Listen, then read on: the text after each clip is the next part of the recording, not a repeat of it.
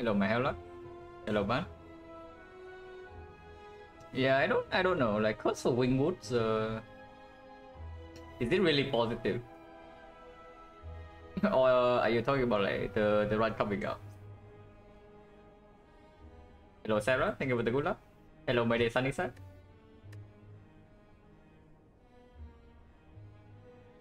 Hello, Jolly Giacomo. Hello, Server. Hello, Snail. 83%. Yeah, I wish. I mean, it's possible. Would be cool.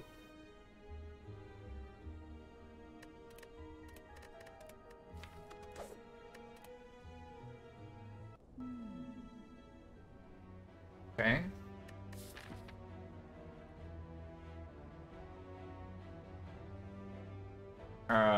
This is probably not it, and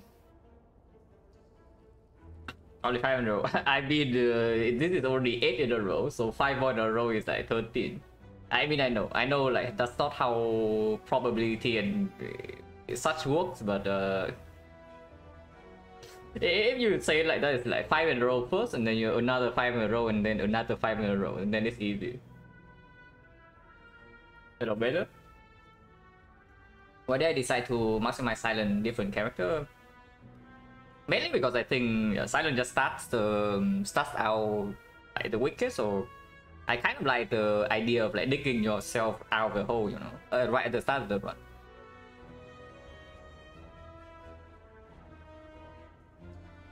And yeah, I do like the character like a lot, so it just ends up like working that way. Forget about previous time in a row, yeah, sure. But yeah, for 6 burning elite out of the question, so most likely it's like this elite into here or here. Second fire potentially here. If it's 2 elites only, then it's probably a very clear go for red card. Uncommon cardless is mostly a front load neo option. If it doesn't actually get me more elites in Act 1, I don't really want it.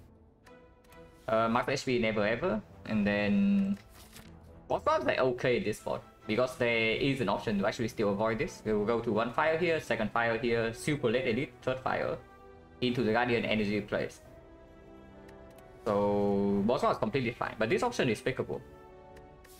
And there's no force shot in this act, so I'm completely fine with that.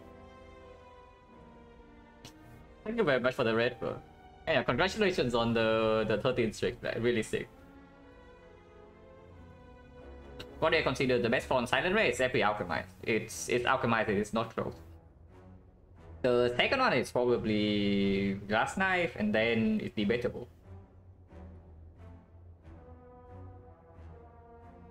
Rotating record is at 16, and Mer is at 13 right now, so it's very close.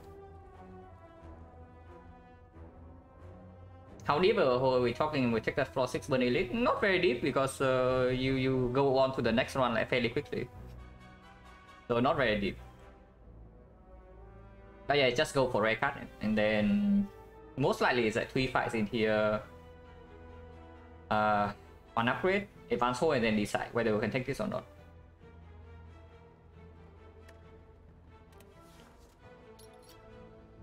Okay, tools then, probably a very clear tools. Doppelganger is positive, but not over this, and Venom definitely not over these two. And yeah, tools is completely fine. Tools tie into the Guardian, yeah, you know what that means.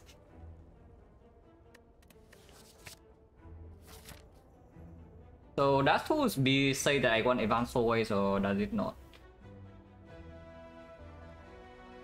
I mean, it really doesn't matter that much because it is after the first upgrade.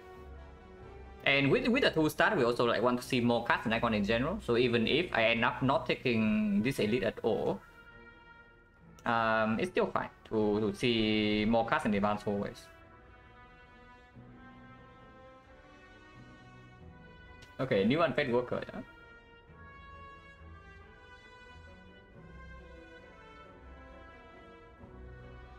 Okay, the first test probably would have taken Venom, yeah, sure, and Venom. I mean, if it's Hexaghost, maybe you can make an argument for Venom there, because we do have 3 upgrades in the arc, and the elite is like not forced at all. Guardian with certain death might as well abandon. I mean, it's true. Statistically, Guardian is the most the deadliest boss in the Spire, besides the Heart. At least for me. Of course, that's not true, but yeah, apparently when you die to Guardian like 3 times in your first 50 runs, it stays for a long time. But yeah, go here, 3 fights, go here, and decide again. Okay, root combination, and yeah, 18 damage on the first floor, very cool. Turn 1, 18 damage on floor 1.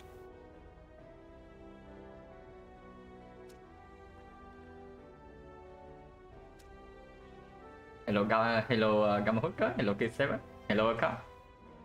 The Maul does 5 damage on turn 2. Yeah, deck 3. I mean, at least this guy rolls at 12 HP, yeah? So I can just take 4 here.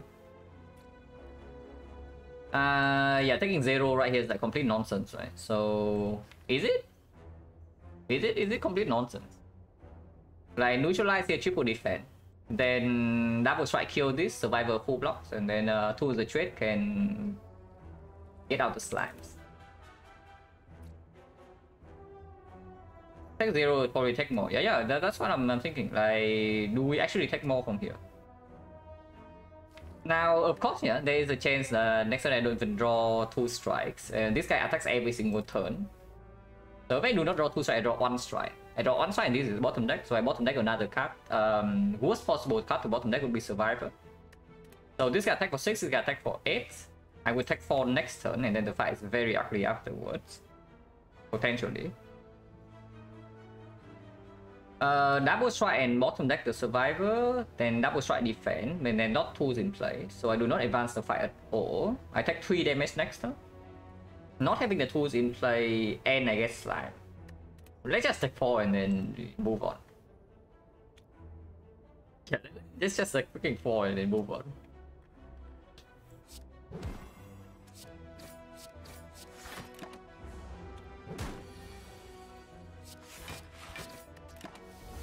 Well, would have taken 7, so yeah, would have taken 7 last turn, so overall was like not too bad. Hello James, thank you for the good luck.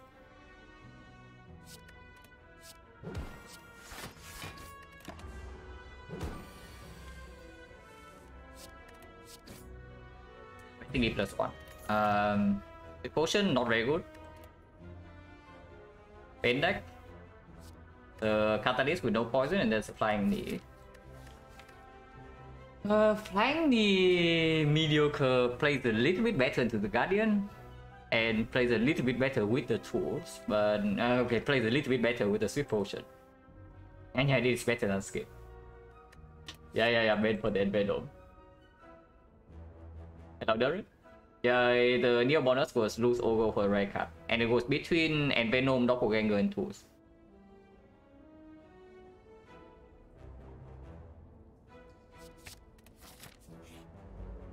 This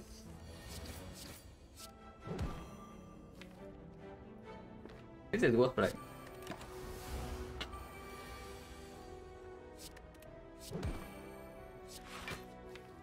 Like 1. I mean, next time I have 4 energy, yeah, so I can deal 12. And then all neutralize Survivor, and then I have a kill. No reason to actually take 1 here. Yeah, with the tools in play already, there's no reason to take 1. Hello Melfa, thank you for the good luck.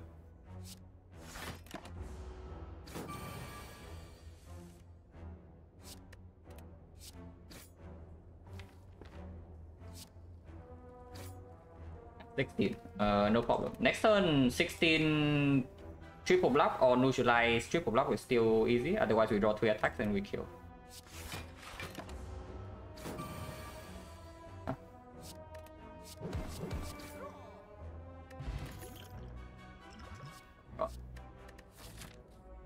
I mean, it is the Guardian Act with the tools already, but picking this means that we are not going here. Yeah? And it also does not actually play in advanced hallways. Draw 2 potions, yeah. Draw 2 potions, which actually suggests that we should go here. And that's the thing. This thing doesn't play in advanced OS, and it absolutely just does not play here. So we are wasting our potion drops if I take this, while also making ourselves potentially weaker. I mean, yeah, I guess Sucker Punch is fine. It's not the best, but yeah, it's okay. The deck does not beat the cut, yeah, it does not. Absolutely does not.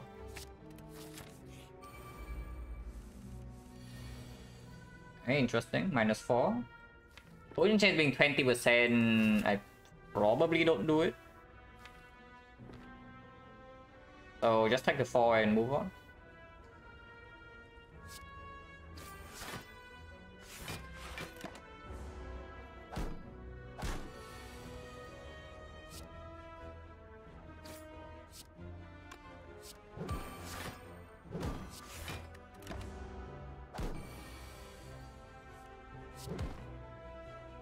Chance 30. This is actually so degen. This is actually so incredibly degen. If you commit it in, yeah, if you commit from floor 0, right? If you actually just commit from floor 0, yeah, you are almost there. You're actually almost there. But here we probably cannot click it. We click the Blade Dance. The problem with the Blade Dance is that you're adding Blade Dance to this, but these things are not damage potions, so we are not killing enough at the moment. Just Silent 10 base card, no base card reduction from Neo. Yeah, but doesn't really matter. You start with Echo, Tools, Gamble, and you don't really need that much to kill the Guardian. You have that you have 2 acts to get close. Because Act 1, no elites are forced. Going for 0 elite, Act 1 open up deck building. The map value allows push you way behind. Yeah, absolutely. Like taking 0 elites and Act 1 to just build a deck that works together is absolutely possible, but losing go means that you shut yourself out of shops, and your deck needs to like come together very fast. Otherwise, the moment you step into Act 2, you are going to regret everything. But yeah, Blade Dance. Cleric cannot show up, so these events slightly better than usual. Oh.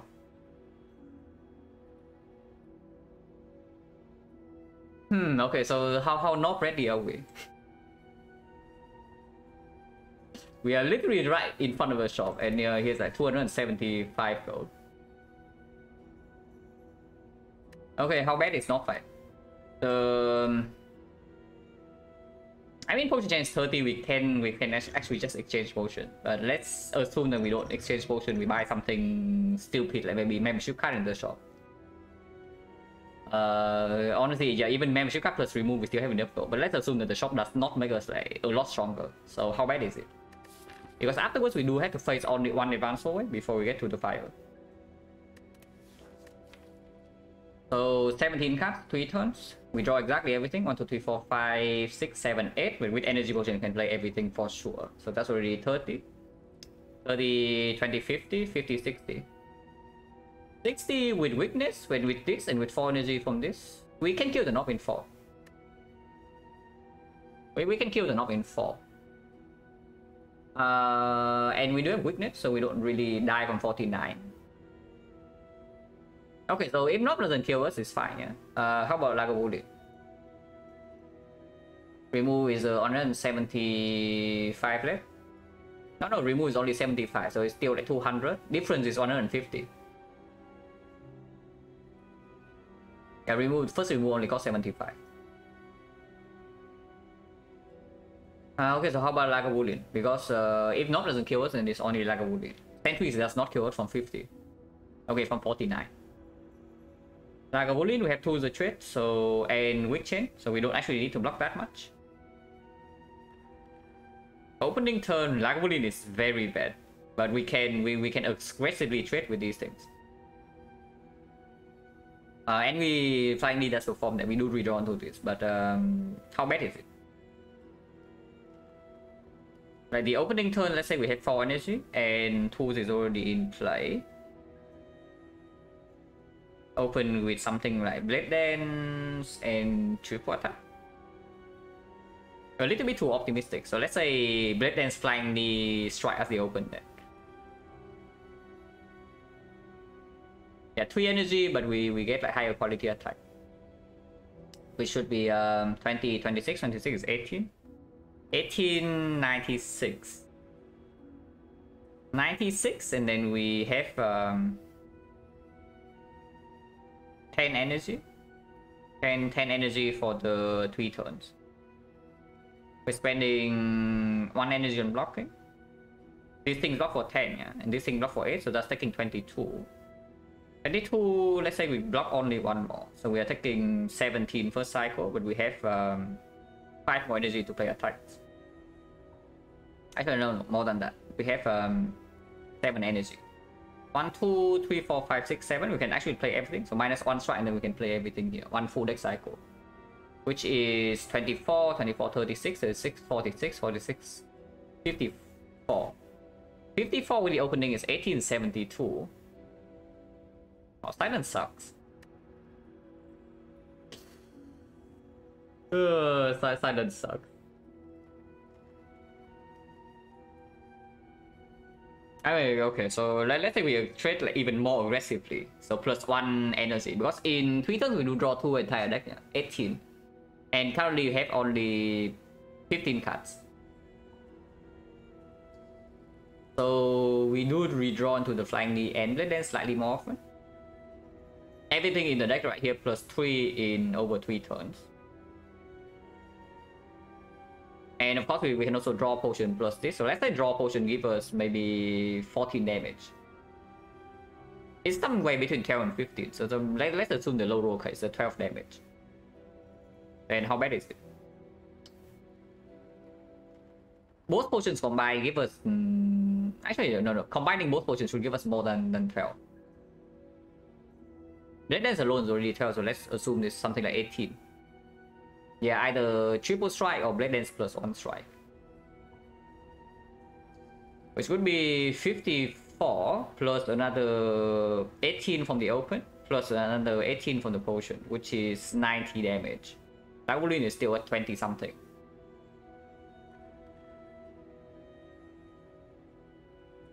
I mean, yeah, I guess we can buy something that helps against Lagavulin in the shop. Otherwise, otherwise the Lagavulin fight is not looking so hot.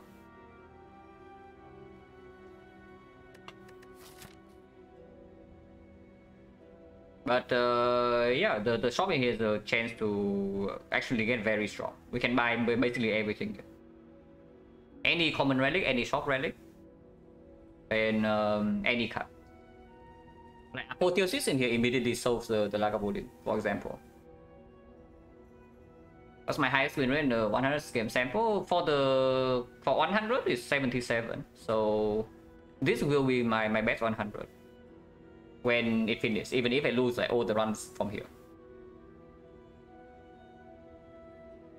The first one was 77, the second one 76. And this one will be higher than both of those.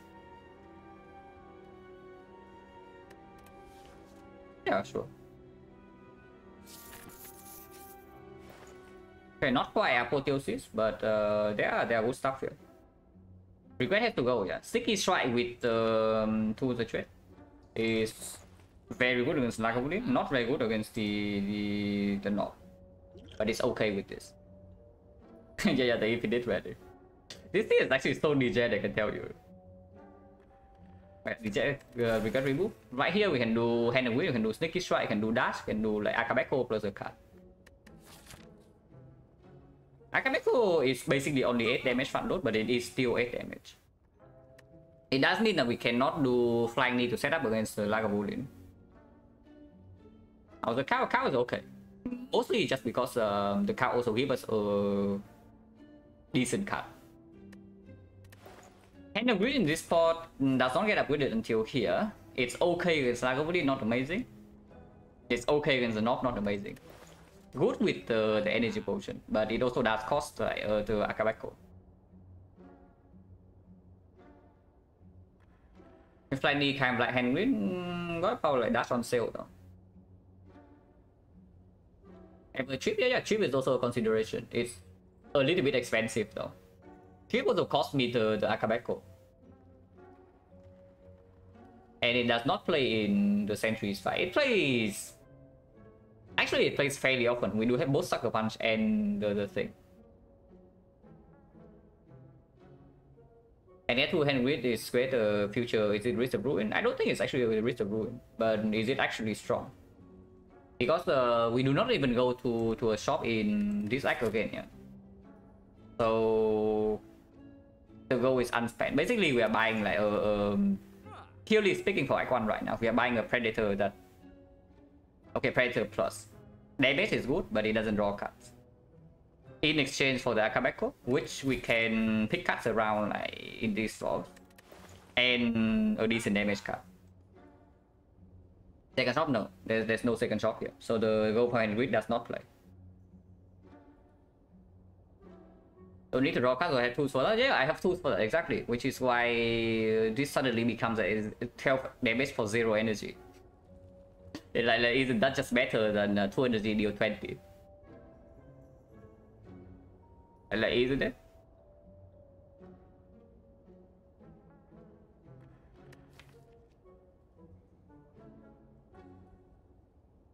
I very much like Akabeko over the Hand of Grid, because Hand of Grid also doesn't really play in the Guardian fight, while Akabeko makes sure that we can split like before turn 2. And let's say with something like tools and sticky strike, yeah, our damage in the Guardian fight is already like almost solved. So the only issue is the opening turns. And this thing helps in... Like, if we have the sticky strike, the damage issue against Lagavulin is not really a huge thing anymore. And this thing helps in the other two, also helps in every single advanced hallway fights. And we are facing like 1, 2, 3, 4 advanced hallways after this. Thank you very much for the 5 sub count and the 7 months. It's just sticky plus cow, right? Dagger Spray, Glass Knight, Eviscerate already, yeah, absolutely. But that's another thing, like, Eviscerate we will pick up. Like, Dagger, the Dagger Spray, the Akabeko opens up future card picks, and immediately right now it's not even inferior to this. Of course, after... I mean, I don't even know. Like, is that actually true that after leaving Act 1, this thing becomes higher value than something like this? Because Akabeko is quite a good relic in Act 2, you know, but Hand of Grid, if the shop in Act 2 doesn't deliver, like, the value, like, falls off a cliff. Just 8 damage? For now, it's just 8 damage, which is why I'm saying, like, it opens up card picks. Extensive backstab? Yeah, I would buy a backstab, like, in the shop. If there's a backstab right here, I just buy it. And this thing doesn't even cost me a draw. Honestly, if the sticky strike is on sale right now, there's no discussion. But it's not. The one on sale is a dash. Unfortunately, I cannot afford the dash and Hand of Grid. With the energy potion, I would still take that.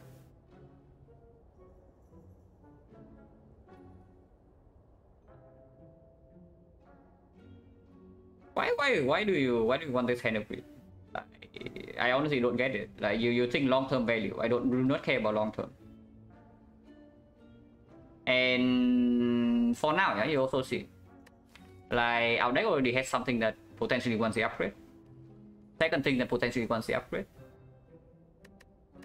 This thing also wants the upgrade.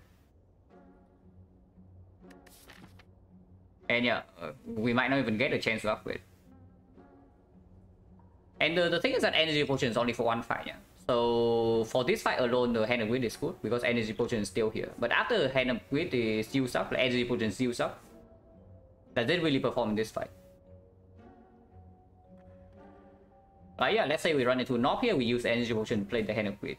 And then Lagavulin is here, we no longer have this, and we cannot play our Hand of Grid, we are taking 1 million damage. Is that actually good? Is it ever cheap? If it cost me this relic, I don't think so. I really want the relic.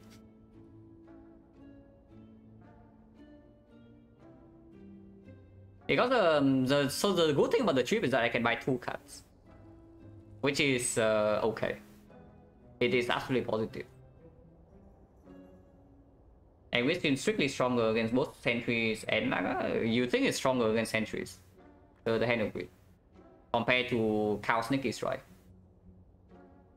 I would say it's probably stronger against Knob, but I think you are very much underestimating how long the sentry strike will go.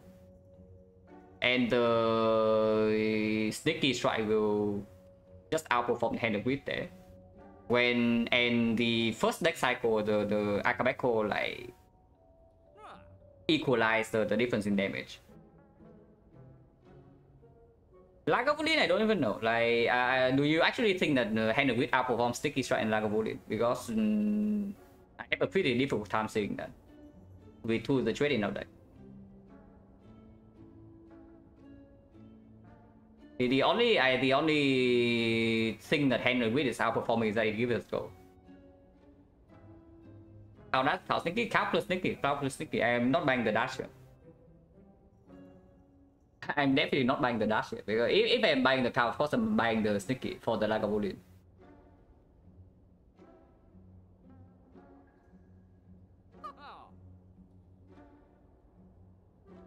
It's just better, right? Yeah, it's actually just better. The Akabeko Sneaky Strike. Like, we already have the... I don't even know, like... Is this thing considered super long-term value? Because it is... not exactly strong in Act 2 whole A5, yeah, but it's strong in every single bosses. And of course it opens up like a lot of silly things.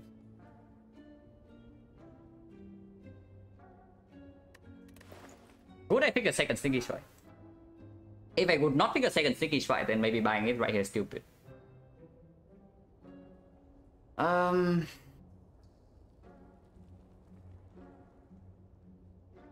Difficult to say, because if I already have a Sneaky Strike in my deck, something like Prepare immediately is also open, and it's good against the Guardian. And having both Prepare to the trade also opens up everything. Yeah, Reflex Tactician, whatever, like Eviscerate, everything's open.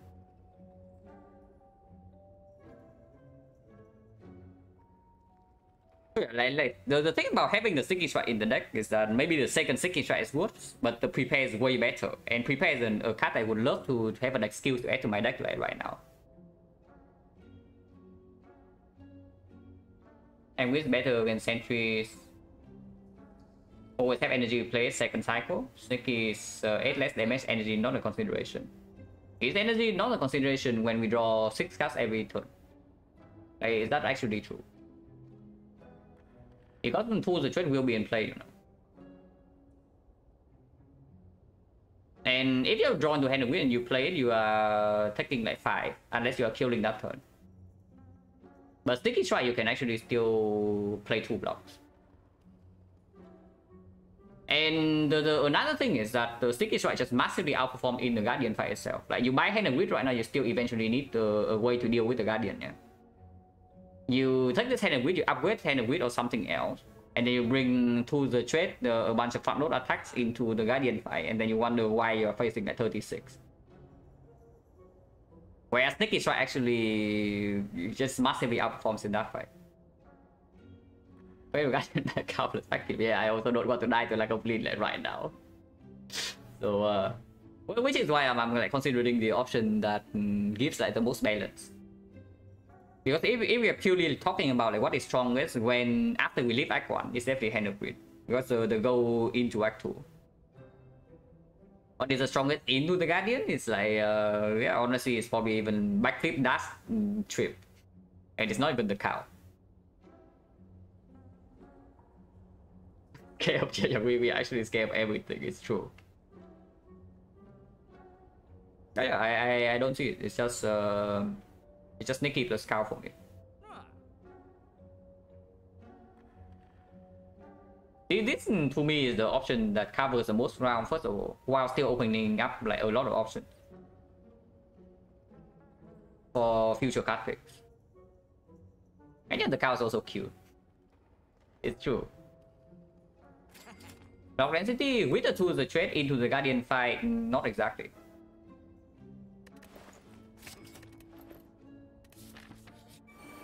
Okay, sentries. Okay, Stinky try performing. But yeah, drawing Stinky on turn 1 is quite bad. Yeah. Is the... What's the line here? Tools, the trade has to be played. Like 100%. And then... Stinky Strike is 20. So at least for this turn, the Akabeko plus Stinky Strike is exactly the same as the Hand of Grid. So first cycle they're equal, and then second cycle it's just like comparing the tools. The tools plus Stinky combo versus the Hand of Grid. So 0 energy deal 12 versus 2 energy deal 20.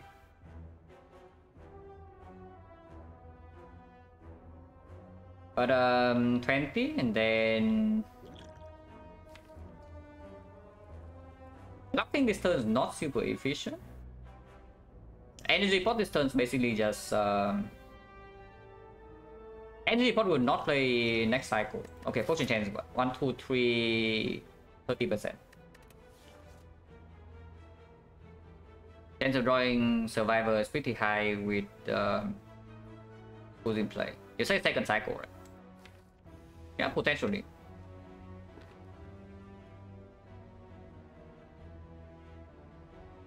I'm just thinking whether I should energy pot like right now. But doesn't make a lot of sense. Energy pot next turn just strictly better. With the more efficient cards in our deck. Like still win here. Energy pot right now is converting to either 2 strikes or 1 strike 1 defense.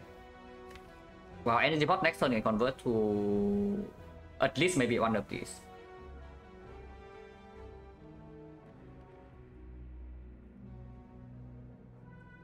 Next turn, yeah. Exactly. Like you know what I'm talking about. I'm always saying that if you only spend energy on blocking, then do not block turn 1.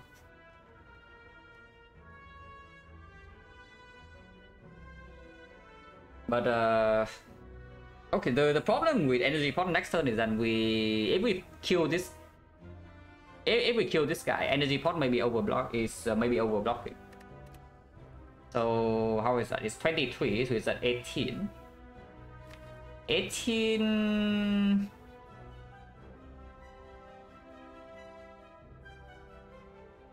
So it's something like this, and then energy pot doesn't really convert into anything if we also draw more blocks. And then if we draw Flying Knee next turn, energy also doesn't play turn 3, and then second cycle energy pot does not play at all. Most of the time. Because we add the Sticky Strike over the Head of Grid. Energy pot turn 3 sometimes? Is that true? I mean, we have 5 real cards, but if we draw Flying Knee next turn... Yeah, if we draw Flying Knee next turn, is that actually true? Yeah, magically knew that these 2 potions this fight save exactly the same HP. What do I try to keep? I probably keep the draw pod. I think draw pod slightly outperforms in the Lagavulin fight.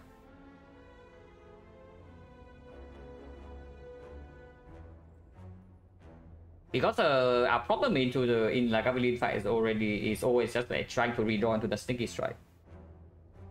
While not bleeding a billion HP like along the way. The energy pot is converting to something like an Iron Wave on average.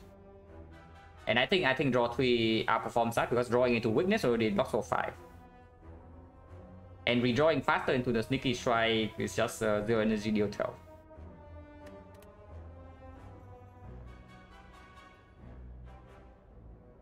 But yeah, this is every play, so we can do that first. And then 23, 18, 19. 18 is definitely a better number than 19, yeah. So it always a sticky plus neutralize goes here. But energy pot this turn is basically, yeah, it's basically an Iron Wave. Like 6 damage here, 5 defense here. And next turn a single blade dance will just kill this. And we can maybe full block. Or I can still play survivor plus an attack. Turn 3 we also don't take damage. And after that maybe I play some sentry stacks.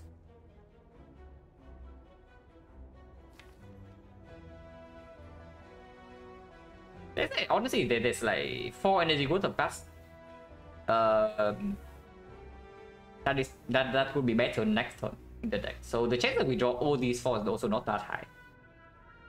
If we don't draw all of these 4, then the energy position right now is completely fine because it saves 5.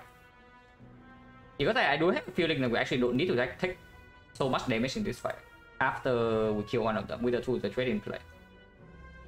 Both potions are not. Both potions definitely does not happen.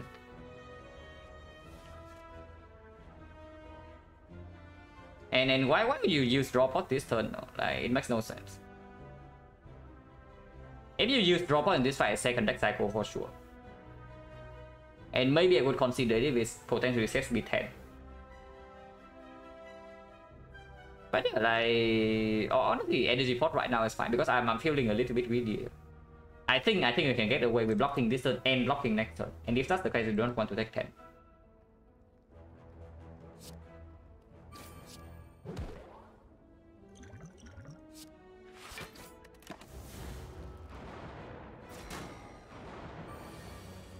Yeah, single brilliant skills, and then we can take 2.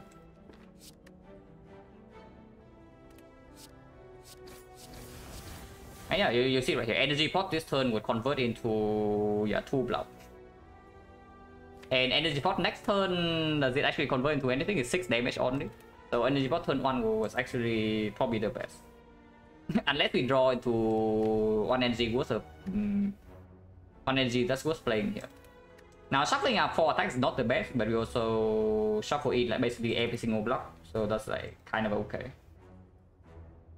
Next turn 4 energy, so at worst we have 19 damage and 5 block. 8 plus 19, 27, he goes to 15. And then we draw plus like 7. So we can kill this in 2 turns.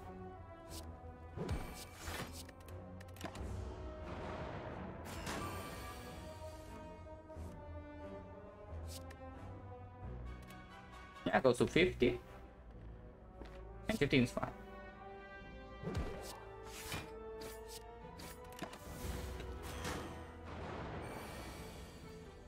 $15 is not fine because we have 14 in hand. So yeah, maybe draw pot for 10. 15 is apparently not fine.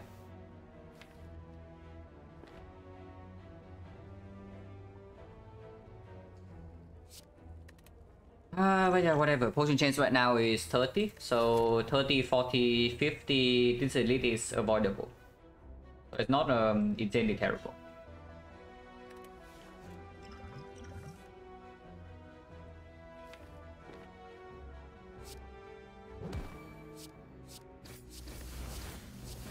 Draw pot for 10 is like really fine. I will guarantee we have a lot of blocks in the deck and any attack would kill, so fairly likely.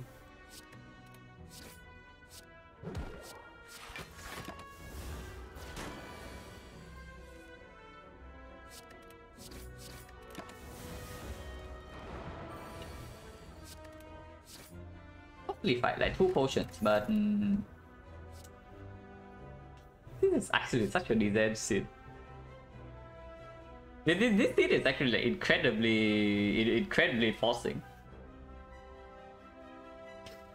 Yeah, like one partition in this run is already there if you pick all the cards. Another wing boost? Yeah, another wing boost. We have no potion right now, so we're probably never jumping here.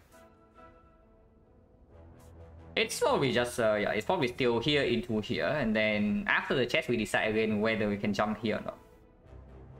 Because technically we can do this elite fight, jump here and still jump to the fire.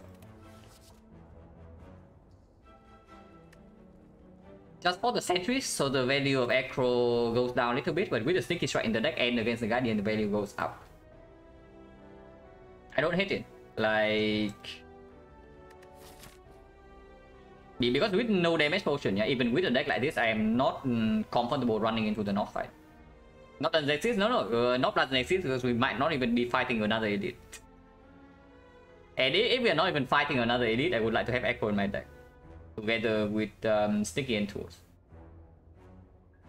And besides, it's not like these things are performing in the North fight either. If we do not pick Acro, these do not perform.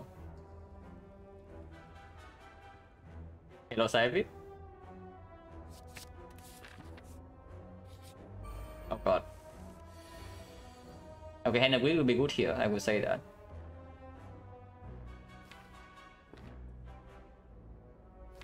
But need double defense, yeah. Actually, is that even true? No. Hannah is not even good here. So on this field, like these things are the same. The Sticky or the Akabeko, actually the Akabeko outperforms because then I can do like Akabeko plus double defense here.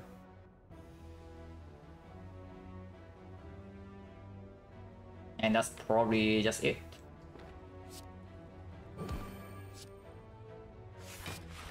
Could have sacrificed 5 to play tools, but with Sticky Strike already in my hand, that is less of a concern.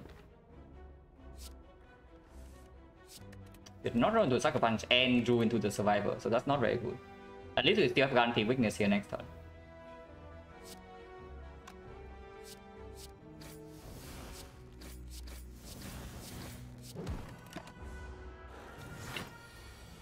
$17. That could be worse.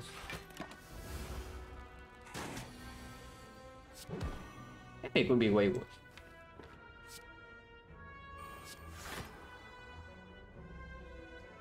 Um, 33, 21. So I need to draw bed dance, otherwise one off. So let's not read this.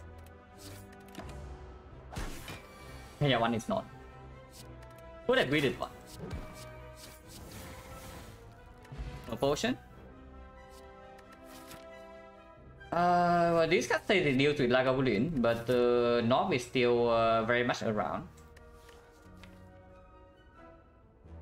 With the films into the Films Plus, Lagavulin is immediately dealt with. Yeah. With the tools, the trade, Sticky Strike plus the Film Plus, Lagavulin is zero problem. But we fought the Sentries already, and in the Knob fight we will not perform. Into the Guardian with Echo and Sticky already, I do not think we actually need the Films. Super good, yeah. Exactly, but it also doesn't play in hallway fights, and it is up one upgrade. When we can also just maybe upgrade the tools or the Sticky instead. Let's come back Wing Boots again, yeah, Wing Boots again. This time we are probably not using it like one though. But yeah, I don't like any of these. Ocean Chains right now, 1, 2, 3, 4, 5, 50%. I think it's needed, yeah. If we upgrade the Sneaky, we don't need it.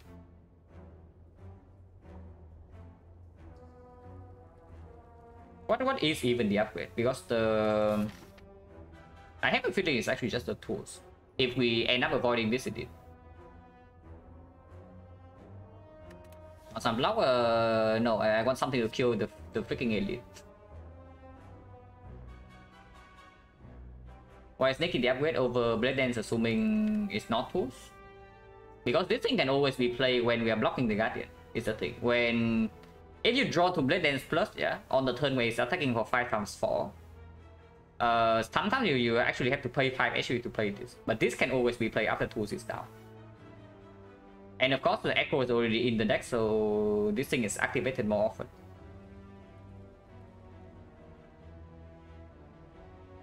Might die, yeah, we might die to not, which is why I'm saying like we are probably not even fighting the elite at the moment.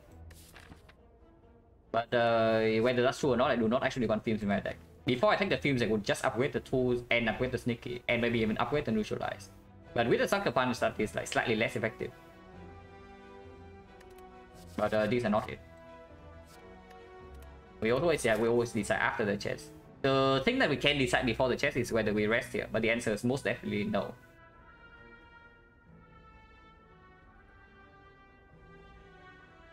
I'm just wondering what the upgrade is, because the tools upgrade does not play into the elite, yeah. If it's Lagavulin, it does not play at all.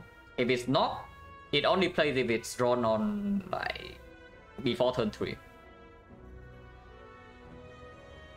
It plays a little bit in hallway fights. And of course with the Echo in the deck already, energy upgrade is okay. And this in chest make more less likely to take the elite, definitely less likely because the top bandages eventually will be very strong. But for now, at most it's at 3 block per turn. It doesn't help me survive the knock.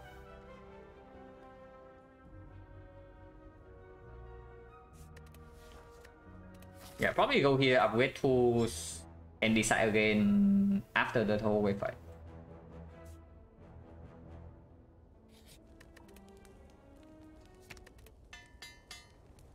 So you can ingest affect elite decision. If I do not get a potion here, no. This thing is baiting me into the elite. I'm telling you right now, this thing is like hard baiting me into this fight. But if I do not get a potion here, I still don't do it. I need not insurance. Like Lagavulin, I don't think we are that bad against at the moment. But I need not insurance.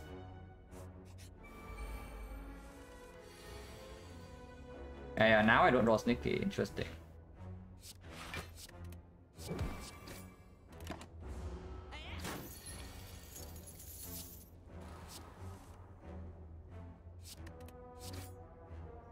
On off.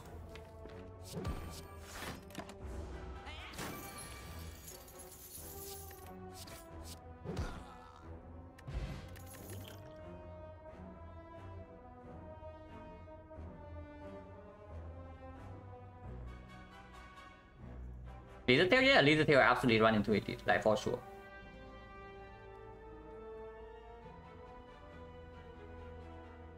These do not help at all, right?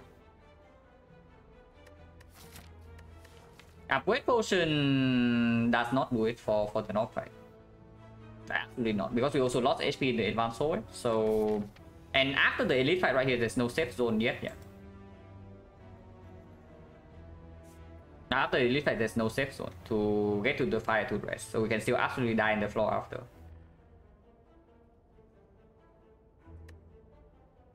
Yeah, these are definitely not knock killers, but the value of cloud also goes down.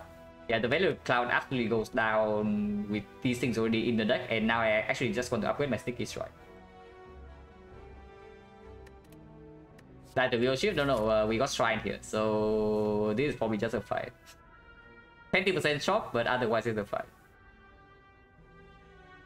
Is Storm still ever good with uprange? With the... I mean, sometimes you have accuracy but no chips for whatever reason, and then Storm still can perform. Sometimes you have unceasing top and it can play. Sometimes you have tough bandages and it can also play, but otherwise it's mostly just a dead range card. How much damage is upgrade port boost? Into the knob? Somewhere between 9 to 14, which is very much not enough. Right, there's actually no way it's enough, unless we top-link the tools. So, not interested at all in the elite fight at the moment. We go here. Okay, did get a 20% shot. Pretty be nice. Here's skill Kabeko.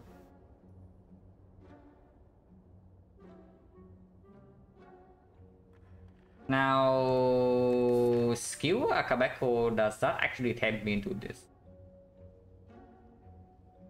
Because I can jump to get an elite here before we enter Act 2. Purity into the elite, yeah, purity into the elite. I mean, skill Akabeko only works if it actually lines up, and no energy potion anymore, and we cannot buy a common potion together with it, so it's a little bit weird. This shop kind of sucks. I mean, it would not have sucked if we have like 14 more gold, but we don't. Full jumps or skipping the fire? With the pentagram, we can probably skip the fire. But yeah, it's probably just not worth. Continue here and then use like jumps in Act 2 or something.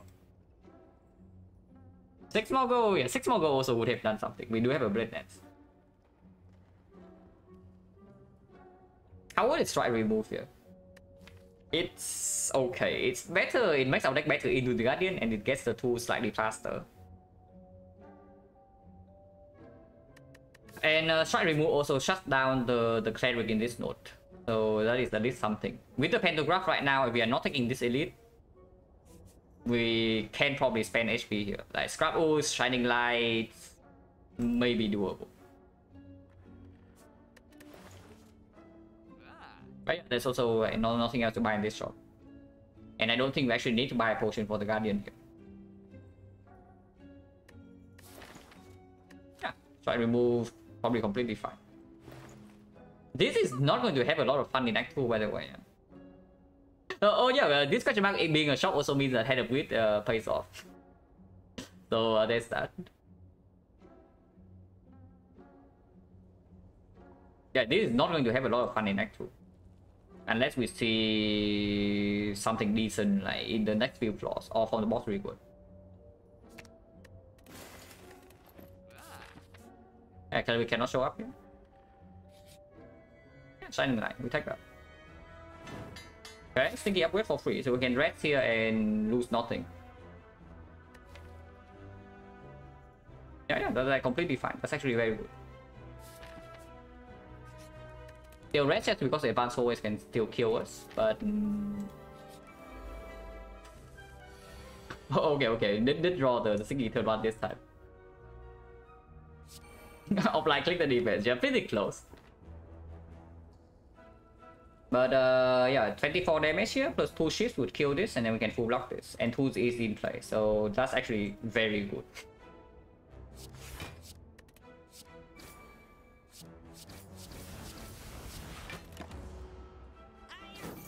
Bottle Sticky Try, yeah. The bottling Sticky Try is not very good, I can see that.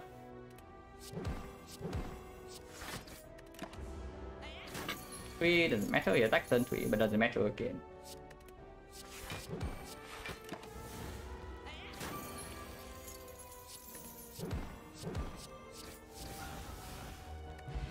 Potion.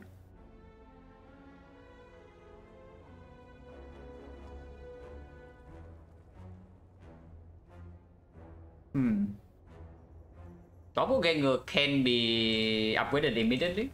Hitting wheel is stronger into actual hallways.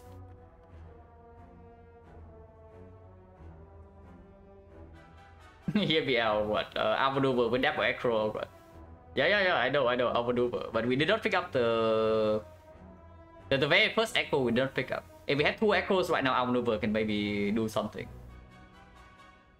And like, what is our upgrade at the moment? Because any card we pick right here can be upgraded. Otherwise, we're upgrading something like Blade Dance, which is fine. It's +4, but not like actually super amazing.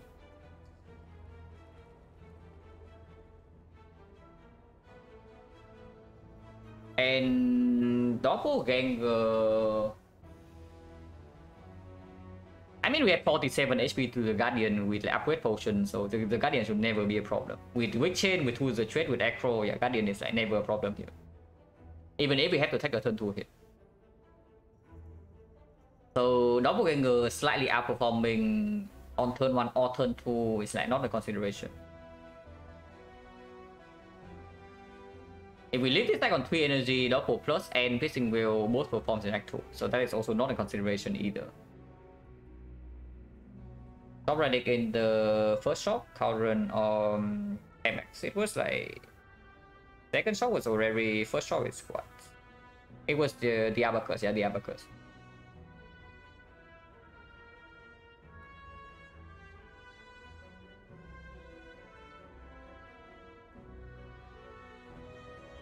Yeah, it's true. Kamek is still open, and with the Akabeko, absolutely the skewer is also like still on the table. Yeah. And yeah, the thing is that the Doppel can also be upgraded immediately. So even if we are stuck on 2 energy, it still performs in Act 2. With the, it's a little bit of an anti-synergy with the Tools of Trade because they are doing effectively the same thing. The Doppelganger and the Tools of Trade is filtering, is converting our energy into more efficient sources. But at the moment, we don't really have that much, that many efficient cards to play, is the thing. Compared to strikes and defense.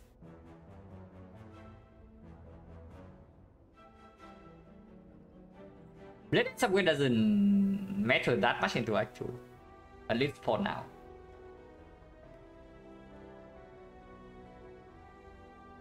Our turn 1 kind of sucks already. Doppelganger make it worse. Yeah, but do you want your turn 1 and turn 2 sucking, or do you want your turn 1 to suck and then turn 2 at least is doing something?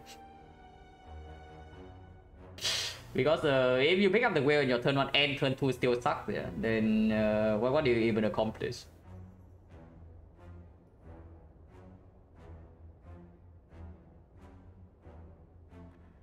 Okay, boss relics. What about boss relics?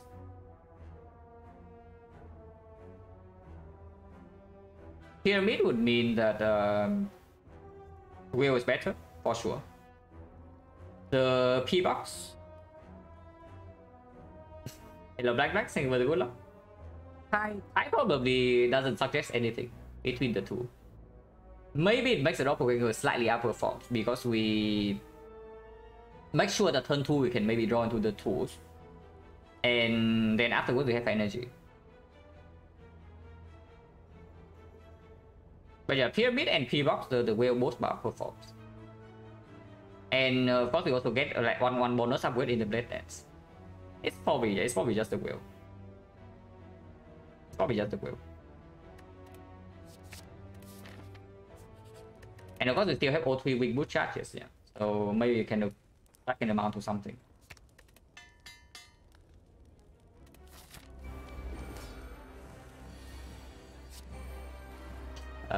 Bottle Sticky Strike. Can upgrade 3 block cards right now, but with tools on turn 1 and we are splitting immediately. Okay, not immediately, but close enough. Like this guy's on 2 HP, we have tools in play. I think we can throw potions.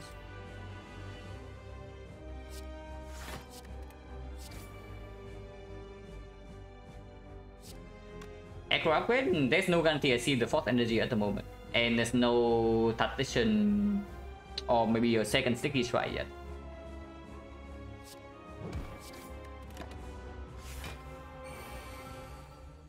Okay, can split. Next 10 kind of sucks though, I would say that.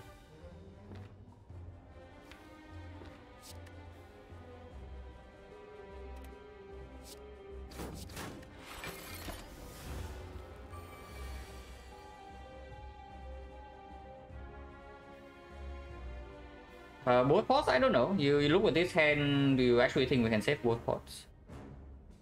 If the hands like this occur a little bit more often. I don't think we need to spend the explosive pot, but I am very much willing to spend upgrade pot even right now. Like discard the Sucker Punch plus or the Blade Dance, draw with Acro, and then upgrade the entire hand.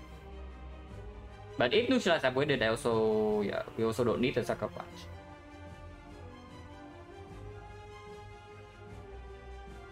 Drawing right now is going to have 9 cards. Yeah, it's going to be 12, it's going to be 9. 9, so we reshuffle back in 2 turns. Like, okay. Can draw into weakness, like. We don't need the blade dance, but I want weakness on the 5 times 4. I guess those spend thought kind of doubt it. I mean, we can also just take 5 and see. It's true. There's no need to rush yet. I'm still, even after taking 5, I'm still at like 42. The opening turns are not very good, but after, when this side goes long, it should be a lot better. And then we can always do the upgrade potion when it's not awkward like this. Defend Echo? Yeah, Defend Echo is fine. It shuffles out very strong damage cards, but it's fine. We do cycle back like quickly.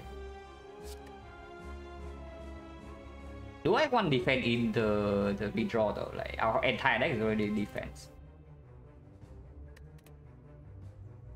Honestly, probably not.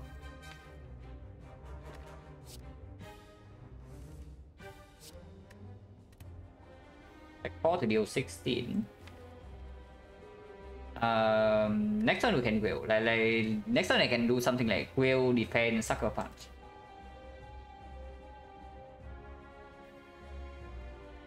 That's not.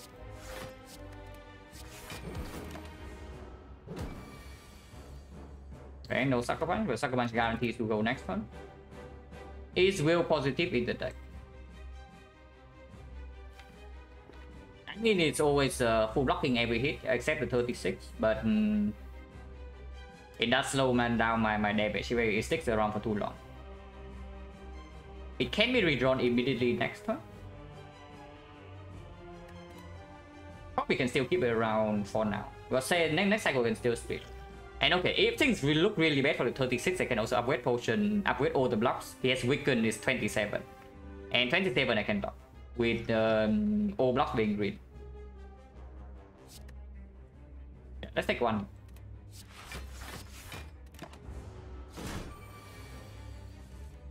Very interesting.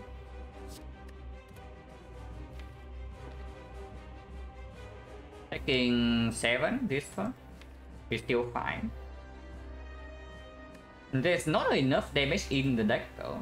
Like we need to deal 59 in 3 turns, yeah, and I'm doing 17 right now, so 42.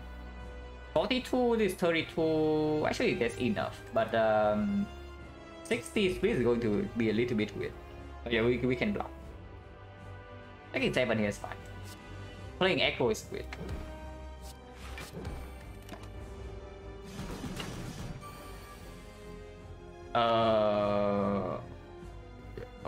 Okay. Is this still fine?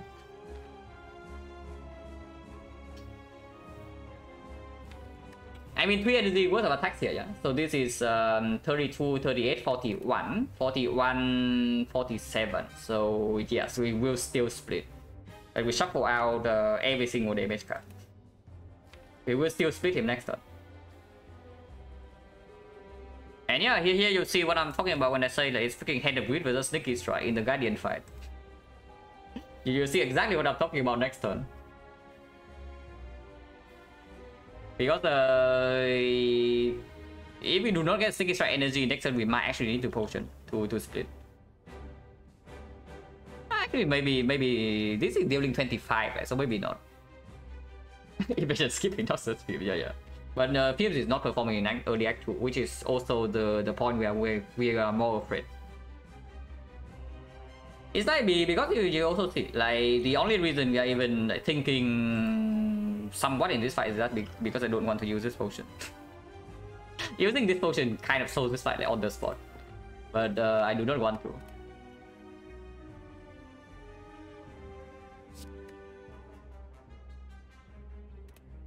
Oh yeah, I can still hold it, yeah. 27, 27, 27, 36, 36, 32, yeah. Can still hold that.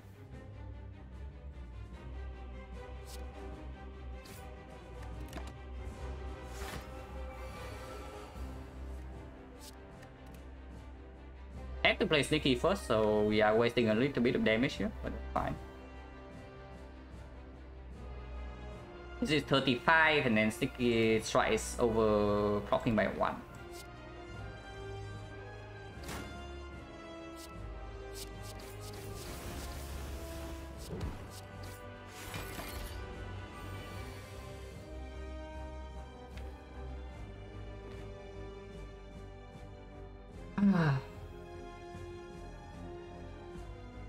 Double defense, Sucker Punch Tech 1 is probably the line, and next turn we can do the double defense. Yeah, quick next turn, take 1 here, and still can hold the potion. But I am increasingly afraid of the 60 hit that's coming, the 60 cycle, yeah, that's coming up next. Because apparently without the defense, we cannot like stick in some attack during the during these turns. So 60 maybe I can still split with potion, but then comes 70. We'll see. Like we can still potion when the time comes. 39 is a lot. Okay, 38 because we are losing 1 right now. But yeah, double defense Sucker Punch. It's just a line here.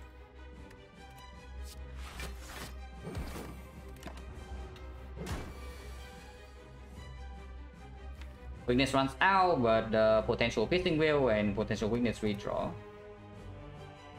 I do not think I aggro here. Like these cards are actually quite good to potentially draw next turn. 21. Yeah, I can. But that's assuming that I don't take more chip damage from here, which is potentially not true. Next turn I can take maybe 12 damage to my face, or maybe sometimes even the full 20, depending on what I draw. Very rare, but it can happen. Okay, doesn't happen. Take 2. So dealing 19 here. 19, and then another 30. So 49. 49, this 69, so need 20 damage afterwards. This is at least 10. Yeah, it's fine, it's fine. Okay, 2 turns should be more than enough.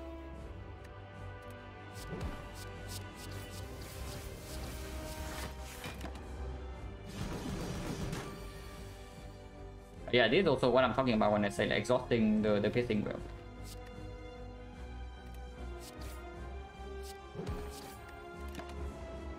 Do 20 here, no problem. And weakness persists for next 2 attacks.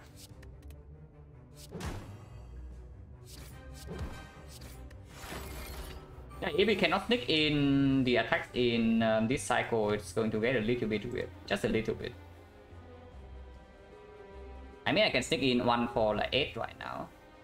One damage for 6. Which doesn't actually sound very good. Echo right now doesn't make a lot of sense. So probably just double defend and pass.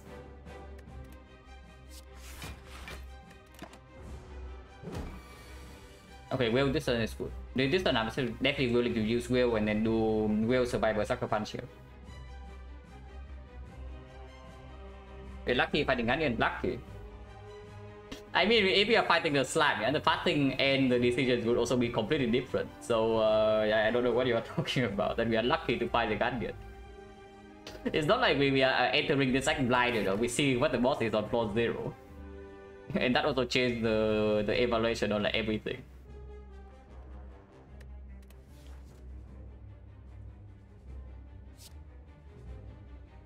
So, piercing will, this guy goes down to 2, goes to weakens to 1. So yeah, piercing will survivor sucker punch definitely works.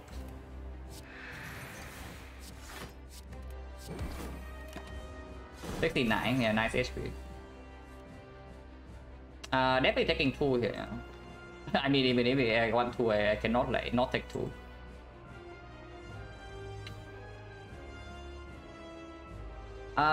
Weakness persisting never matters. We always draw to a sucker punch like 2 turns from now. So even if we have to take the 27-12 phase, like weakness will not run out. So before that, I just do 30 damage. It goes to 40. 40 is 49.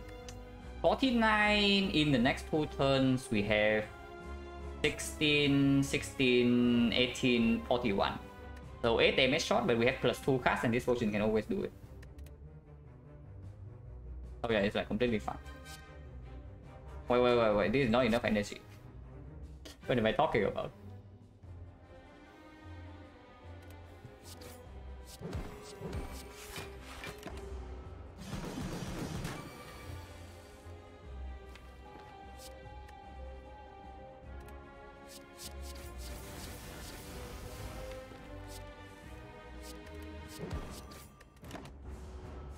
No, even if we have to take a hit here, it doesn't matter.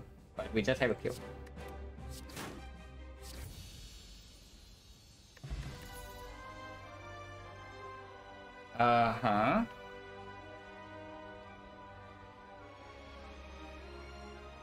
Overall, decent fight.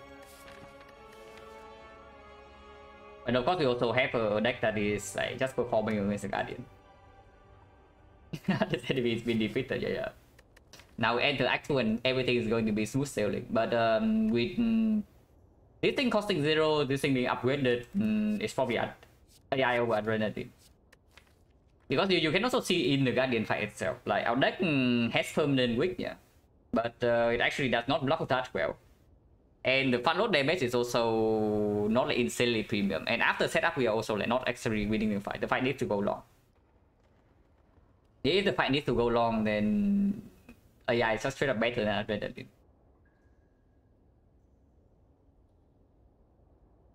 AI also works better. We see something like P-Box after this.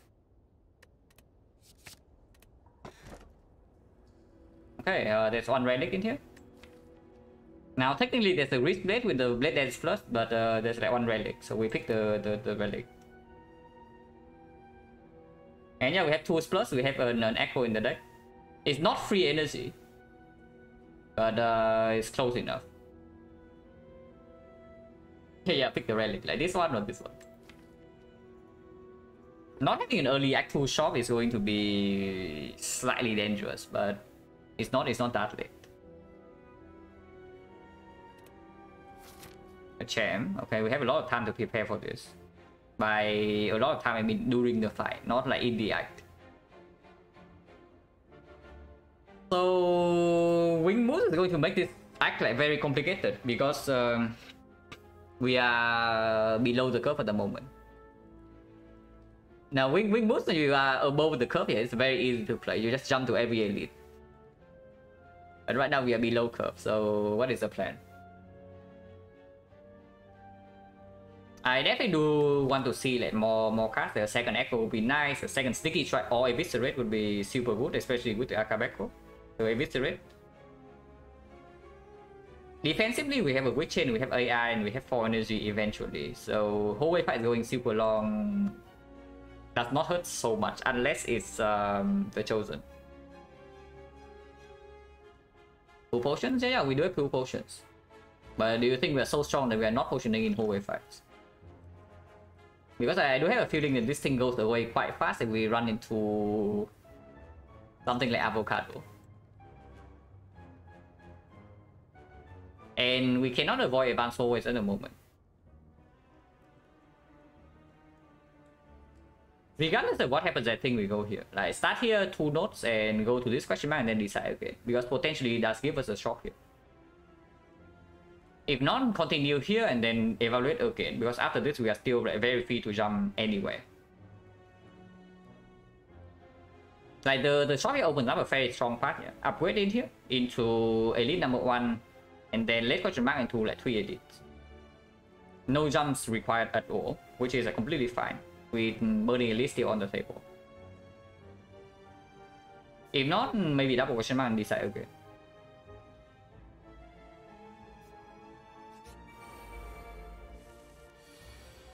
Susan turn 1 is good. And then yeah, right here, upgrade potion. Immediately save 7 HP. Okay, maybe less than 7. If I do not upgrade fort right now, how much damage do I take? They're hitting for 5-5, so it's 5-3. So I'm taking it's only 3. Man, facing wheel is OP. Okay, if it's only 3 HP, I don't use it.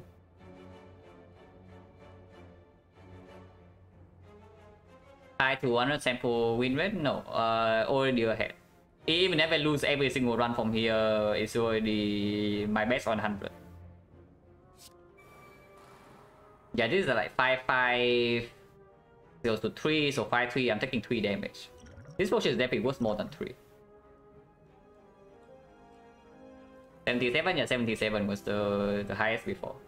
Yeah, eventually if the wheel is an awful, exactly.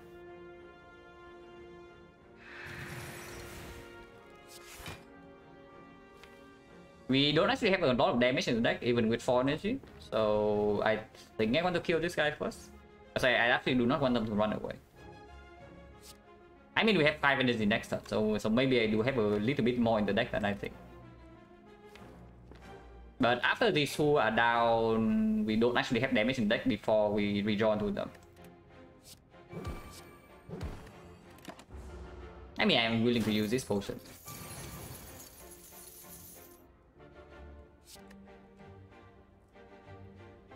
One, two, three, 4, and then we still discard.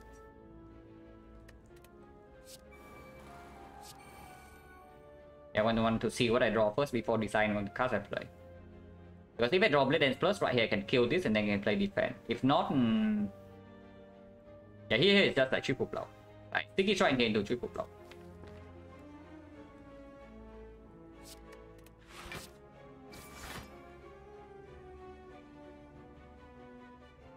This block for 3, this block for 5. So yeah, triple block is just like slightly better. This potion is still worth more than whatever crap this thing is saving me. I mean, I'm taking 0 damage. This block for 23. Sakaban still full block though. It's like 13, so plus 3 is 16 block for 18 and take 1. It's not really worth, right? Like losing 1 HP here. Just to put 9 damage in. I mean, maybe it saves the potion though, because the dance plus is sort of shuffle out. Yeah, to guarantee they don't run away. Maybe. Okay, so this guy runs away, blocks next turn, and the turn after he runs away, yeah. So let's say we have 2 turns. This guy will always die next turn, so that is like no problem. So we need to deal 56 here, plus another 19. Let's say I do not sucker punch. We have 2 turns, so we draw everything in here, plus another 8 cards, plus maybe acro, so plus another 3 cards. So this plus 11, which is basically our entire deck. Overkilling this by 3 potentially, and then we need 56, so do we have enough in the deck? Energy wise, we always have enough. 56 damage, this is 24, 24, 42, 42, 45, 45, 54. That is very slightly off. Sure, 1 is not. Yeah, 1 is not.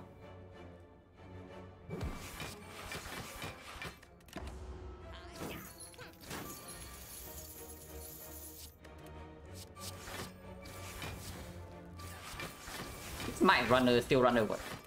This guy might still run away.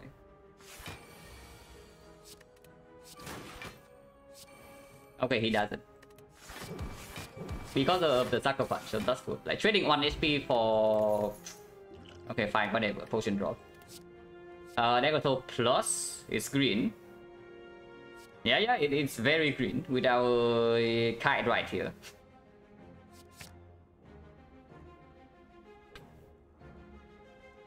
Duplication potion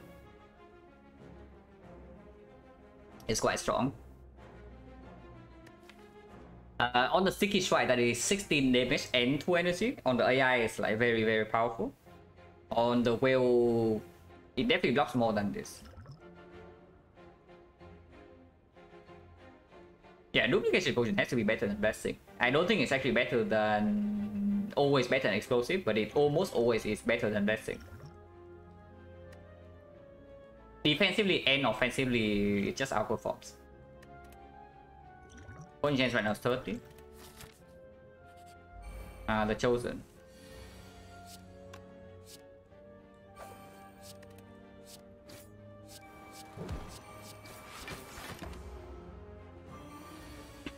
Yeah, evasion not spending upgrade for we are losing the pattern again, by the way. But we do have weakness, potentially plus piercing wheel next turn.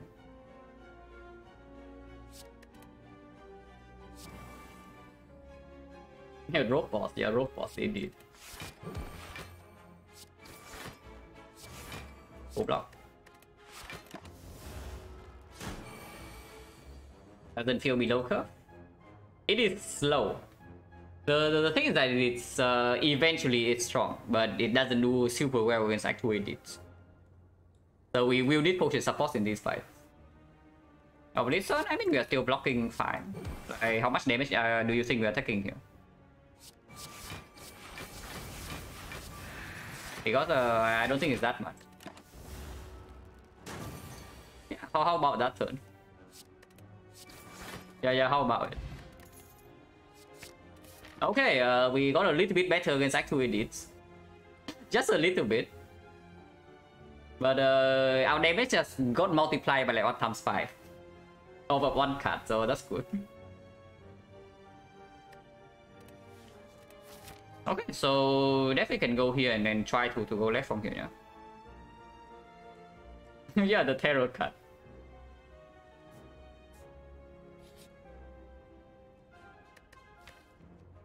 Interesting. I mean, okay, we also don't have a super urgent upgrade, so I can take this into resting. Yeah, I can definitely take this into resting, and Necronomicon we can use.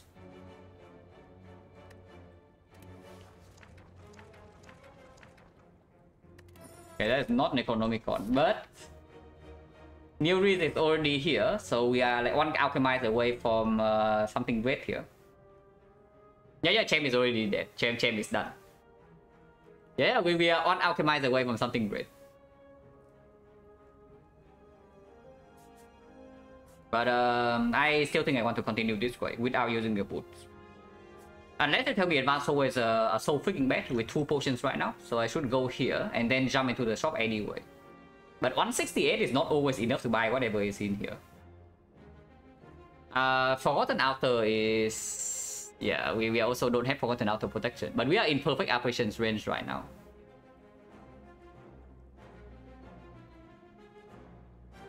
How bad are Advanced Soul is?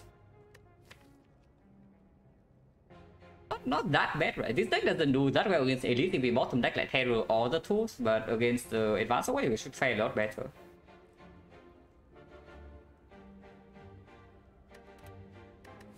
Question mark into... Like question mark into not jumping into Elite farm. So you don't want the shop.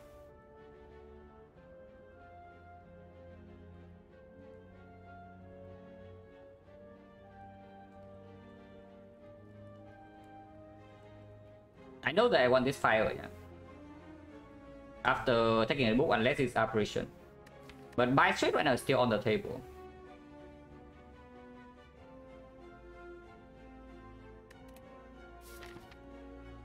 Yeah, I'm willing to spend 1 charge here, like for sure. I'm willing to spend 1 charge here. And Advanced Always kind of sucks with this already.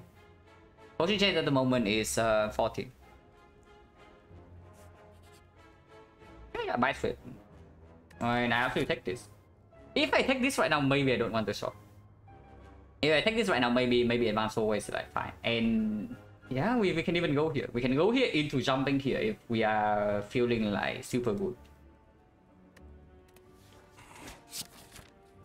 But now Advanced Always get better. Late shop is not possible, but that's completely fine. We can jump to shops later when we actually get rich.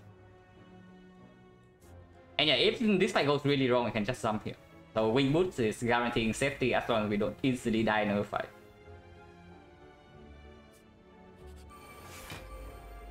Okay, we should be full HP after this. Centurion Mystic? No, this is even better. Like you think Centurion Mystic is easy to store, this one is easier. Yeah, after the first few turns, of course. We will be failed, so this thing outputs like more fat load damage, but it never scales. So eventually we will outscale this thing, and yeah, we buy back to full. So we are full HP here. Yeah, full HP and 2 potions make me like fairly optimistic about this. But of course we kill this first. This thing needs to die.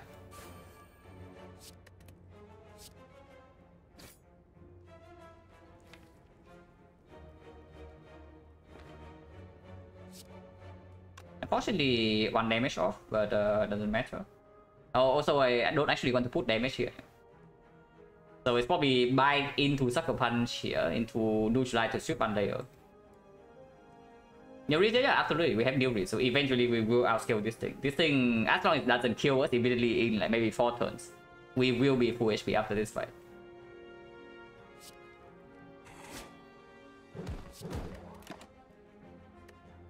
Burst is quite good.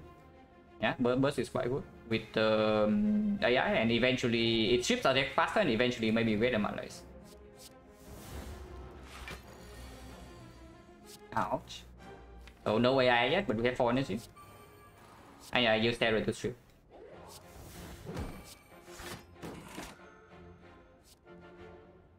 Okay, maybe the second one is not as good as the first one. It's still okay, but that probably is very slightly better.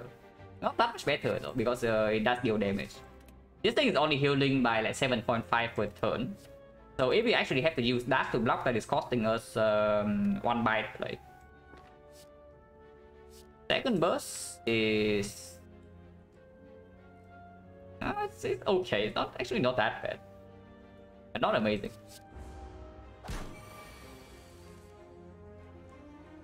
But it's gonna be good here.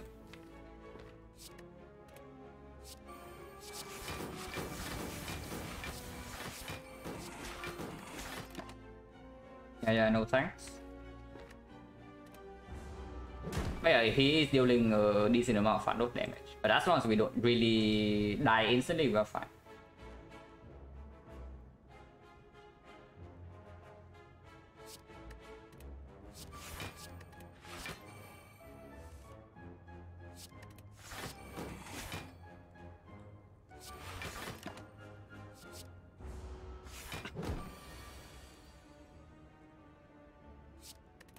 There is in the Monday.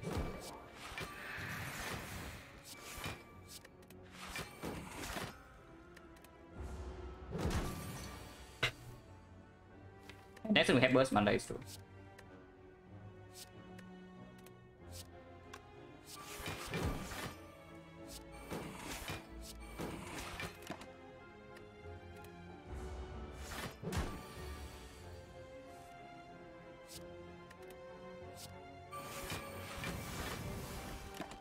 Now we are chilling.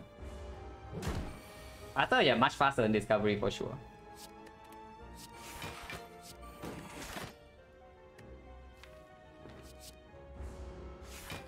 Yeah, we also no longer fail.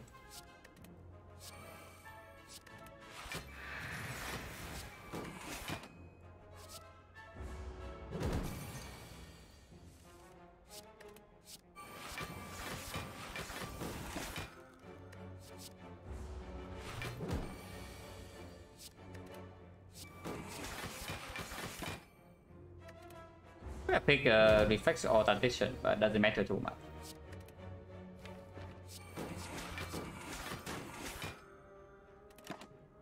We have nothing else to do after healing the full, so we just kill. And yeah, the new is like paid for its cost almost immediately, so that's good.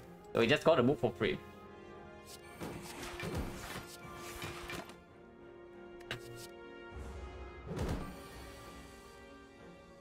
And also the bites.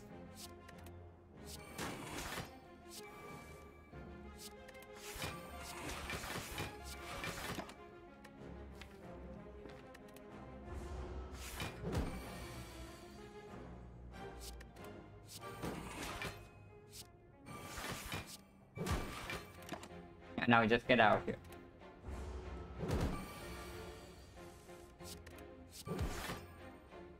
No potion, so 50% right now. Oh, green cards. These cards are also apparently fairly green. Flying is not terrible, it's not amazing. Creeping Cloud Plus is a good duplication target if we run into something like Slavers. It's okay into the leader.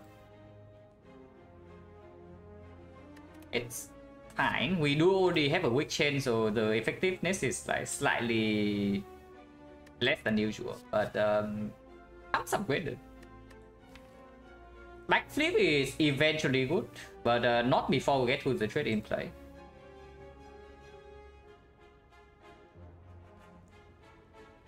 Cloud Plus has to outperform. Yeah, how bad can win cards be anyway? Cloud Plus has to actually outperform with this potion. Oh. Potentially the most annoying fight for us, but we also have Terror Plus. And Heal Hook. Heal Hook.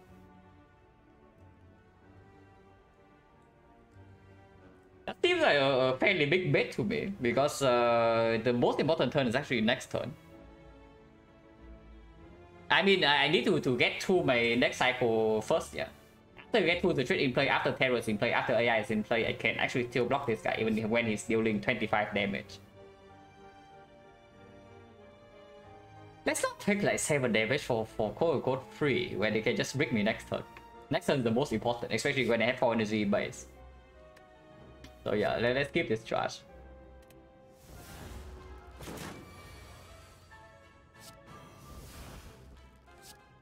$15 damage to my face.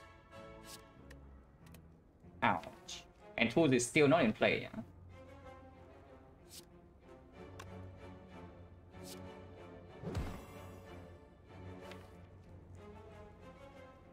3 wounds or 3 wounds is a bigger deal.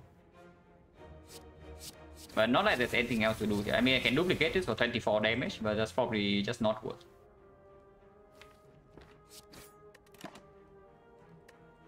These are definitely not it.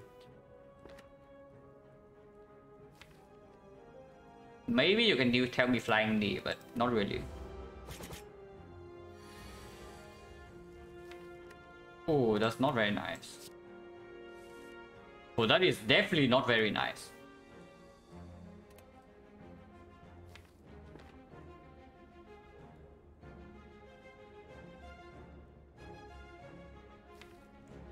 That is very problematic. Next turn is like 25 damage to my face. I do not die yet, but this is 25 damage. That is giga cringe, of course. And also, I have no survivor for next turn for energy.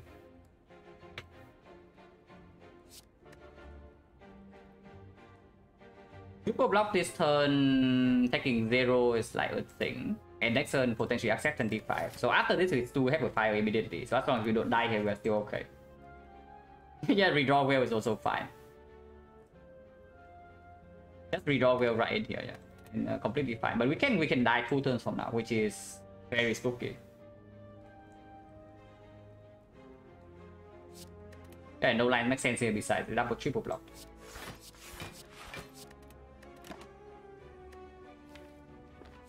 This is 4 block and 18 damage. This bullet time is like not really a thing next turn because we draw only +1 card with no energy. Second 6 to deal 20. Oh, like how do I take 6 to deal 20?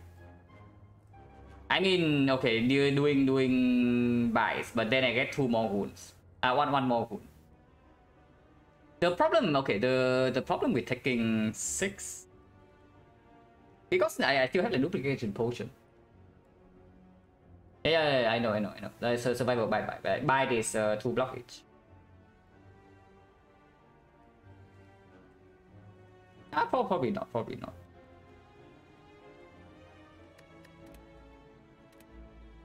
But because we shuffle right now, so we quote unquote only have 3 wounds in the deck, and Prisoner redraw is still full blocking. I don't think I want any of these though. I'll probably just escape. Okay, not redrawing well.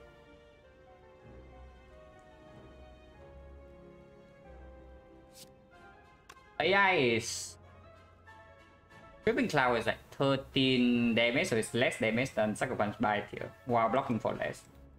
So that's definitely AI to Sucker Punch Bite.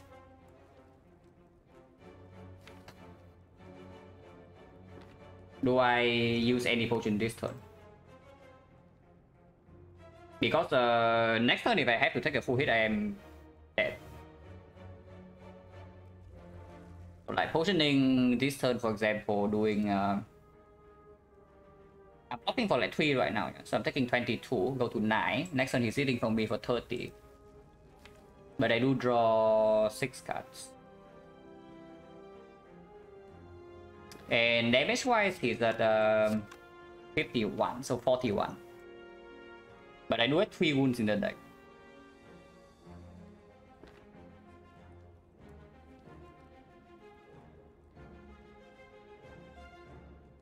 Taking 25 to my face right now and doing... No, I take 22 but I heal by 2. So I go to...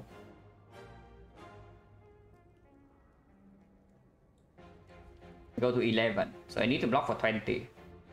Oh, I need to kill him.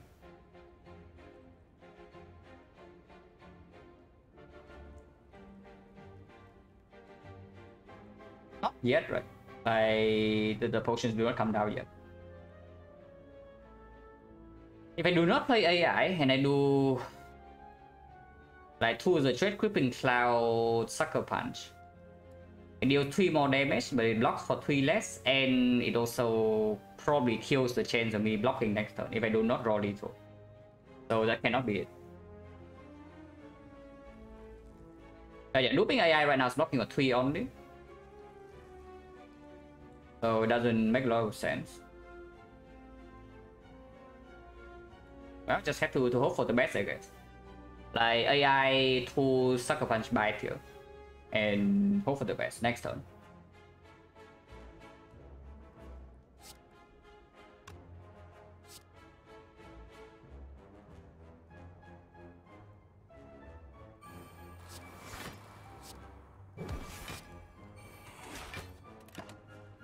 Definitely not this. Unless it can be Dagger Throw. Dagger Throw is actually good. Yeah, Dagger Throw is actually just positive. So I don't mind it.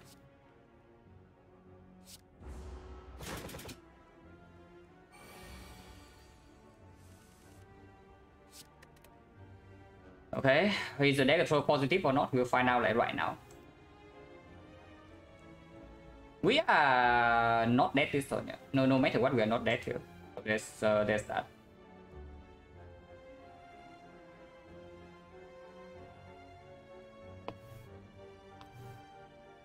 Yeah, we cannot die this turn. Looping Dagger Throw? No, you do Dagger Throw right here, there's a chance to die. If you loop defense, you can never die this turn. So I probably just start with Dagger Throw and see. Yeah, you loop Dagger Throw right now, you break, you die on the spot. And I am not very interested in that.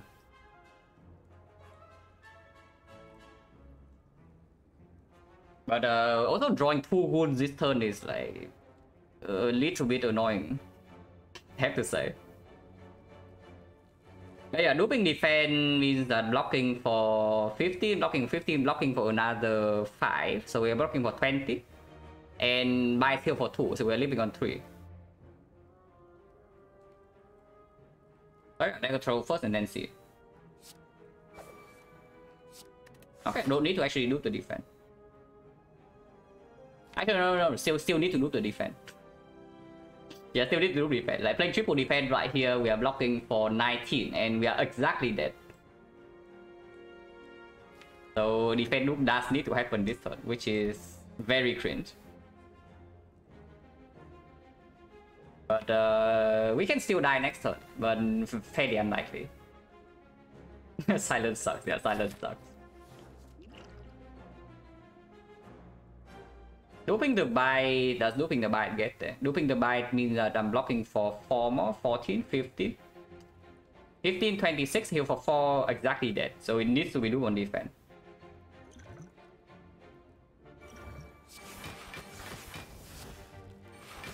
Yeah, exactly 30 right now, so you can choose to play defense or the bite. And it has to be the bite.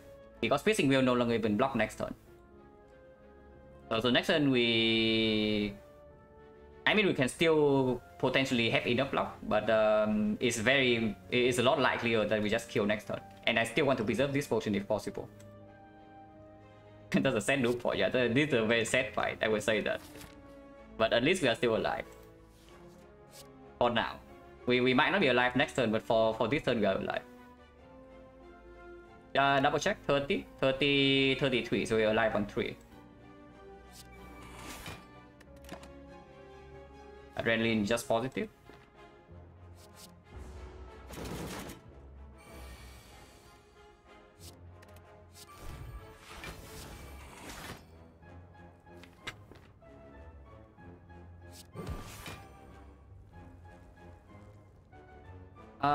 Full block and then next turn double bite, yeah. And there's 0 risk.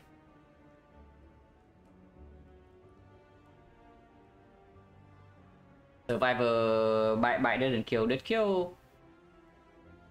Still needed to the do pot, right? On the Dagger Throw.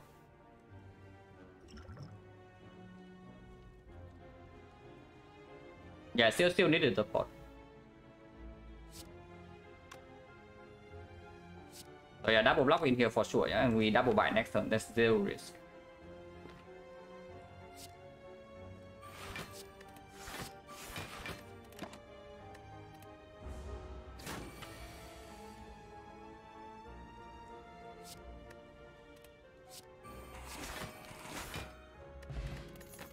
Okay, just in time.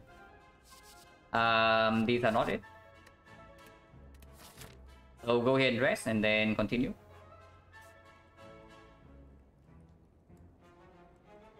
I wonder if I ever jump here, rest twice, and continue with the edits. But with no potions in the bell right now, it gets weird. I need to add the pot one more wound. Yeah, the wound was also like what I was slightly concerned with. Is that redrawing the wounds and then the 30, like depending on the draw order, it could have been like very, very bad. Yeah, because there was always a chance I just die on the spot when the 30 happens. So I wanted to prevent that.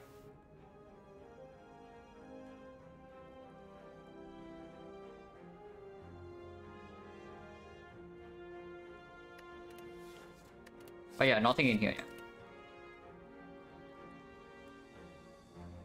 How is double red shop with one shop? Yeah, I go here into the shop is reasonable too. After resting right now we are at 22. Probably fine. But apparition is still on the table. I mean 23 apparitions with not that much card draw. It's also like not extremely good. I really don't want to waste two notes on resting though, is another thing. With buy in our deck and with the pantograph. And of course we still only have that long-term value things, yeah. The pantograph at the end of the act, the new release only happens when the fight goes long. Potion Bell doesn't actually do anything in the fight itself. Wing Boots, worthless, and the fat note, Relic Akabeko also doesn't really have anything to do with our deck at the moment. Oh no, wait, no, fire is right here. Like we are here, we are not in a different node.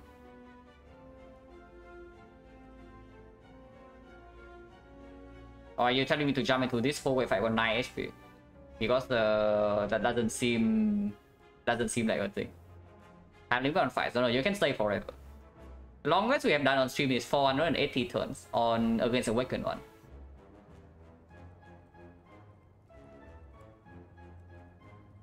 Explore postal deck at least. Yeah, drawing like that against slippers, like yeah, it solves.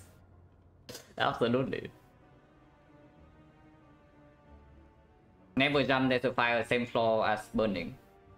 Yeah, like go this way, but why preserve the wing boots is the thing. Preserving wing boots is like the privilege of somebody's overcurve. But I do have a feeling that jumping in here is probably just a bad play. Like get value of question mark and then we see what it is. Even if it's forgotten outer, yeah, it's completely fine still because we can jump to safety like here.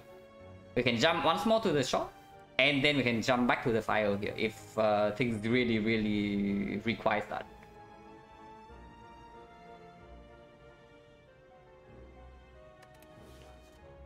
But yeah, not these, yeah. Go here rest first and go here and see. And after the chest we decide whether we want this or whatever.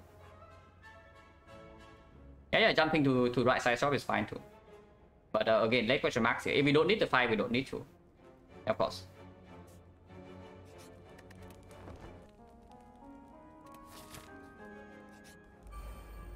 Okay, I guess we are full HP. So good rest. Yeah, I guess we are actually full HP here. So full HP again, once again, is baiting me into taking more edits. So we'll see. Like pretty hard reality check right here against Boomer Stuffing, but I have a feeling that on average this fight goes way better than what we did. I think more than 9, yeah, absolutely. Like this turn right here, we can already take some damage. I mean, maybe not really. 22, but this guy still needs to die first. But 2 the trade is in play. Double block is fine. Prepare, no need. Predator, no need. Dagger spray, no need.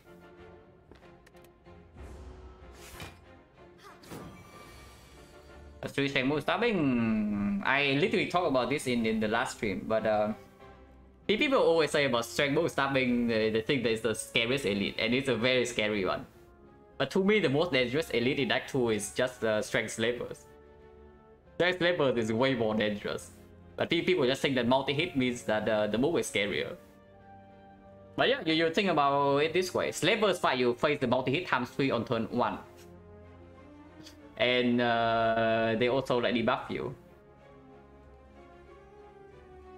It deals more damage right off the bat. They get triple buff from the strength every single turn. And they also like debuff you. That is pretty insane.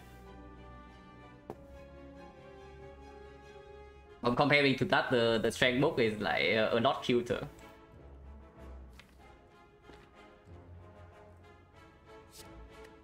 Probably never playing Ice actually. Actually no, never playing Echo.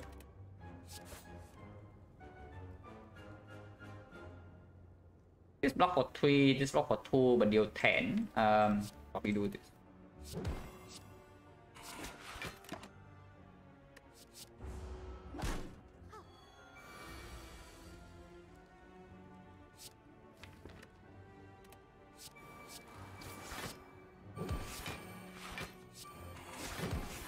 Okay, now we just heal to full.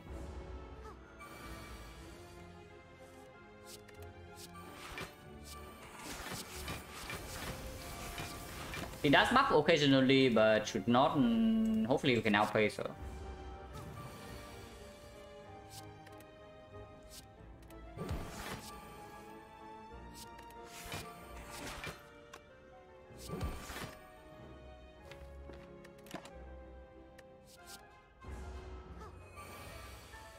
Yeah, exactly 21 HP missing, yeah, so she can heal again.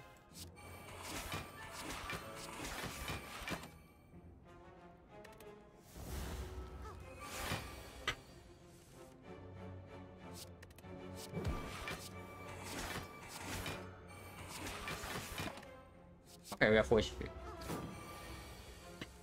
Potion chains 1, 2, 3, 4 fights, and we got 1 potion drop. So 60.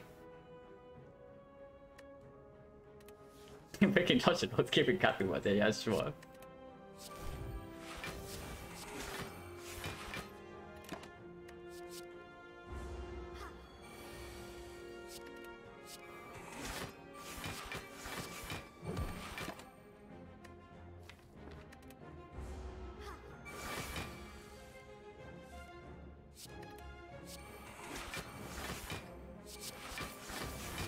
Nothing else to set up, so we just get out here.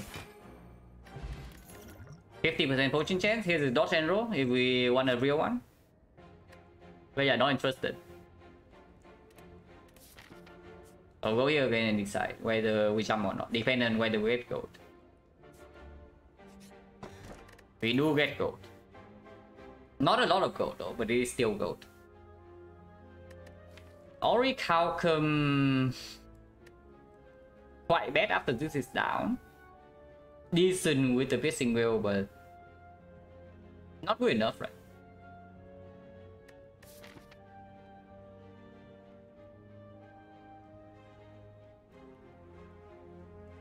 How am I really using wing boots here? Like I can jump here, but fire doesn't lead to anything useful at the moment. So like most likely jump here actually into this, into 1 elite, and then still have 2 jumps here. So if we are really strong, I can jump here. If we are weak, we can still jump to this fire for safety after this elite, and then decide again. Yeah, I don't mind jumping to this shot. And spending gold in this shot also means that this cannot be cleric. So this shot is just better than this shot. We don't need the fire for anything.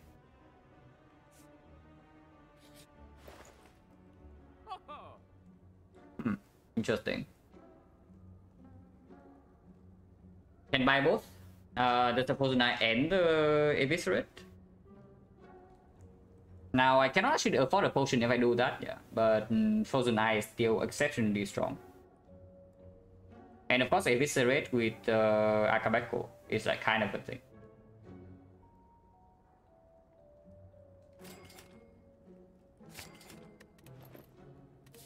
Also, yeah, Telluric cannot show up now. Interesting. Right before the elite, yeah.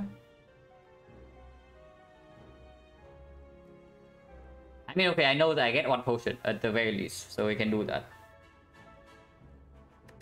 I know that I get 1 potion for sure. But this also means that this is a fight. So need to be careful here. 7 HP for a second potion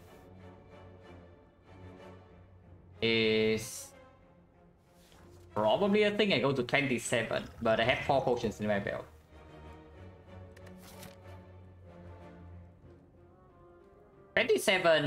Technically I can die on turn 1 against Slavers, but very unlikely. And if I do not draw any block fear potion with Architect, I can still also just kill them. So it's like the leader. Leader, we have Explosive Pot. And we do have Neoris Terror. Now I leave. I do not take any gold here. And of course we still run here. Okay. Explosive Pot probably comes down immediately. Or we can intentionally let her attack because we know the next turn Piercing Veil is drawn, but no weakness. But I can also use the skill card.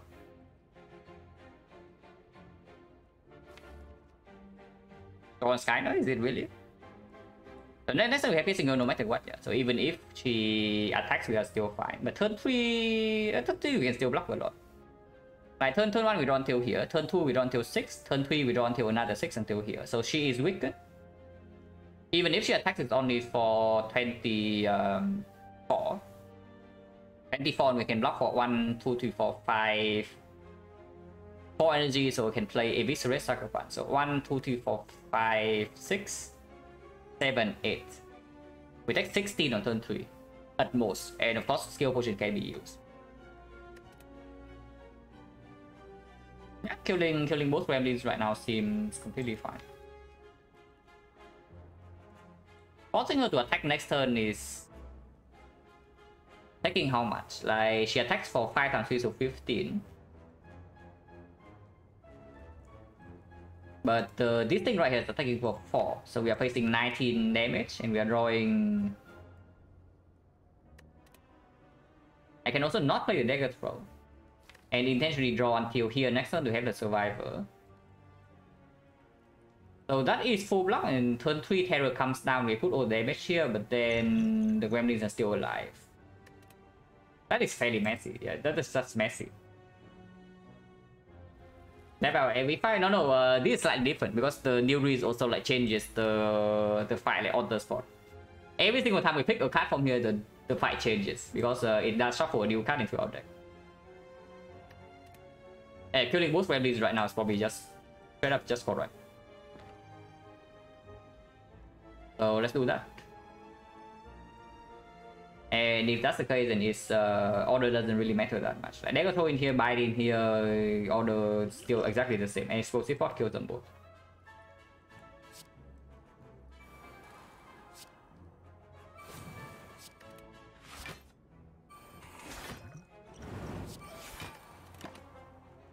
Nightmare. Honestly, kind of a thing. Nightmare Sticky Strike is exceptional. That is 72 damage for 3 energy.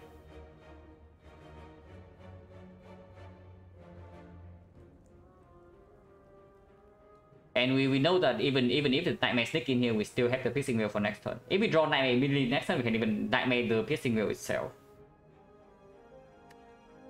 If we sneak in, okay, 6 cards from here and 6 cards from here, so it does not break the Sucker Punch.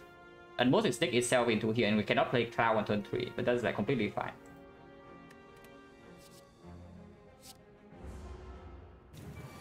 Okay, not attacking. Where is Nightmare? Nightmare is drawn turn 3. Resummoning is slightly annoying, but we do draw into Cloud next turn.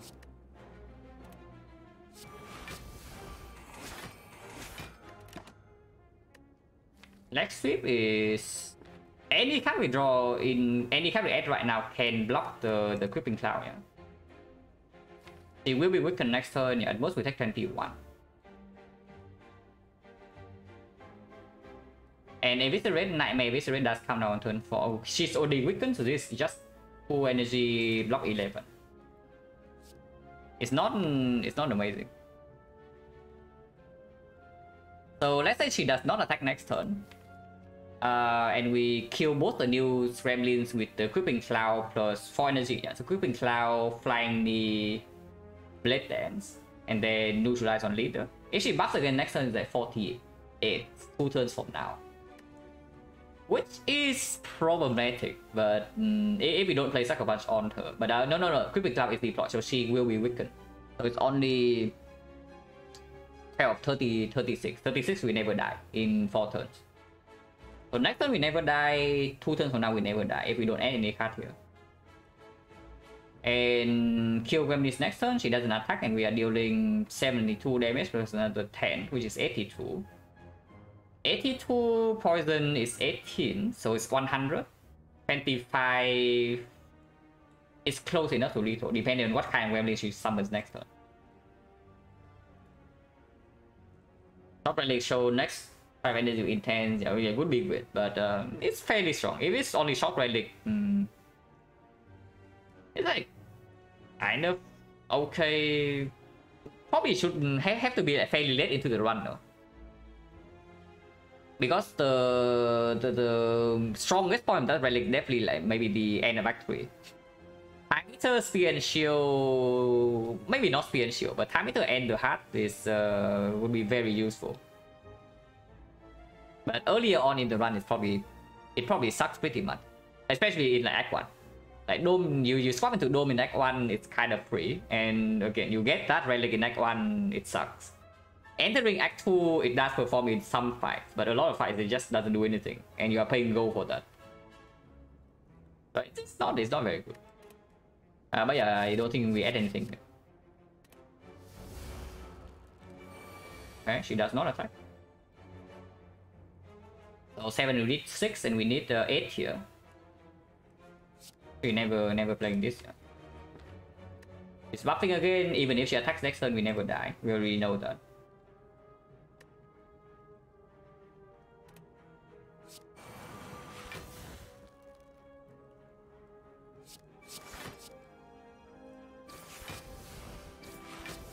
Need 6 damage here. Weakness on her never matters because she dies 2 turns from now, no matter what she's doing next turn.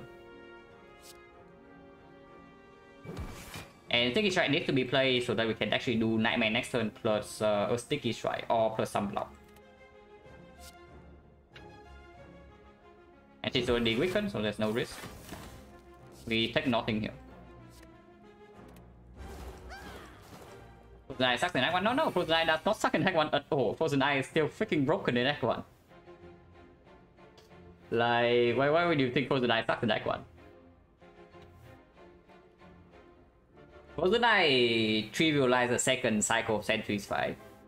It makes you have the best opening possible against Lagavulin, and you know like when to distribute block and damage.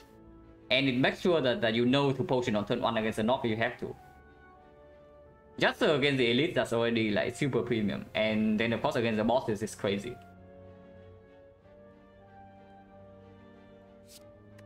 Yeah, here we can just Nightmare the Sneaky and that's just win the fight next turn. Very good elite fight. I don't need any of these, I just want to draw into bites now. Now if there's still no risk, we can buy ourselves up, and apparently there's no risk. Because next turn we already have lethal no matter what, it doesn't matter what she's doing. So we can just play bites here.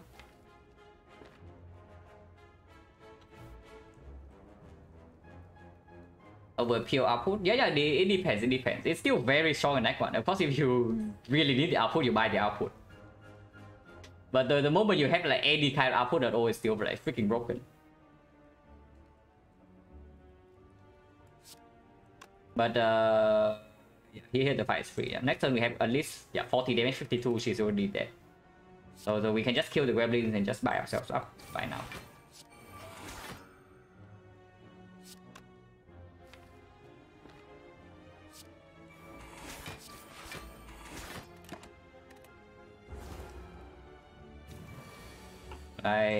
Again, then we can buy again next turn. And we are full HP. Pretty nice here, I should say.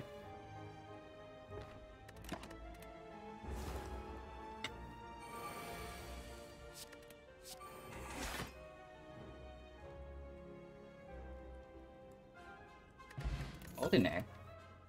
The card is definitely outperforming backflip, like it's not even close. We already have an eviscerate and there's a kite.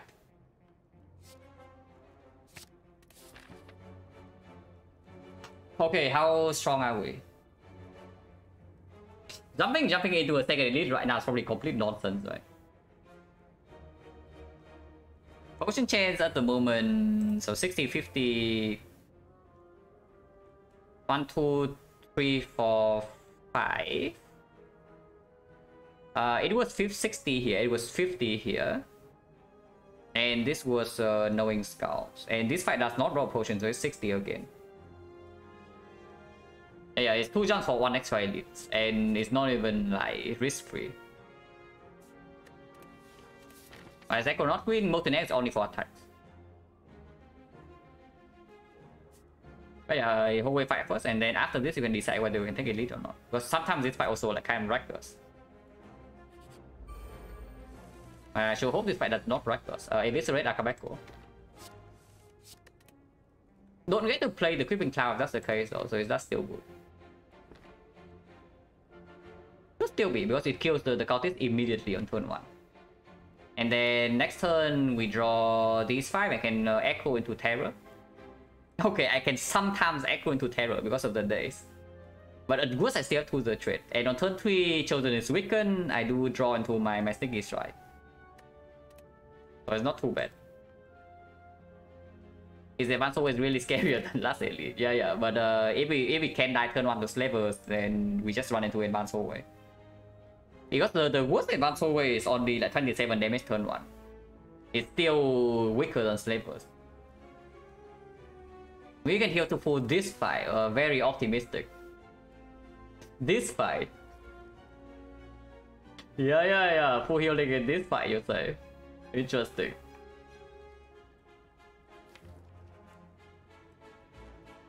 Yeah, Akabeko Eviscerate is just better than this. Potion chance 60%. Here the mushrooms 31, yeah, but it is still less than Slavers. That's the crazy part. Slavers is freaking 34 damage turn 1 and they don't stop. The avocado at least we have like after image, we have a weak chain, so eventually we are full HP. If we don't die instantly, we are full HP.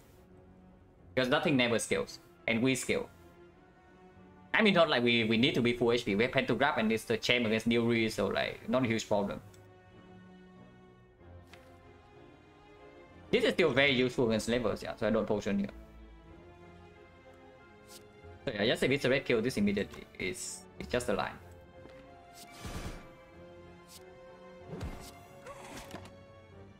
Red form? Not actually that useful, but we do have Terror coming up. If it's drawn immediately next turn, it's weird though. Check the see if it's not the right, yeah, sure. Stack plan potentially is sometimes scarier, but we do have 1 piercing wheel with the Frozen Eye, with 2 echoes now.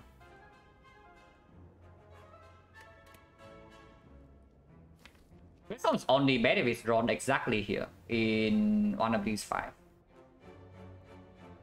Other than that, like after the Terror is down, we do kill the Chosen fairly fast.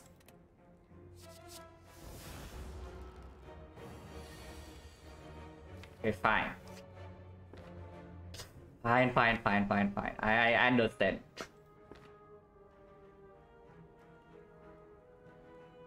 So yeah, I guess we do not get Terror down this turn because there's a red form right in here. And it's also not good because she's not attacking this turn. So Acro, I sure hope that it doesn't block the tools as well, yeah. Because if the red form right here also blocks the tools, that is incredibly bad.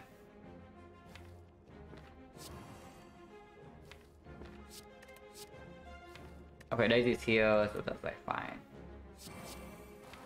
This is here, and that is fine. Yeah, probably okay to play. Predator football is definitely not it, but Predator is not terrible, not amazing. It's okay if drawn next turn. It on 2 turns from now is still not insanely bad. We do not shuffle in 2 turns, yeah, because Terror does put like 1 more days in, so they could throw exactly here. If it would change if we draw Predator next turn.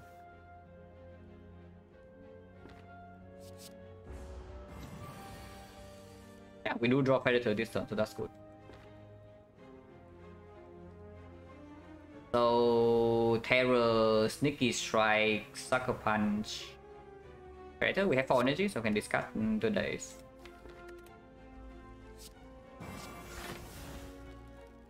Actually, no, we don't shuffle next turn regardless, but we do reach the Blade Dance Plus, which is kind of a thing. If we don't end any card here. Oh, we do to the trade. I knew I was missing something because in my mind I calculated that Predator is enough to actually draw to an entire thing. But then when I talk about it, just forget. But yeah, to the trade of course draws do everything, so we can shuffle right now. Which is not even relevant, but maybe give us another bite. This is only lethal, right? It's like 16. 16, this is 7, so it stays 7. So 23. 23, yeah, it's lethal. If we want to.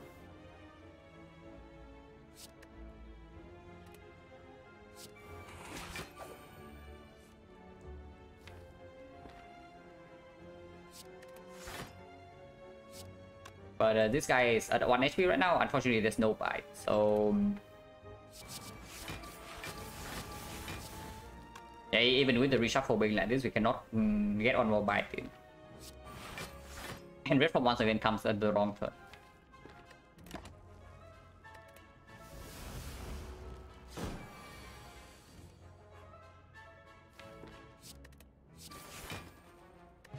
Okay, skill pot. So point change right now is 50.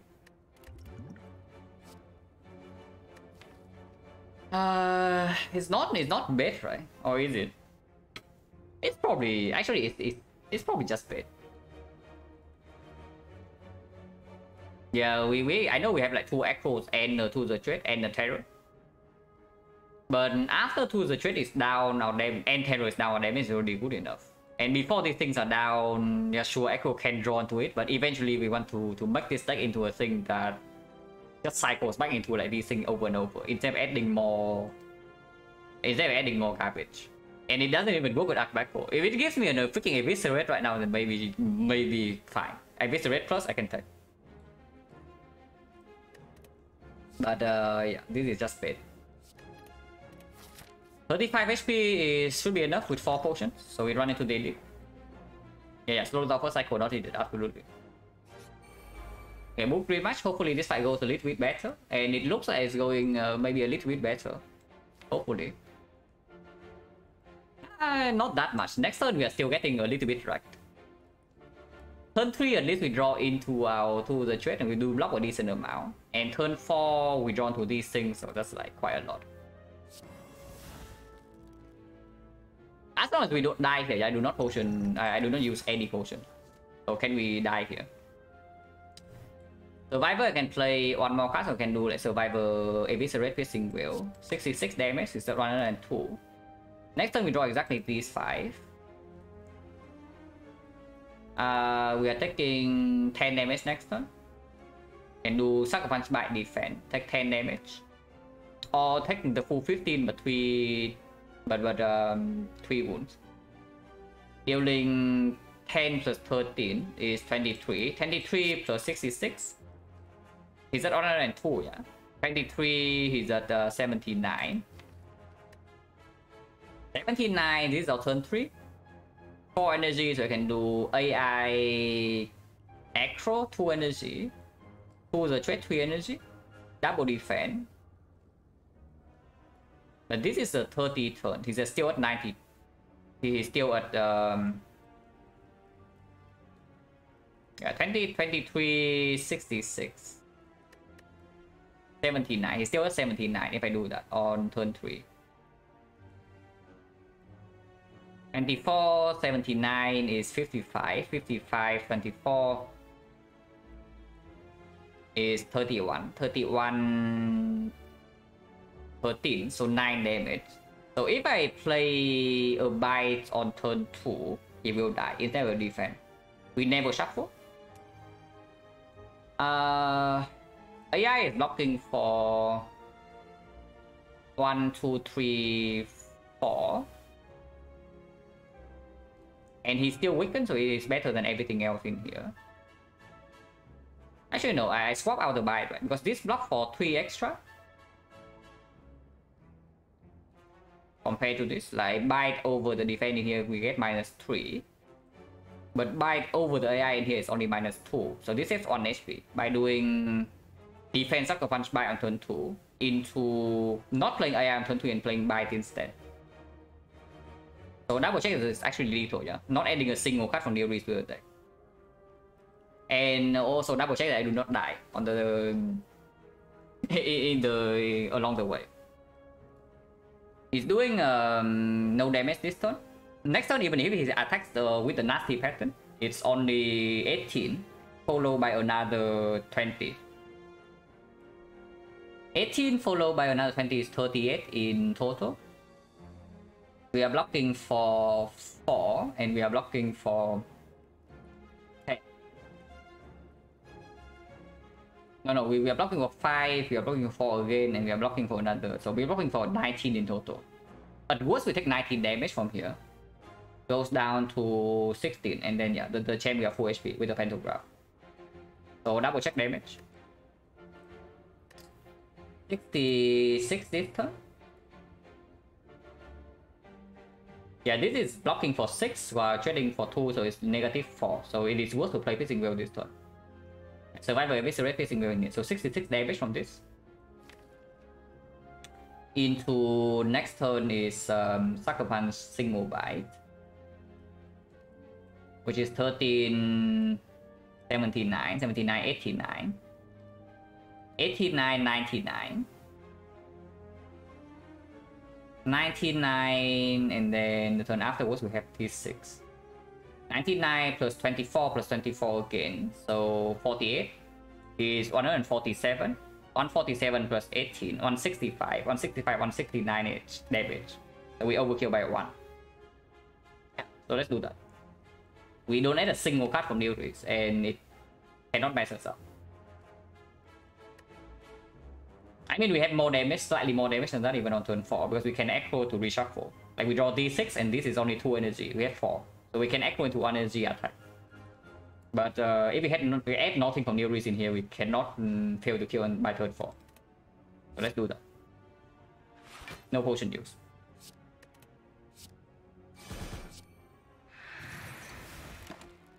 Yeah, let's not add anything from Neutris. Poison Eye is very broken for sure. So this time we say that the line is Sucker Punch, Defend, Bite, and next time we don't play after image. It gains, yeah, it loses 3 this turn. No, it gains 3 this turn and it only loses 2 next turn. So that is positive. So Sucker Punch by defense, yeah. Double check, 79, no damage, 10 damage next turn, so 69. 69, 48, 48, 18. 66, 70, okay, so that definitely works.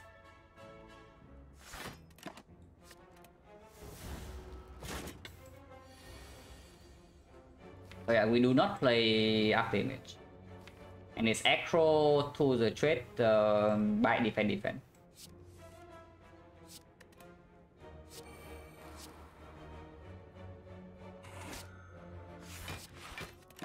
Like 8 in here go to 21, so 21 is actually absolutely perfect.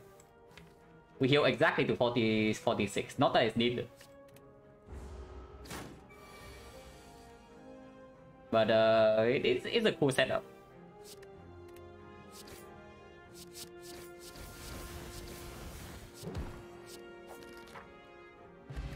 Yeah, that's fine. Add codex, yeah, cut to from codex S to a random place in your deck. Main deck. Ever deflect. Something about this deck right now is that it actually does not have many block cards. The only block card we have in the deck right now would be the defense, yeah. But it also doesn't have that much card draw either before the tools is down. Like double Electro and the tools, and that's basically our deck. If we need more block cards, New Reese can also just give us block cards. Of course, the Dexterity Potion or potential footwork pick maybe means I want to add block cards eventually, but not right now. But yeah, none of these, yeah. Flex Spot is quite good. Probably better than Fear Fort now that we are out of Act 2. And this time we do have a Terror.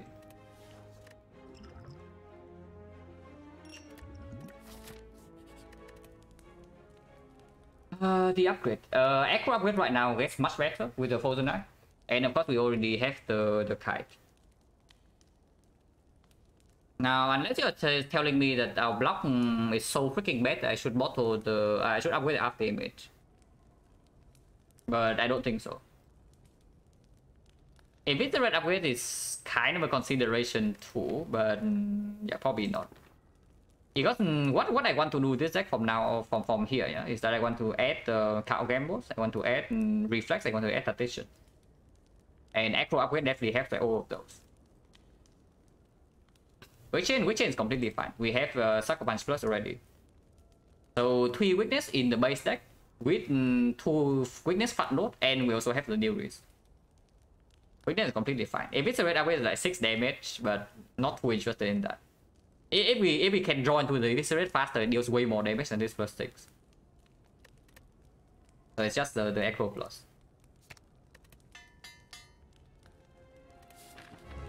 4 HP. Just artificially boosting the Pantograph stats. Because we probably could have healed maybe 2 more HP in the book, but maybe 4. How long do I want to store here? Because our deck without new reads actually doesn't do that well against champion, unless I also pop the flex bot. Probably just as long as I don't take damage, I don't really care whether I push damage fast or not. So weakness change does get applied, terror does get played, tools does get played, but afterwards I don't rush damage, but also don't really intentionally store either. Yeah, Shining Light was good for once. Draw right now.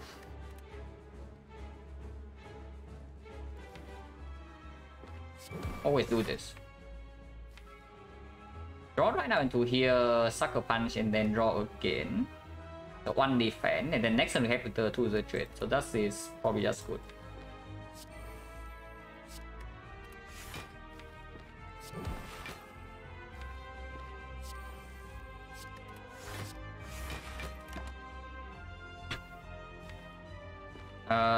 Don't have enough card draw to support this. Bullet time also the same. Doppelganger is good for the split turn, but not at the moment. But some Nereis can do a lot in this fight. We have plenty of things that Nereis can give us, but I don't want to be too slow in case the champ is constantly buffing. If this champ is buffed like once every 2 turns, we actually need to be quite fast. But for now we can sit here.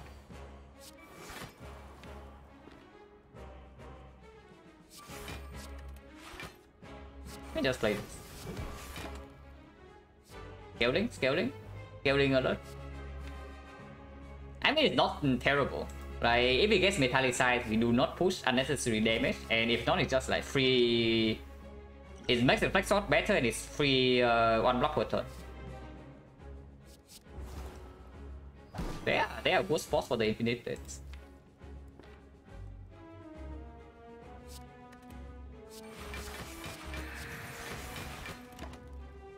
Okay, scaling. I thought I want defensive scaling, but offensive is like fine too. Next turn he weakens us, yeah, so we can play the Envenom for free.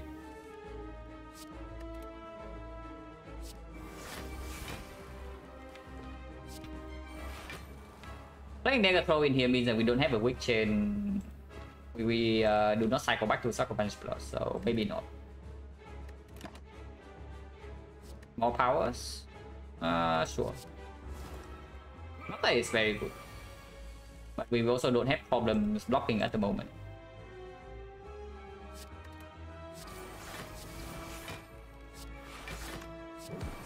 We do switch fairly fast though, like looking at this damage. So is that okay or not? Probably is okay.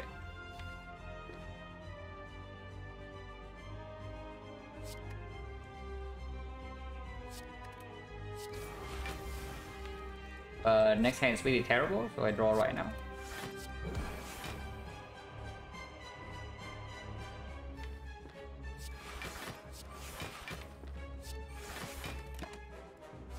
Okay, that helps a lot. There's also backflip.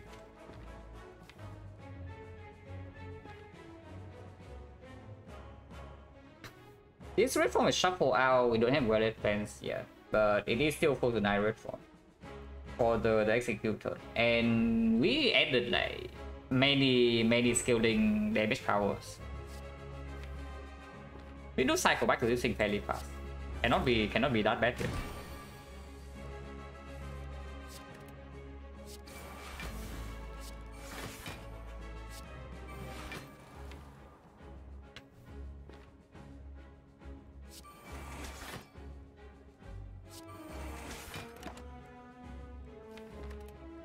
He will split a few turns from now.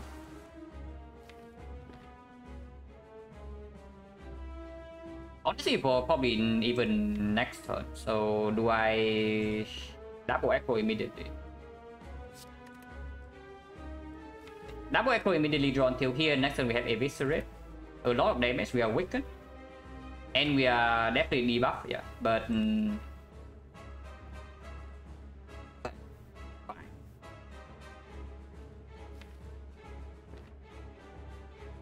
Otherwise, he's not buffed a single time.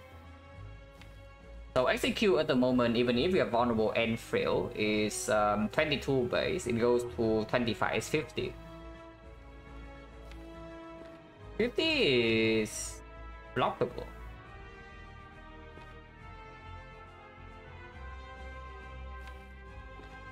There's still not a lot of reason to go right now. But let's say if I do like 10 damage here plus another 6 plus another 4. 10, 6 and 4 is 20. 246 and another 3 poison. So 19. So it will split 2 turns from now. We are going to be weakened. So if I go back give Alchemize, I literally cannot. Do not worry, if it gives Alchemize, I will stay here, but it literally cannot. So no worries there. I mean, if it gives Alchemize from the thing, yeah, I would already do that since the first time I can store against the base 4.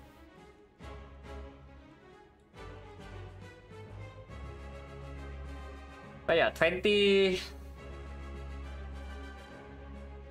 46, so we split 2 turns from now.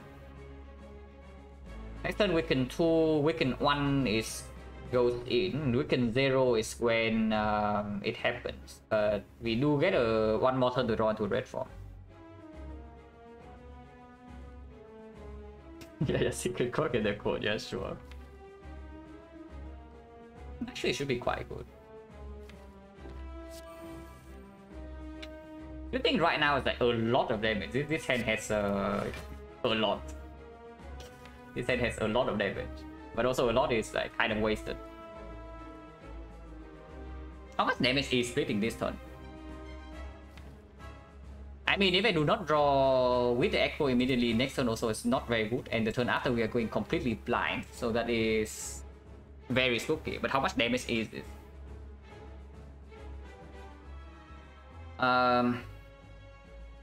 1 energy, 2 energy, 3 energy, 4 energy. We do shuffle immediately next turn. And he has no metallicize, yeah. So 24, 1 poison, 2 poison, 3 poison, 4, 5, 9 more poison. So is that 25 poison? 25 poison goes to 26 next turn. So that's already 51. 51, 24, 30. So 81. 81 plus 24 is 105. 109. 127. Yeah, 127 plus another 12, so 139. 139 next turn, this is 8. So 140. 147. 147 again, this thing is 8 times 3. So 171. He's at 95 HP.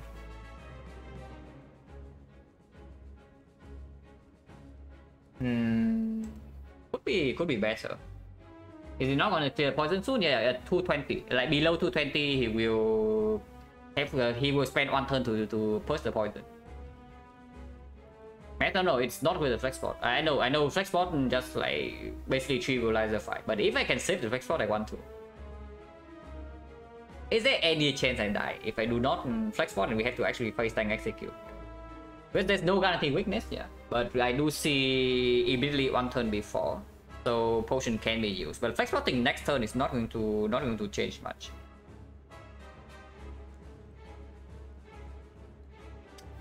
We don't really plans for new release yet.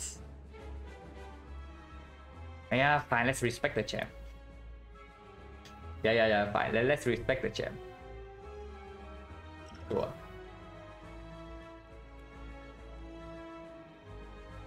Not amazing. It's good though. It's good. It's absolutely good with the Photon Eye and the Terror in our deck, and we have Blade Dance Plus and the Eviscerate.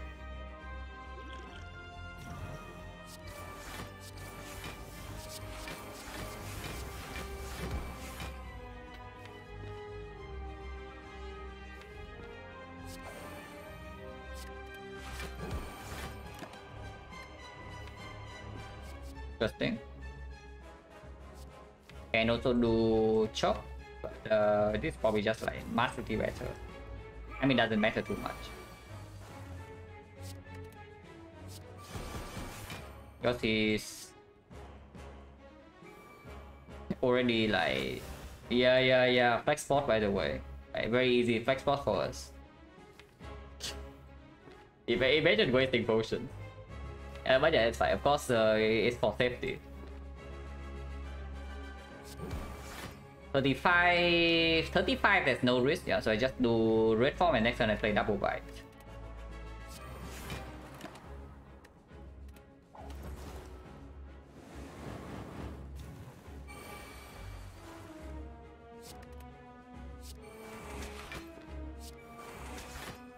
Next turn bite again, or bite this turn. Literally does not make a difference whether I bite this turn or next turn. Oh, sure.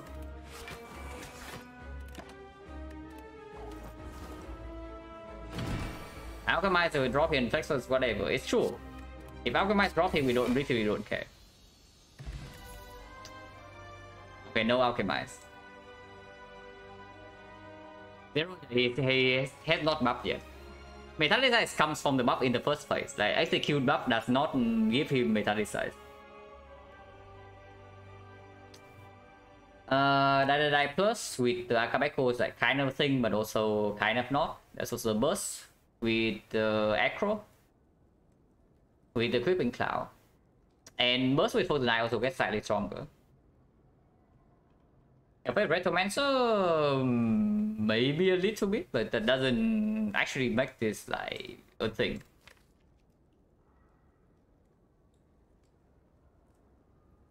But it's also a very strong upgrade.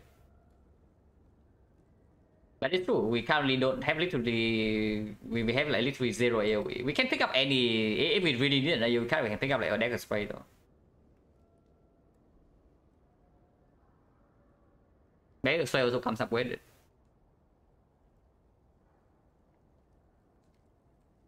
Creeping Cloud, yeah, Creeping Cloud is AoE, slow AoE though. It doesn't kill the daggers instantly. And if you don't kill the daggers in the Retromancer fight instantly, they kill you. You have 1 turn. Creeping Cloud, even with Bursted, it takes like 2 turns to kill them, which is a little bit too slow.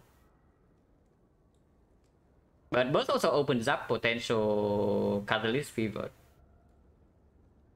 which is kind of a thing, but also like not necessary. We already have Terror. We have Terror and AI, so pivot to Catalyst to deal with the heart is also not even like, insanely necessary. Burst at the moment only lands on the Cloud and lands on the Acro.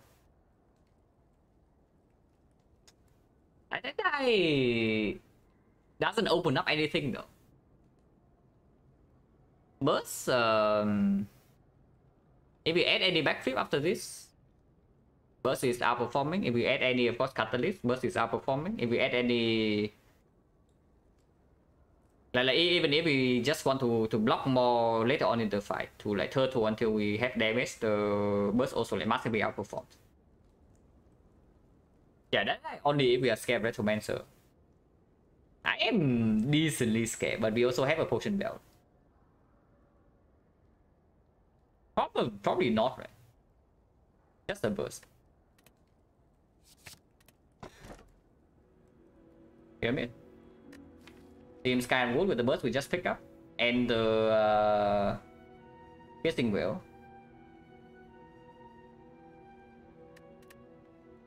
Yeah, definitely outperforms Astrolabe. Yeah, it's not close because we have like zero strike at the moment. Yeah, Frozen Eye Pyramid. This is one of the runs where Frozen Eye Pyramid can actually die in Act 3, so I sure hope that it's not the very first one, because I know that every single time before this we had won with this combo. But this is one of the runs where this thing can die. Because depending on the draw order, our output can be very slow.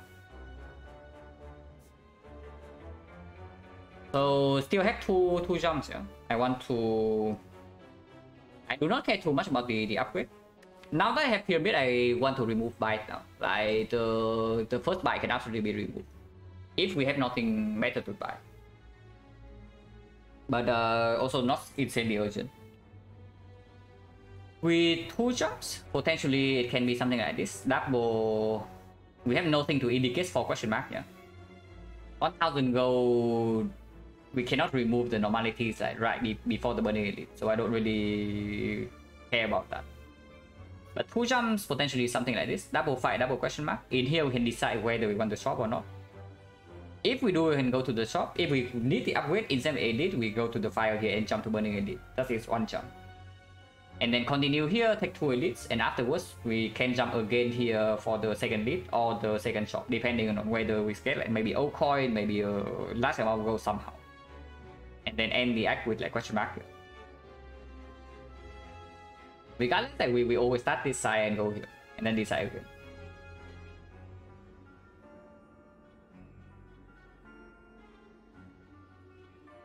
I will skip, yeah, absolutely. Like Pyramid pick rate is not, it's definitely not 100%.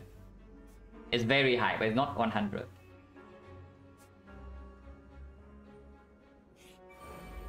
Spiker, we have Spiker solution. Hopefully.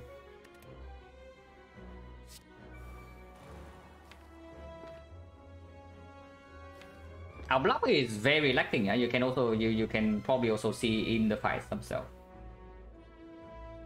Our block was actually very lacking at the start of every fight.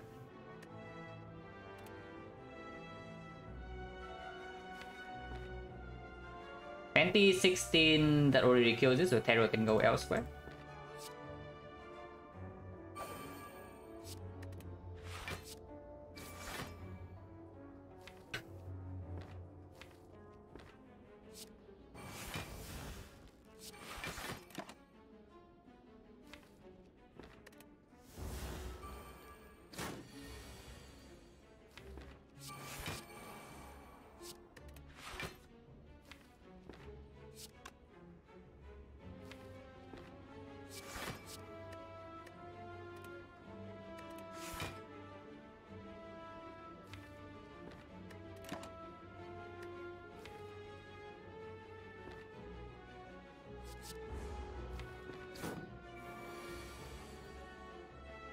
This tool, the trade makes the staying in here like a lot easier. I want to burst the creeping cloud for sure. Yeah.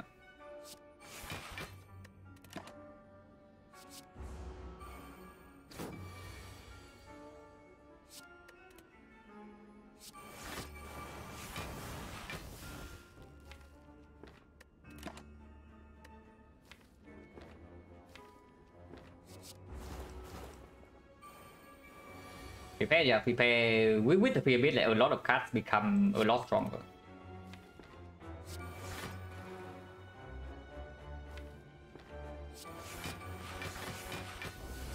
Violence.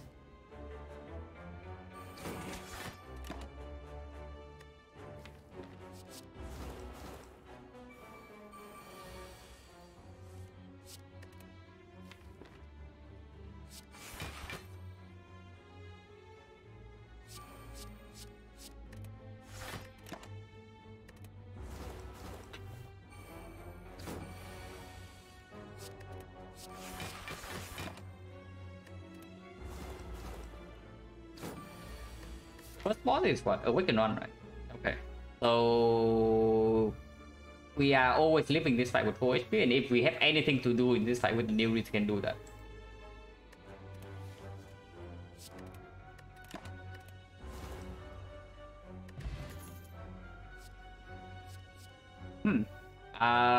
With pyramid, it probably has to be well plus. yeah, anything to do. Anything to do.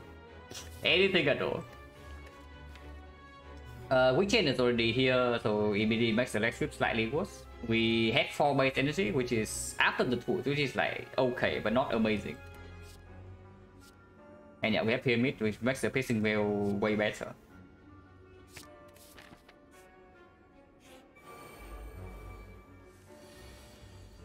Okay, interesting. But we can full heal here at least. We are taking 14 damage to our face immediately. But tools is in play.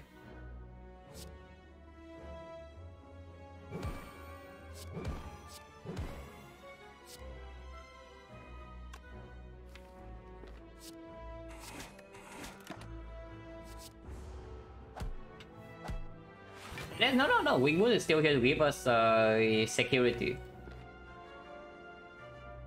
They are fine.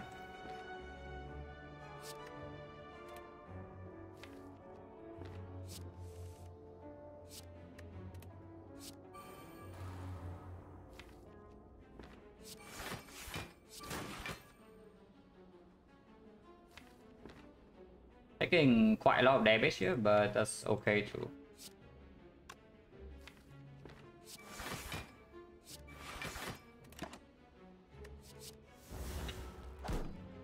Ouch.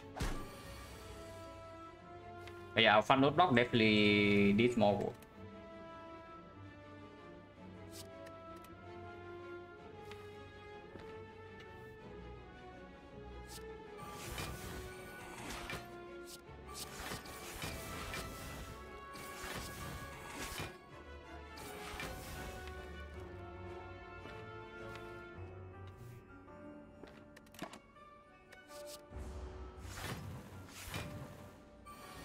And we are staying here for a while until I heal back up.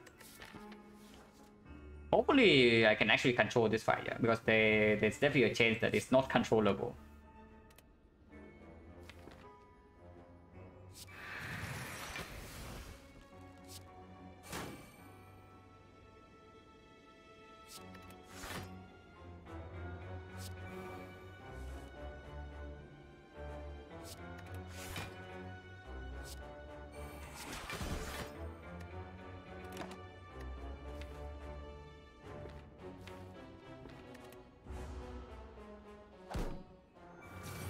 Concentration is okay.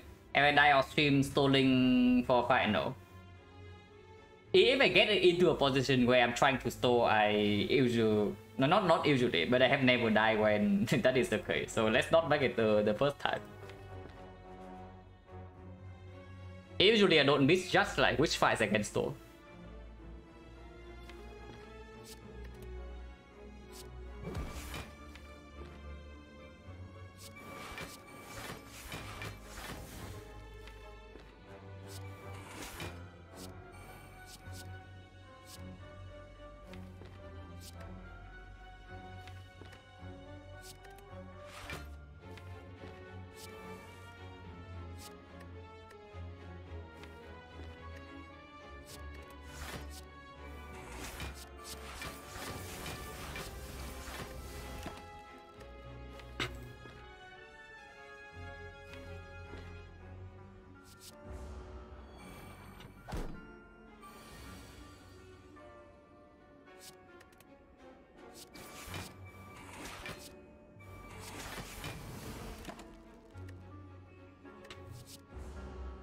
Oh, said forgetting to block. Yeah. So for too long, sometimes occasionally just forget.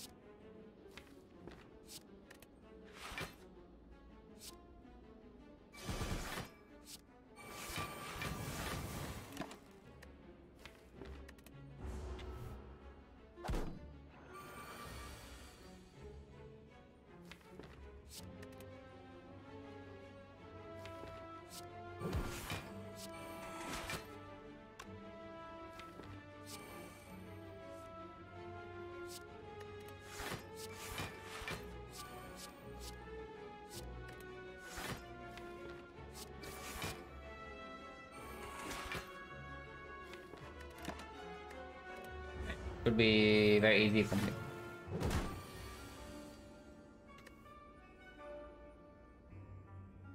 Also, some more max HP would be nice.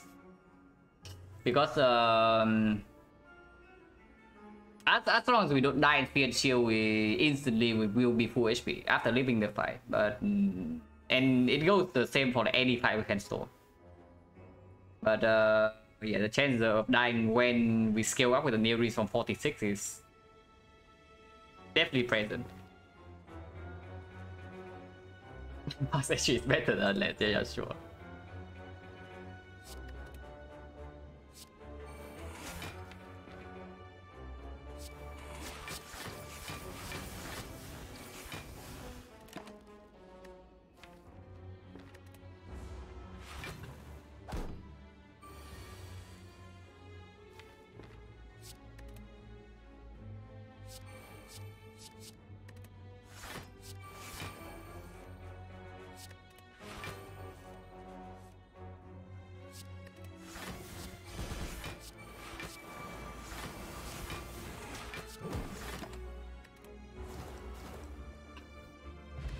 X1 is quite good. Dodge and roll with the burst, kind of a thing. With the pyramid, when we have limited output, is kind of a thing. Not amazing, not terrible. Decent with deck spots. This card is basically a card that you pick when your maximum output just doesn't get there. Which right now might be the case for us. I don't love it, I don't hate it. Okay, I hate it, but maybe it's good enough. I hate it. There's no way, right? Like, it's not performing into Retromancer, it's not performing into Giant Head, it's not performing into Nemesis. It just doesn't play anyway. Like, it plays into Awakened One, but Awakened One is already dealt with. And we need to use like double deck spot for it to be like any useful. Hello, catch 1, 2, 3. Yeah, there is no way. Once again, second sticky strike is not it. The flying knee plus also not it.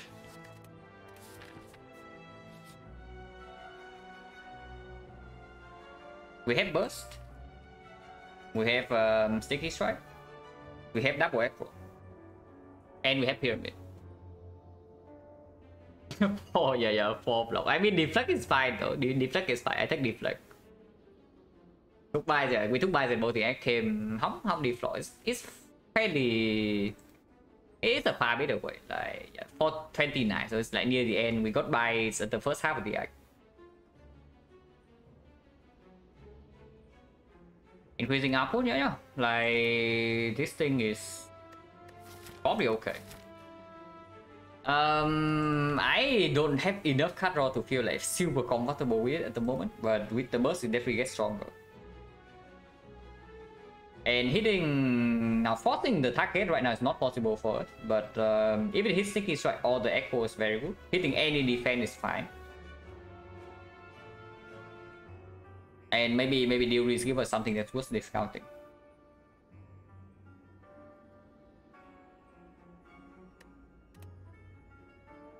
No, this not lose max HP, this lose current HP.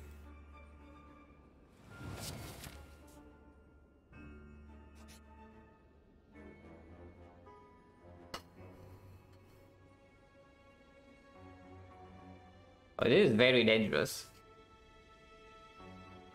I can tell you this fight is not easy. You saw how much damage we took up front for against the Darklings. And we only had 2 skill potions. For boss, no, it's only 2 pots. These potions are not relevant in this fight. Oof. And we literally just took something in back of deck slower. But if you're behind right now, which we are, this thing has the potential to turn run around like instantly. And it's still what's the 2 potion belt. With no burst, yeah, slow damage, no AoE block also scales slowly, and this thing scales very fast. I took bandages, or do you not see a new run? Yeah, potential turn run around instantly in both directions, it's true. We are so slow. Like, Retromancer can already be a problem, but at least Retromancer we do have the some piercing wells and the pyramid.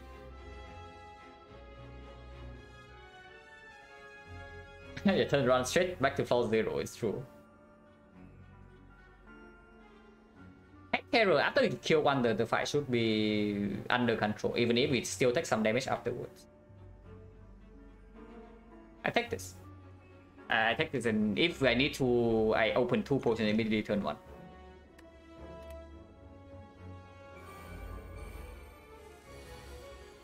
Okay. To the trade down on turn 2, which is decent. And Terror is going to be down turn 2 as well. Shuffling Burns on turn 1 is fairly bad if it's bottom deck, and Creeping Cloud is bottom deck, but Terror is drawn almost immediately.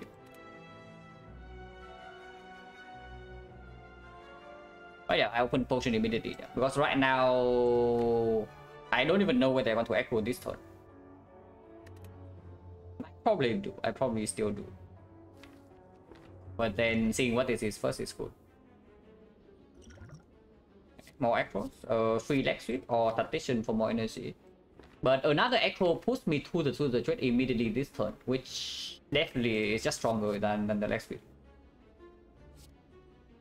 Okay, let's say I pick the echo. Yeah. They do shuffle in 2 burns, and we also need to factor for that. But I do draw 7. I have 5 energy this turn, so I can definitely reach both the terror and the trade. 1 energy on this, 1 energy on the whale, 1 energy on the potentially flying knee. So hand has 8, hand has 10, hand has 9. Hand has 9, I need to play 2 cards, which is Fishing Whale and Neutralize. And then I can Echo and then Terror plays. Turn 2 to the trade Terror both in play, yeah? So draw 6, at worst I draw into this. And the one of them is Terror. Should be okay to save this potion for now. And we will see where the burns end up with.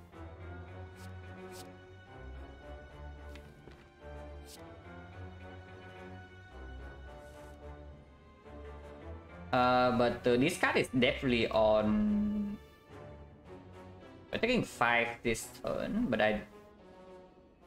Is it on Madness?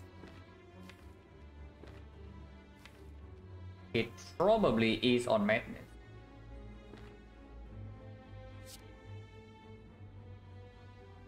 Discard Sender Space? No, no, no. Maybe. Like discard Sender Space, play 2 cards, goes to 7, we draw until this and have a 9 card hand. Actually, no, I cannot draw into the thing. I cannot draw into Terror this turn, but Terror comes next turn. So hand goes to 9, hand goes to... And we still have 4 energy, 3 energy with Pissing Wheel, and I can burst the Madness. So 1 card. Okay, hand to 9, hand to 8, hand to 7. No, that's not true because I need to play this right now. So I need to play 2 cards first. 1, 2 here. And then everything in my hand costs 1. So hand goes to 9. And I do not want to overdraw next turn, yeah. With 3 energy left. So Burst Madness is... Hand goes to 7, but then I have 2-0 cost. But I do not want to actually... I am never bursting the second Madness. Right, so this Madness can go. Because this thing actually gives me a real card next turn. Was that Pyramid GG? No, absolutely not. Like, we are still very much below curve right now.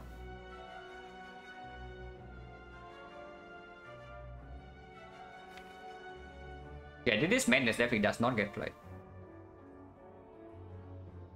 Draw until here. Next turn, if we shuffle both burns in, we actually miss this. But still have enough damage in hand.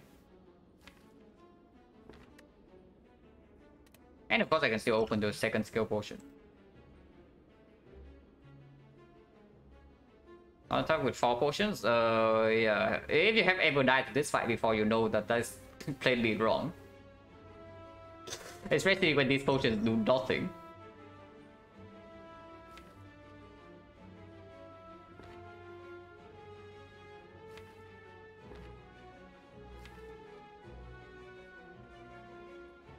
Do I even play Piercing Bill this turn? How much damage do I have? Like 11, but then Terror comes down, yeah? Terror does not come down. Terror next turn potentially give me 24, 34. 34 with 0 cost, I don't even play it. So 34 plus this 58.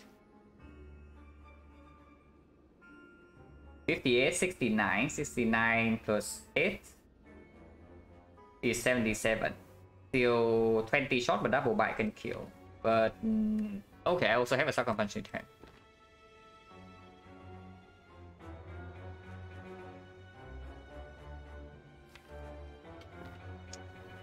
Now, partially, my hand right now currently has 9, so I kind of want to play Piercing Wheel, defend, aggro until here. Play through the threat, play Burst on Madness, and just end turn. If that's okay, my hand has 1, 2, 3, 4, 5, 6 cards.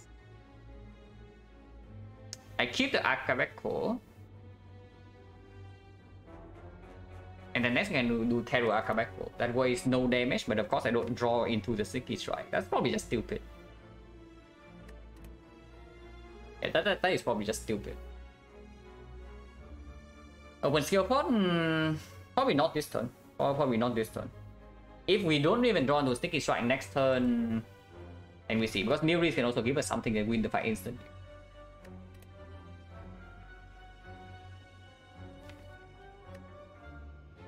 Yeah, if we don't get any burn shuffle in, we do get aggro, and with flying the energy and the echo in here, the fight should be fairly comfortable next turn.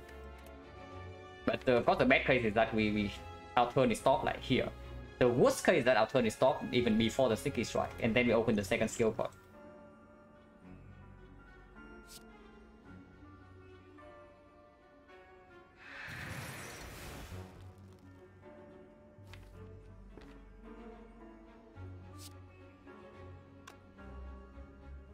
Oh yeah, defend and then aggro. 1, 2, 3, 1, 2, 3, 4, 5, 6.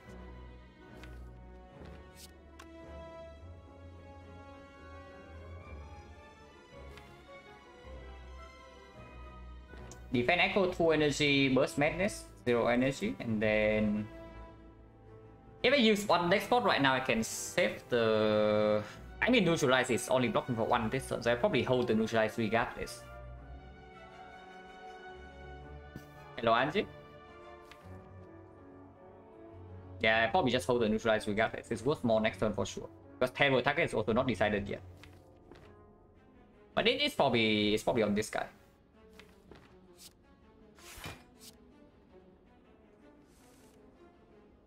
Yeah, this card is on. What is it on? Like, we need all the damage next one actually, right? This is 24, 34, 34, 34 plus another 24 here.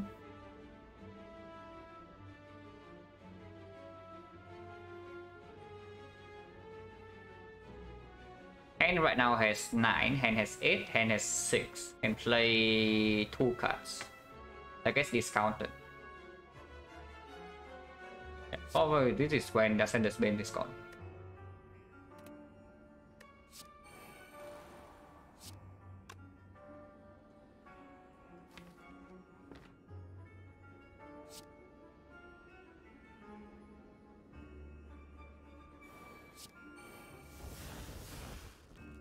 Okay, so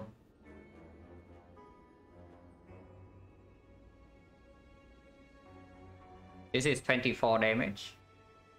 24, this thing is at 80, 73, 73, 24, 34, 34.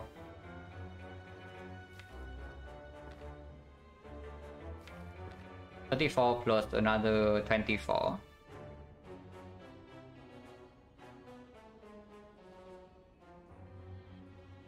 I don't really want to sucker punch whichever one I'm killing though. Handspray, yeah, it's just for handspray. It's purely for handspray right now.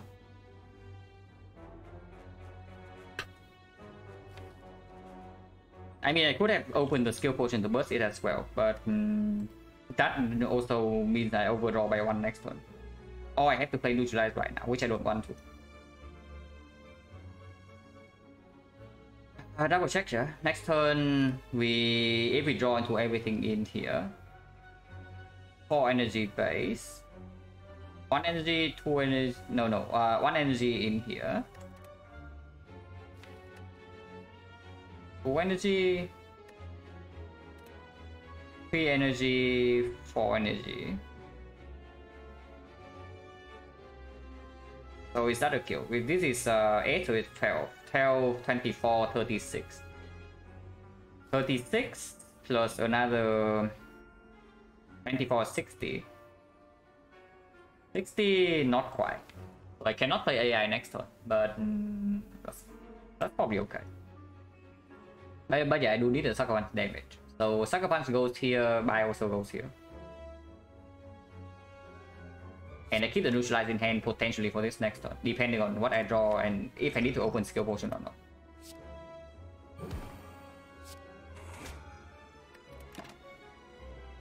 Reflex is cute, but not it.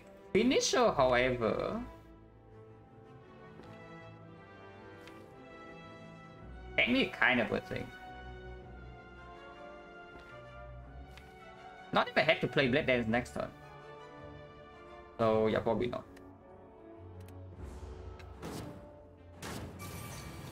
Okay, no burn, please. Okay, thank you. Okay, having no burn this turn probably means the fight is not solved yet, yeah, but I don't think we die here. Hero still needs to come down on the 73. He needs to die this turn.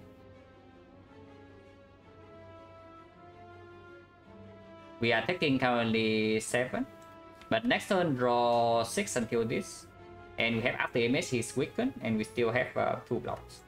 The turn after potentially piercing will, potentially this, and of course new Recon Reverse cards to mitigate these burns.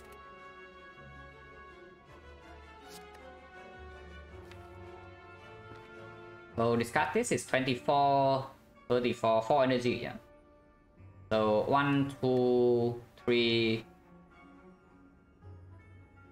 4, no, 1, 2, 3, 4. 24, 34, 34 plus another 24 is 58. 58 plus 12, 3 damage shot.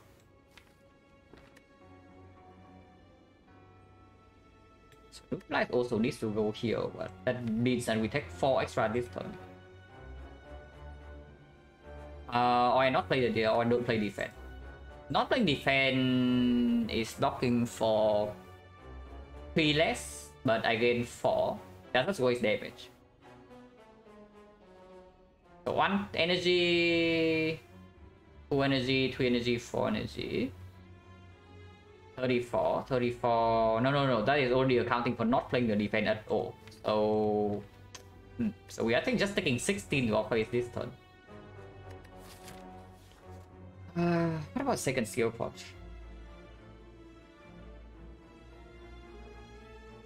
Yeah, what about second skill pot that right now? Probably fine. But after this we can go to the shop to refill potions. And of course you get a rarity.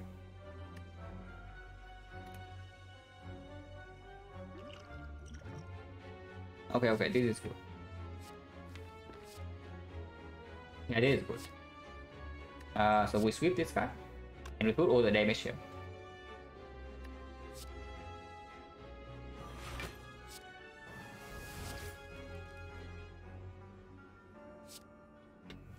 Double check. 12 damage, 36, 36, 46.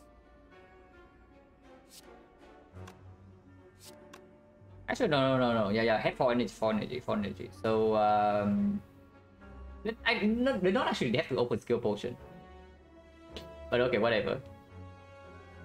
It still saves 6 AP this turn and guarantee weakness next turn, which is like, okay.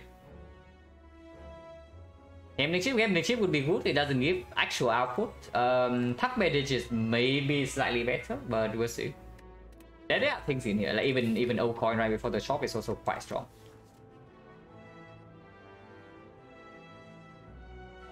But yeah, Flight definitely wants to be played for sure. I know that. 37, 20, 20 right here, 17, 17 is 3 ships, and that's good enough. Take 1.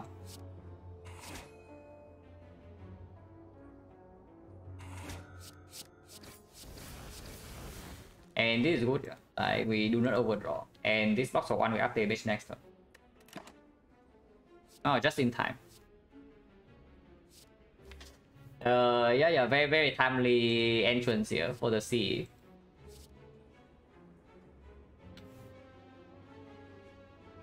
Catalyst is basically a daily poison plus. That is not good enough.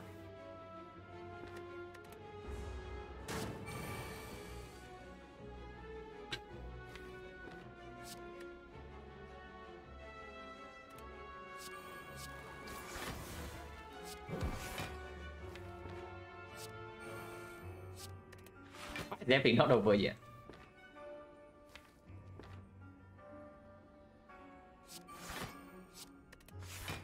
We are taking 6 this turn, but do need to get the cloud in play. This guy's scaling and scaling fast.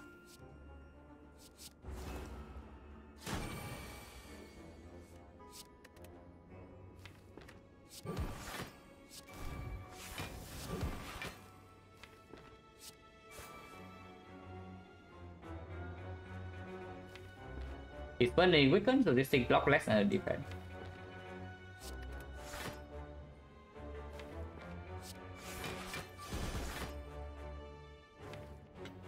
Next turn, run till here, so we do have full block next turn. I can just turtle up play for now.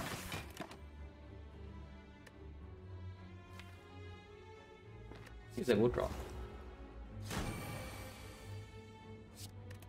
Okay, so we just kill this turn.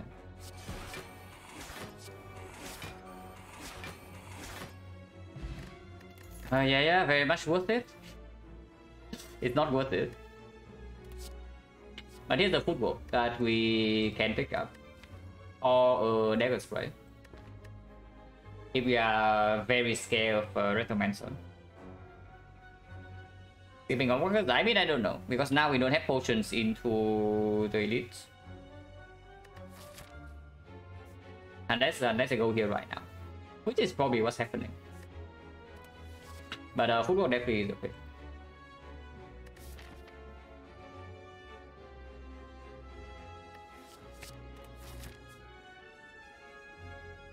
Immediately I can buy 1 potion plus 1 relic.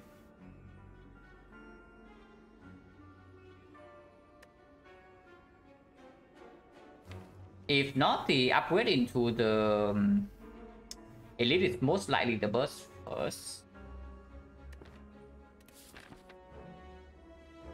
It's probably shop. Like remove is like fine, but it's not super important. Unfortunately, we already saw the already in the Act 1 shop. So what is the shop really that can even that can turn the run around?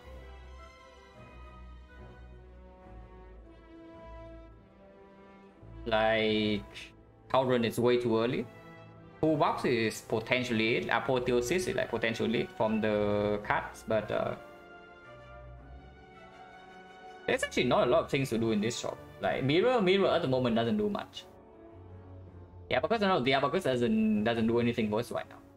Our problem is not after the first cycle. Our problem is during the first cycle itself. Okay, after first cycle we still do have some problems, but it's a lot less because we do deploy some defensive scaling. We have 4 energy per turn with next cycle, and of course we also have the mantises. I'm going to cut this. Burning Elite in 2 floors, so that doesn't work. 230 is not that much.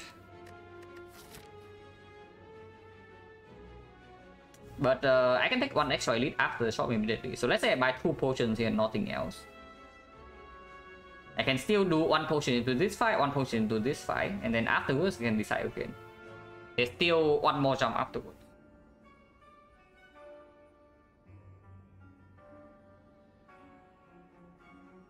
Yeah, let's go to shop. Let's go to the shop.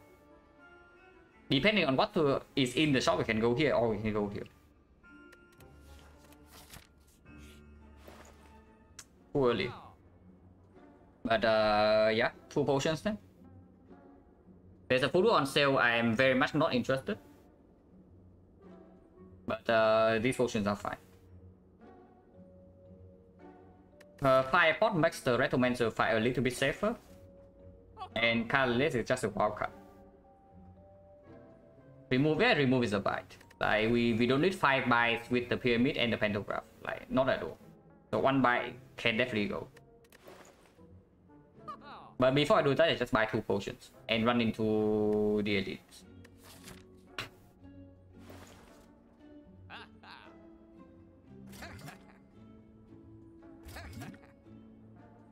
Do not buy any of these here. They are not good enough. And I do not want a second football. At least not now.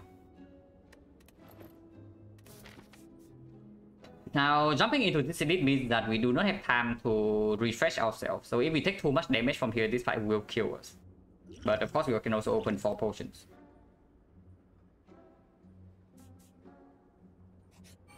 Okay, Retromancer here, so burning is not Retromancer. That is at least something. And turn 1 2, turn 1 Terror Echo Plus into the Sneaky Strike is quite good.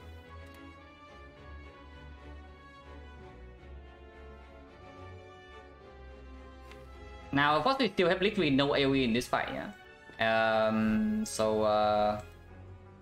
Definitely need to be careful still. But I'm willing to use 5 potions here. Firepot will not play into the Burning Elite with this big Retromancer.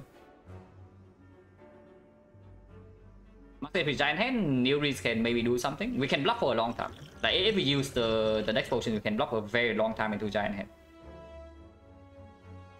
Next potion does not perform in this fight, but in the other 2 fights it performs.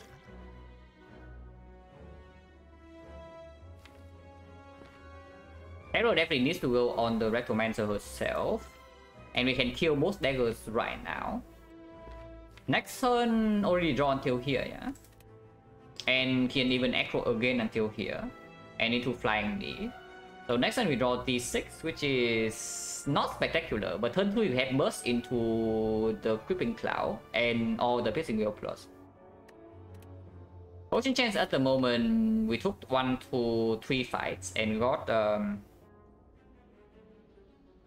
1 potion drop, so 50. I'm willing to use 2 potions here because turn 3 the second wave of dagger is also fairly bad. And if I get panache from this immediately, maybe I don't even need to fight for it. If it's the bomb, I also don't need to kill the second wave. Sadistic nature.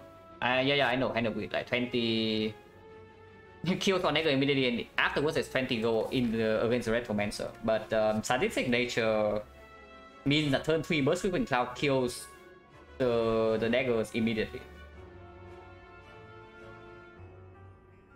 So Burst Sweeping Cloud on turn 3 into Piercing Veil to block Retromancer is actually just a thing. Because on turn 3 Retromancer is weakened, and after damage is also already down. It is way better than the Hand of Greed. But picking this does mean that I do need to also use Firefall to kill the first wave. Which is fine. I'm not too attached to this potion into whatever the second elite is.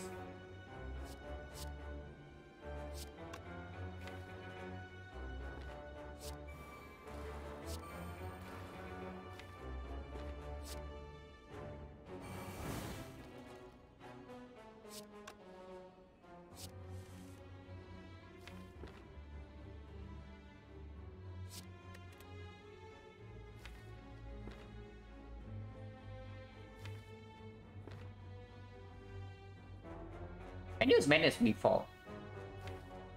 Yeah, I can use Menace right now.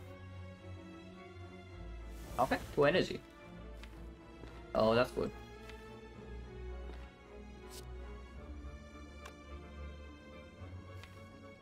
Can I save this somehow? Not really, right? I may also don't need to fight for this turn. I also don't need to fight for this turn. Because with the energy now I can just kill this while still playing something else.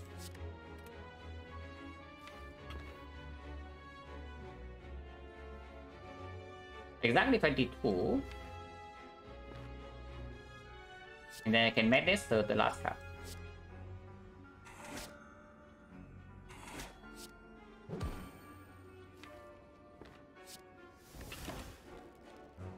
And just positive, so we take that. Attacking turn 2, yeah, but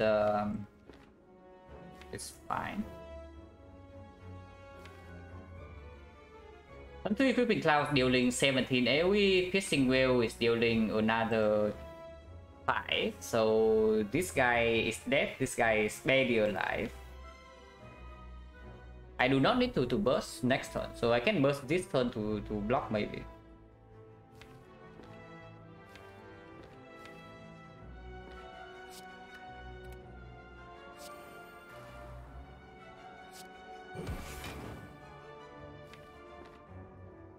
But yeah, right here that's only like 19 damage, so it's not quite enough to kill. But I can fireport this guy to block for 9. And default, no, I'm not bursting.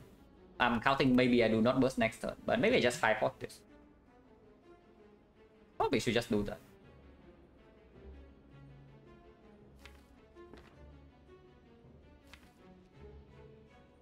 Burst next turn is still strong, because Retromancer eventually also needs to freaking die. Taking heavy damage here is not super ideal, but we can buy back up a little bit.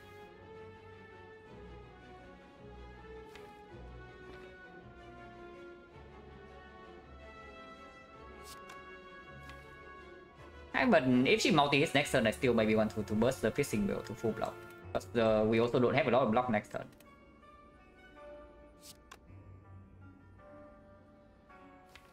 Honestly, it's probably something like this.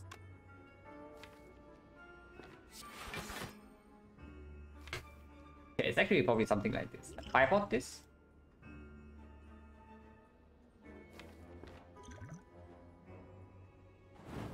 Into just like survival defense here.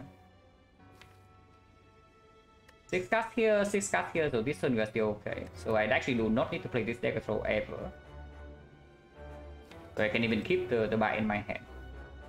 But yeah, probably not. That's a little bit too greedy. Because if next cycle redraw is bad, the cut manipulation from this is like very useful.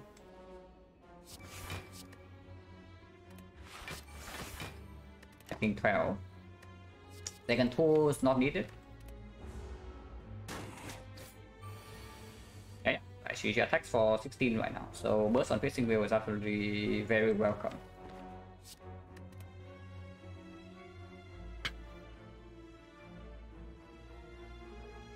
Bursting on creeping cloud and then piercing wheel, she goes down to 8 and goes down to 6, so she attacks for 12.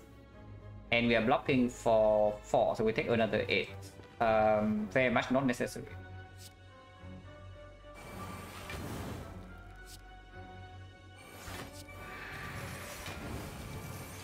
I got dead. She deals 0 damage, and we have the Ginger.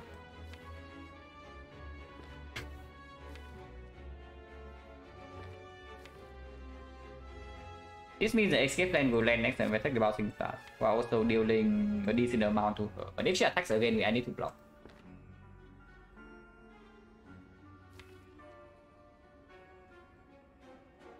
We don't pick anything. Ginger.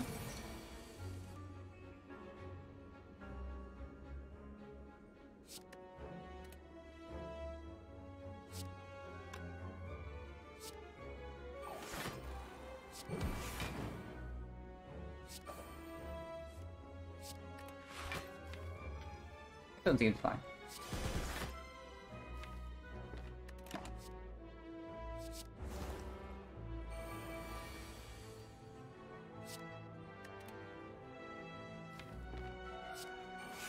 You can just kill this turn, and not. We should full block this turn and kill next turn with bias instead. Let's not get lazy here. There's no reason to get lazy.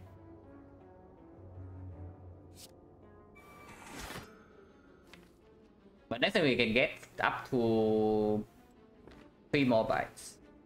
Draw 6, and then draw. Actually, we can get all 4.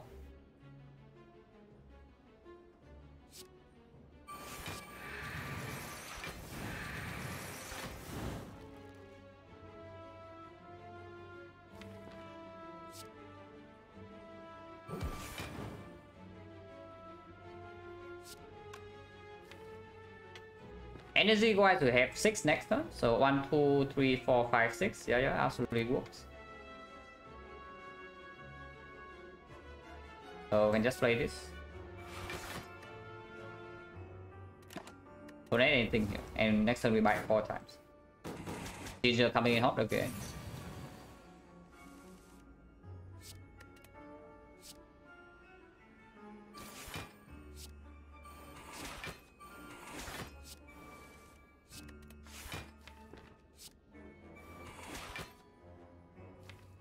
Little cannot brick, so I can even count game mode to try to buy it one last time.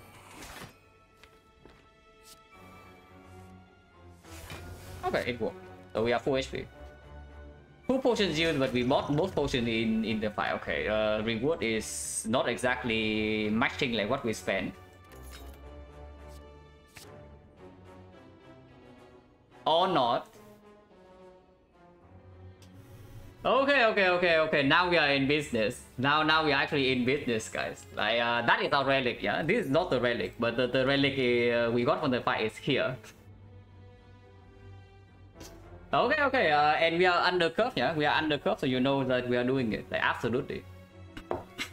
We are very much under curve, so we are doing it, like for sure.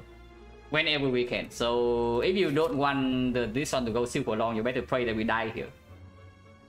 Because if we don't die in this fight, we are going to have a full potion belt. But yeah, like this fight is in theory stoleable if it's giant head. Max HP giant head. And okay. So discovery? No, I don't have discovery. I have faster discovery. Like it's right here. So is this fight or do we move on? Because if we can just win this fight normally, we get to any fight we can stall, like maybe this one, then it can actually just happen. Holding this fight still means that we need to scale up to 70 block every turn, yeah, which is not like super easy.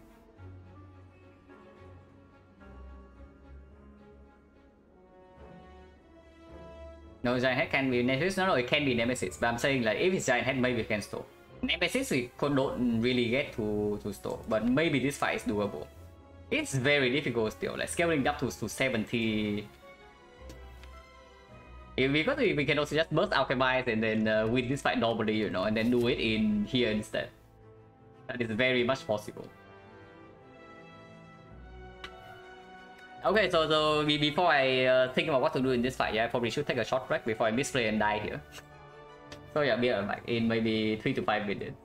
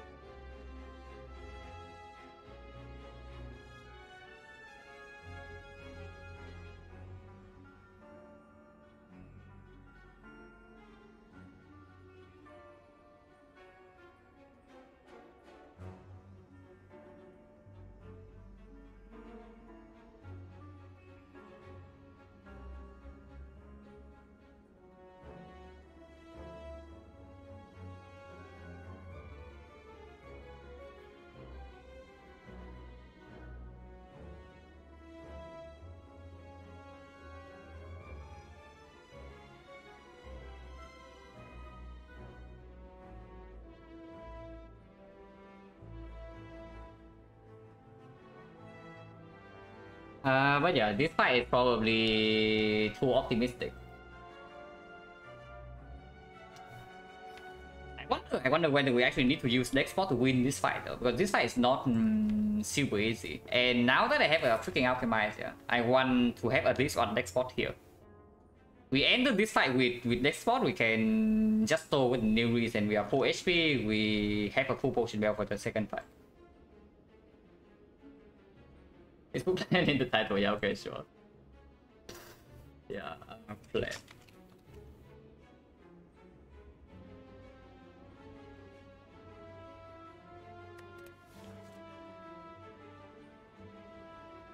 So does Alchemize change what I want to do from here? Because maybe it does. Like after, if I survive this fight, yeah, maybe I actually enter this path, because Retromancer, judging from the fight just now, like fighting Retromancer without potion is going to be a massive pain.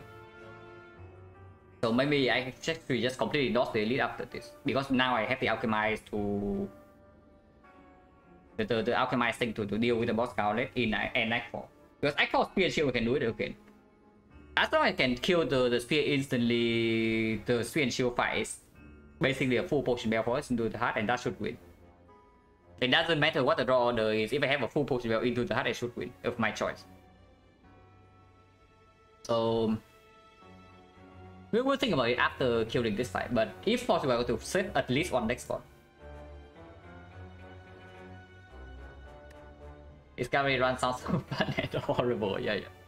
It's fun when you do it the first time.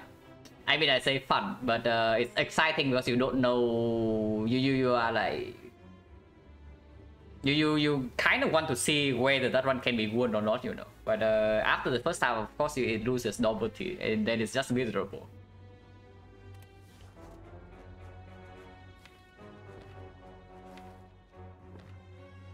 Can burst on the Alchemize, but maybe I want to burst on Madness.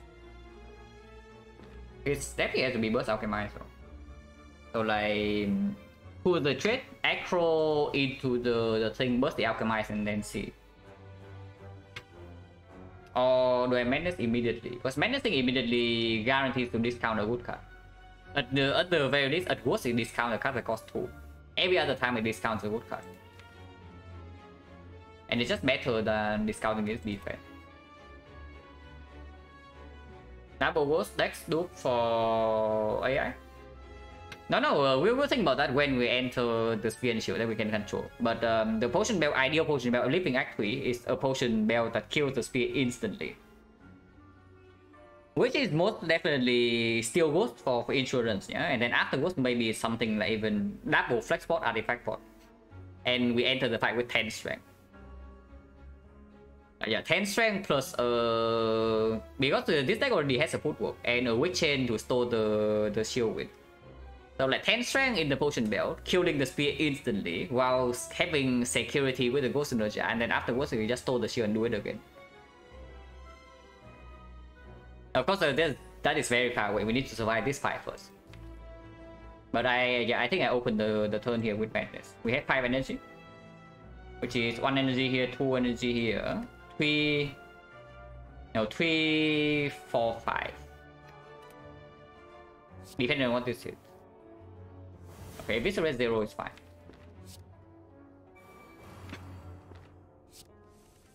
But yeah, Burst Alchemize probably comes down instantly.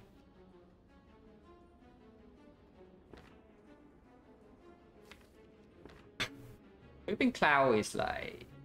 okay. Who's is in play so I can save the thing for next turn? Hero is still not down though, so ideal is on turn 3, but that is waiting far too long.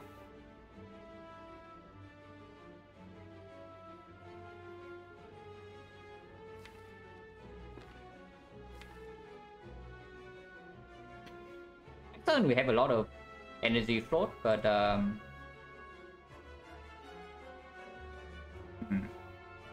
difficult. Probably still has to beat this. Actually, no, it's this. We just take 13 to face. And I think I use 1 deck spot here, but maybe not this turn, not yet. Start with Burst, do Eviscerate, do Sneaky Strike. Eviscerate for Akabeko, do Sneaky Strike, and then play the Alchemize. And then play footwork, take 13.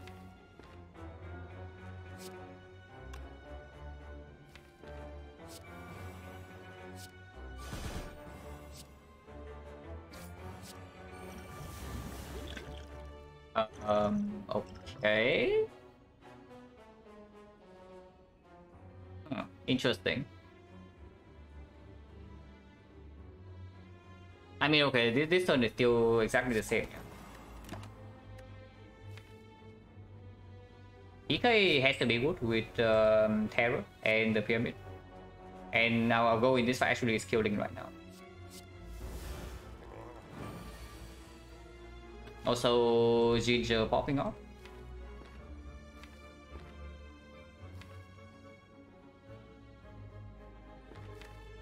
This is fairly slow, but we can also block for quite a long time. Palace, I mean, of course, with Potion Bell, with potions we can choose. The Palace is strong for sure.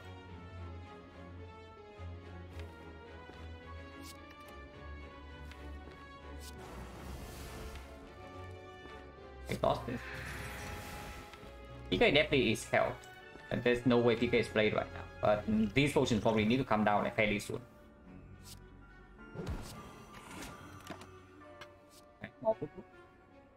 Alchemy is already played though, so we cannot do like super stupid stuff here.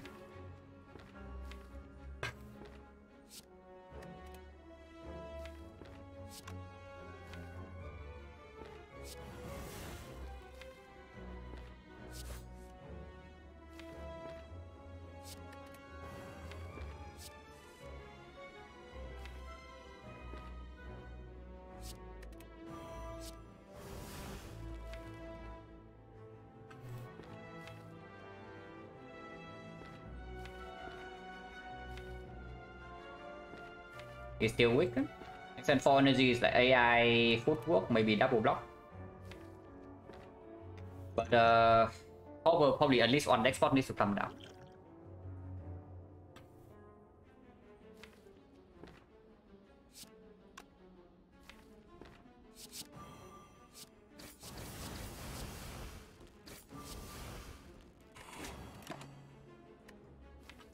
This is good.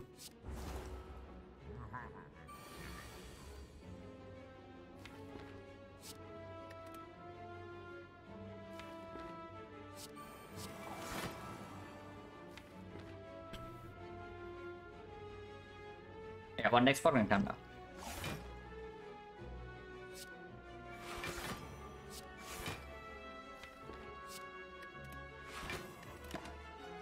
Small footwork. That is probably slightly better.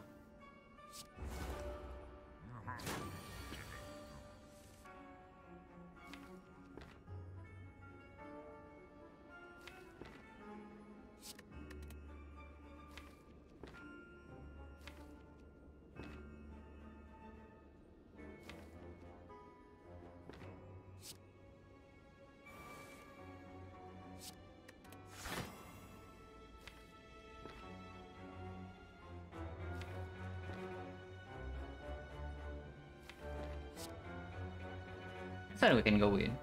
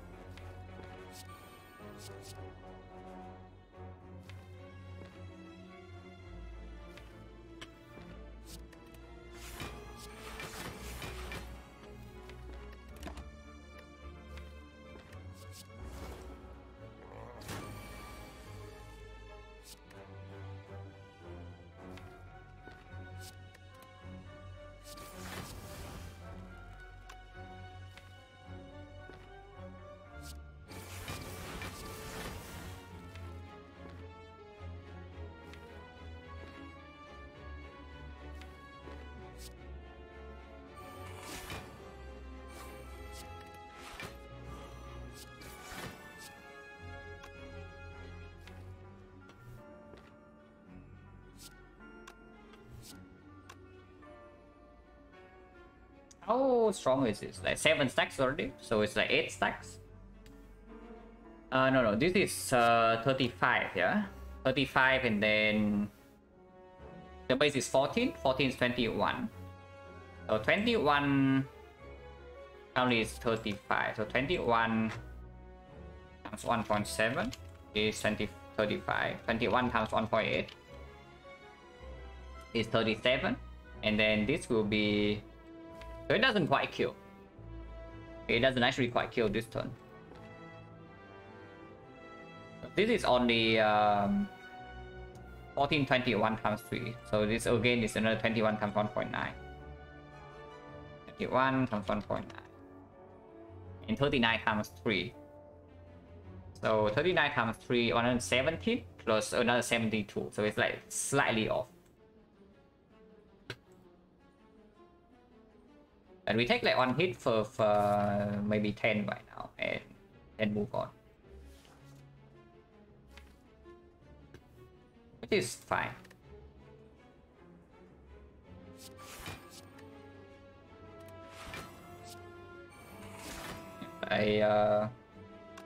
Before 13 to 11.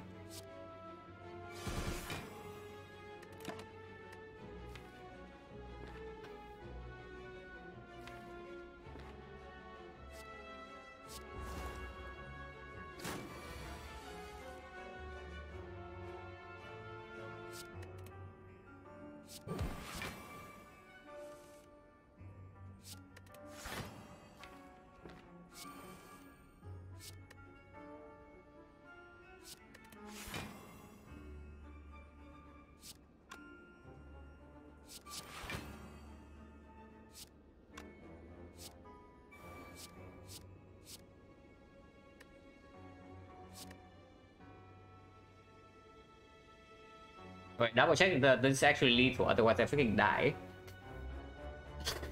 If I discard the wrong stuff in here, it's not lethal, I die immediately. So better check. Slow is going to be 5, yeah? So this is 6. So 6 times 1.5 is 9, and then 6 times 1.6 is again plus 9. 6 from 1.7 is plus 10. And then 10.5 times 1.8.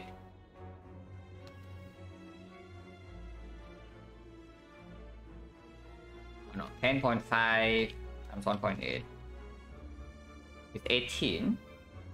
So 9, 9, 10, 28, 18, 46. So it's definitely lethal. It's definitely lethal. Like doing it like this.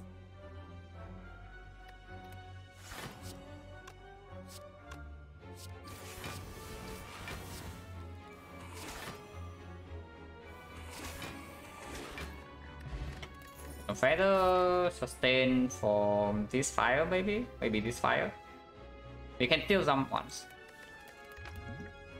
Yeah, well, the plan is very funny. There's a slice plus. Not super interested. If I only turn down several sneaky strike plus, of course, a slice is not doing it. So no, and quick strike doesn't perform.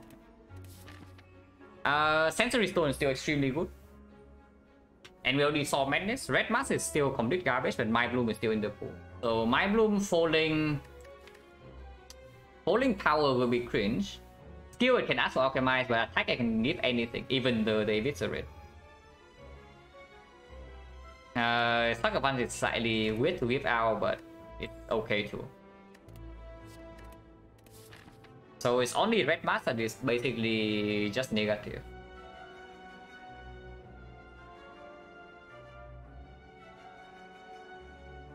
Like My Bloom still in the pool. I'm not too interested in the Retromancer rematch with this Potion Bell. Like the Potion Bell is not offensive at all, so I do not care whatsoever about this city.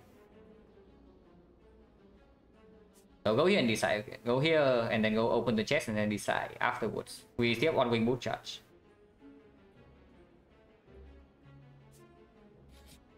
Okay, My Bloom is here.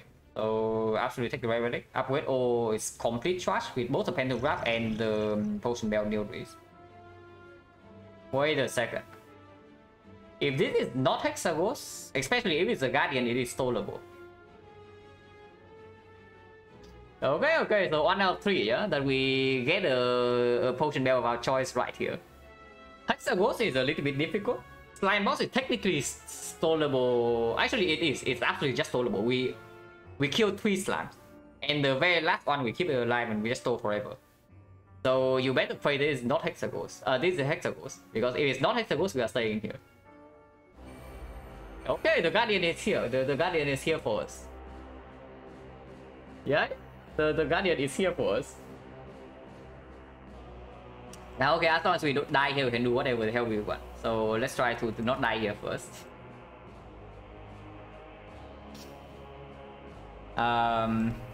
Yeah, Acro next turn draw 5, we have here a bit, so yeah, never a problem.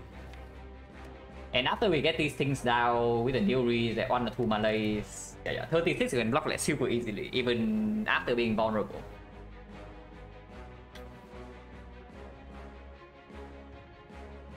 No shot we install this, yeah, sure. So I would say that save the next spot for the automaton, for the awakened one, but yeah, maybe it's for this guy.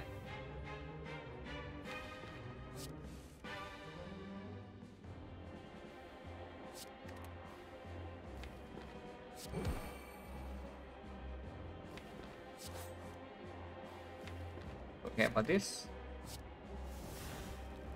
Don't actually want to split this turn, yeah, so we don't split.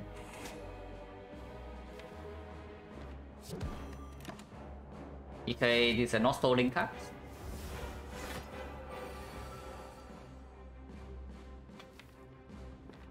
We only need to get into the point where we can block 36. And whenever we can successfully block with 36, then we can just never deal damage to this guy. And through the trade can discard the things.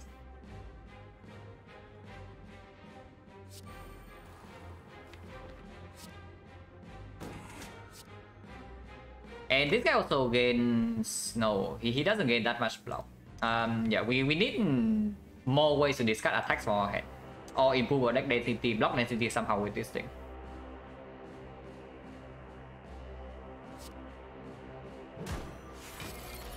But of course this gets out of the hand right now. These are not stolen cards. This thing is draw, but we don't need draw. We need the thing that makes hand space.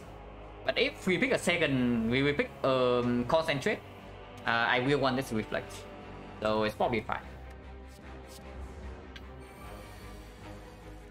Cap one ghost? No, we are not cap one ghost. Like not at all.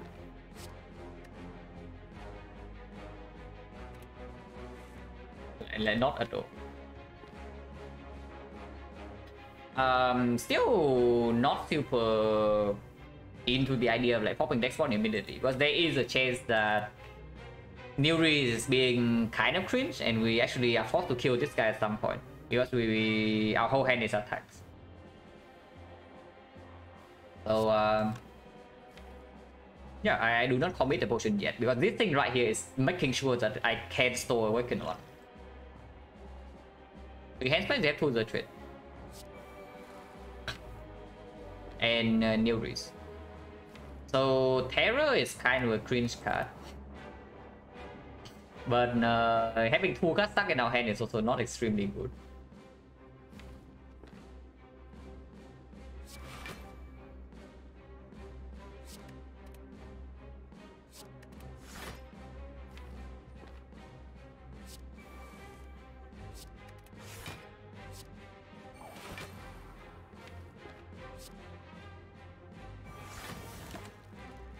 From definitely not what we need to store, but this is fine.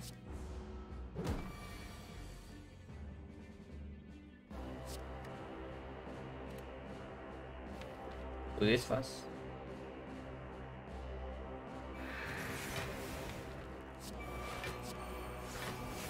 Okay, Alchemize 0 cost, so it does make our job a little bit faster afterwards. Just a little bit faster. But we still need the defensive scaling for the new release first, yeah.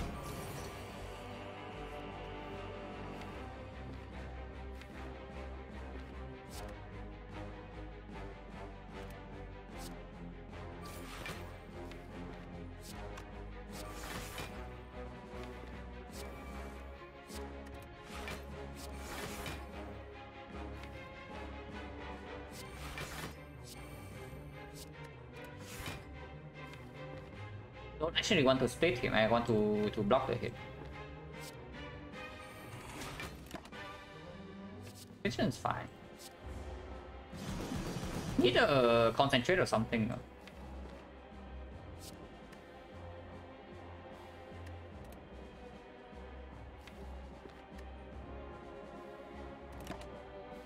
Maneuver is not exactly concentrate. Hello, MG. You can probably also tell from the state of affairs that we have alchemized in hand and new risk codex right now. So you arrive at a wrong time. But yeah, we are doing it because the run is below curve. We are very much below curve right now. This guy is actually not that easy to store. But sure.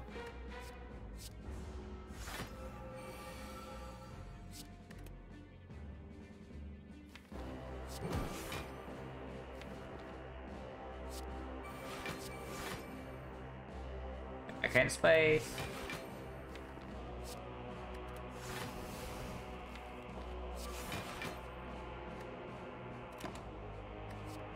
Okay. Getting vented on, yeah.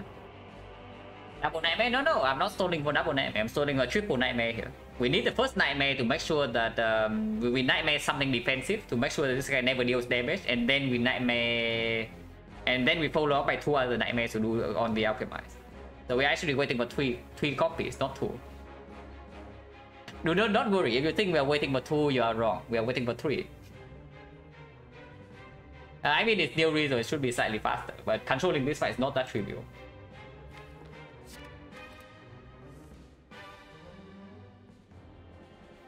Yeah, maneuver first. I mean, if we get a setup and the second nightmare fairly quickly, you can do that like quite fast. But that requires like very good luck from the new reason. Because now with the nightmare in hand, we also have that one card kind of stuck.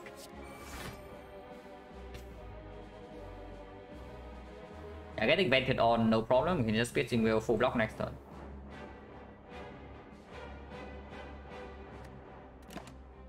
Okay, footwork's good. Maybe you can nightmare footwork. But no rush yet. Yeah. We are still in no danger of taking damage.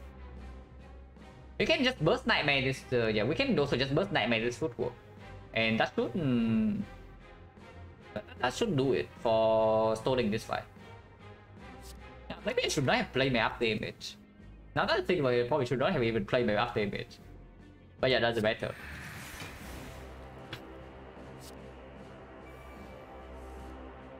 Oh god.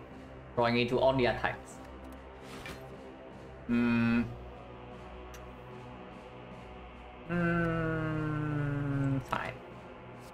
What?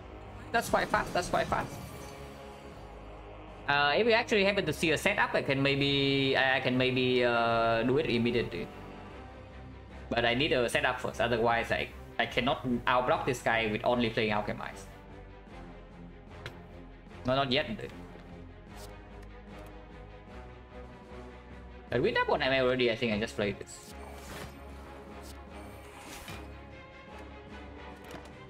Wait, what? Okay. Should not have played footwork apparently. It's the punish for playing the footwork. But whatever. Doesn't matter too much. Yeah, even the Spire wants it to end, but if it actually wants it to end, it better gives me a full setup like right now. I need a setup.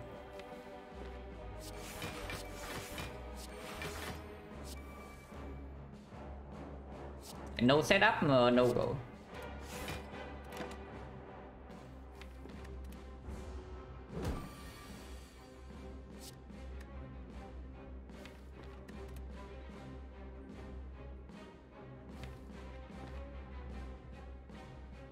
Again, getting vented on, zero problem.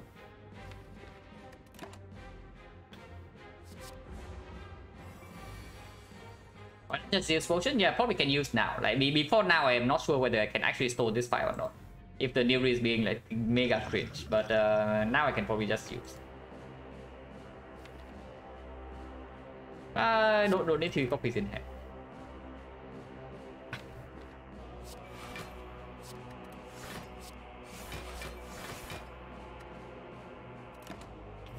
Okay, concentrate is very good.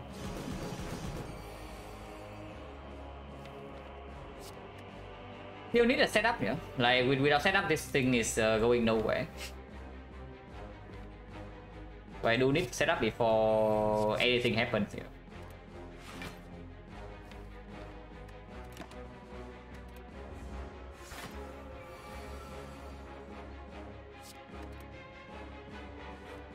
Fine, if the Guardian wants to be split that much, we can split him.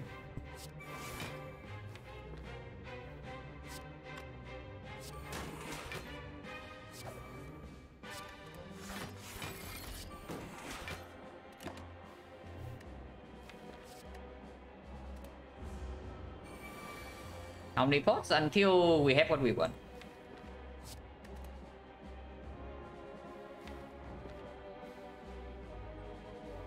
Setup would be good here.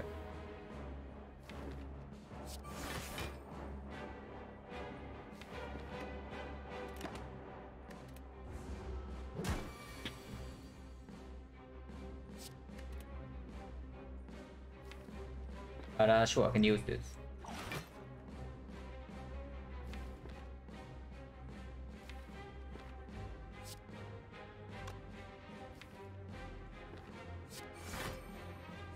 But AI would also do it, because AI can just burst Nightmare. AI have a second Nightmare in here.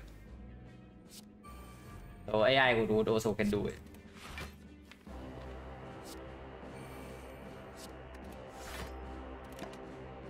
Second Concentrate, prepare is like fine. Definitely should not have played my defensive power apparently. Hello, Beers and Bacon. Yeah, that definitely should not have played my after image. Like football can be played, but after image should have been held, like for sure.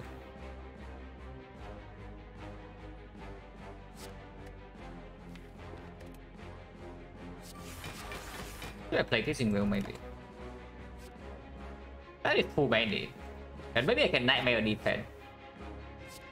Probably should just freaking Nightmare defense. Yeah, like why not Nightmare defense right now? Because that seems good.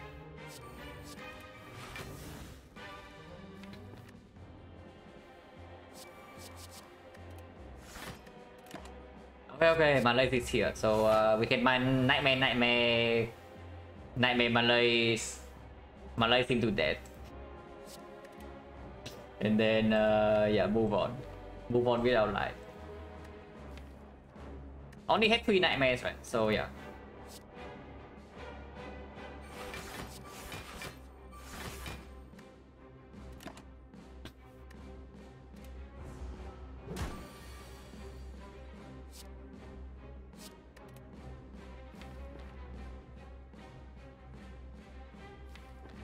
So concentrate.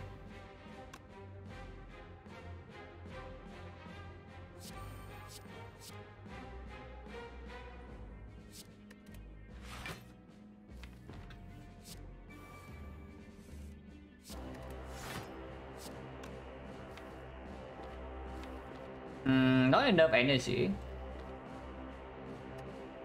Burst Nightmare Malay should be enough. We still have 3 Nightmares, yeah. So yeah, Burst Nightmare on the Malay should be more than enough.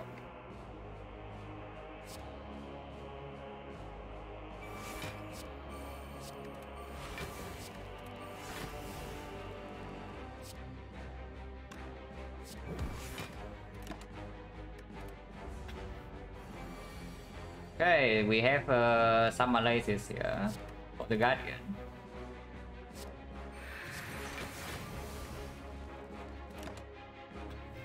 So it's fine.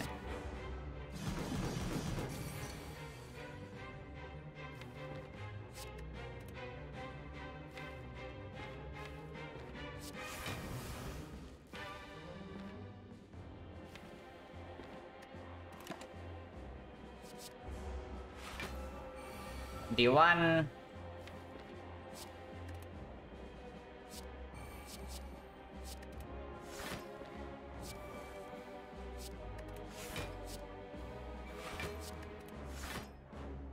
Taking some damage, doesn't matter, we can buy ourselves back up. Actually, we don't even take damage.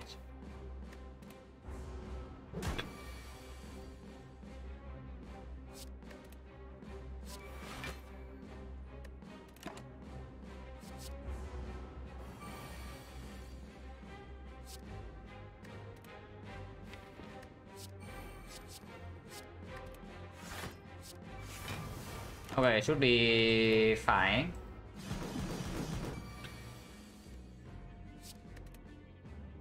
So now again, yeah, we just block until we see setup, and then we do setup on Nightmare, we do Nightmare, Alchemize. But we need a setup.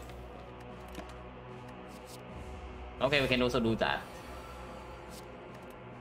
12.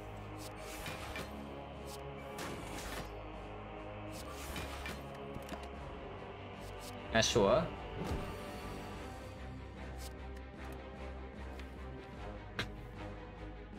But need a concentrate in hand, otherwise we cannot make hand space to do this.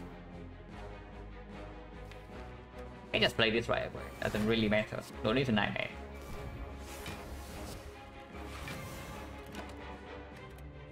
But this is literally just set up waiting room.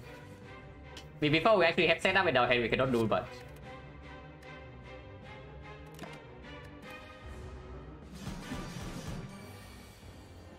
Literally just set up waiting room here. 9.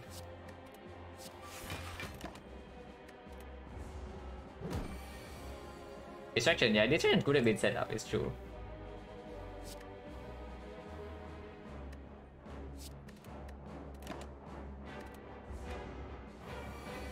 What do you walk into? Yeah, silent, some silent gameplay here. What do you walk into? Yeah, don't need more of this, like, please.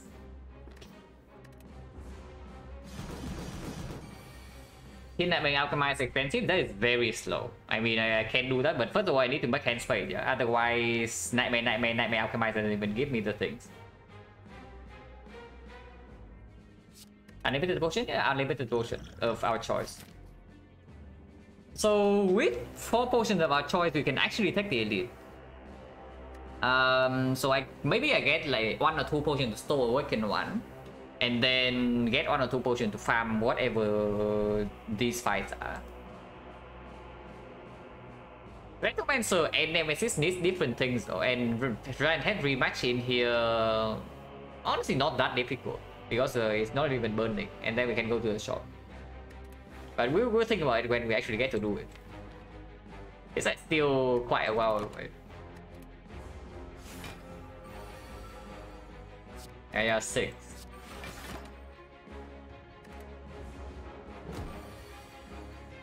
Ultimo, no, I'm not doing it twice. I'm doing once here, second time in the Awaken 1, and another time into Spear and Shield. At least 3 times. That is at least 3 times in this run. Ocean consoling in, I don't know like how it affects the seeds afterwards though. So if possible, I would like not to.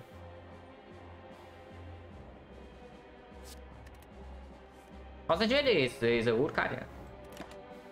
Because it does make enough hand space to do Nightmare.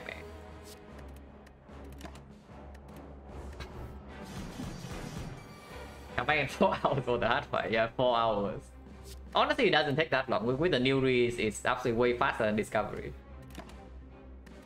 In theory. In theory, it should be faster.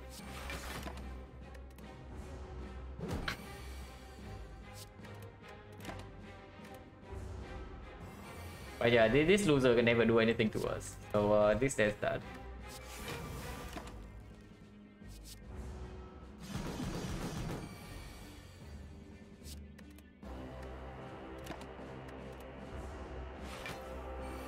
Concentrate, yeah, I can, but Nightmare right now I don't have energy to play the thing anyway on any turn, so might as well just wait. Because after I get a single setup, this thing is going to be quite fast. So no reason to get like impatient here. Okay, so now the big hit doesn't even do damage anymore, yeah? So now we can just do nothing. Until setup appears here. At 0 now.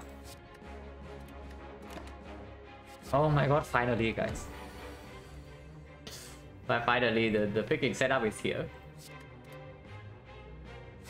Took a while, but it's here. So now we can go in next turn.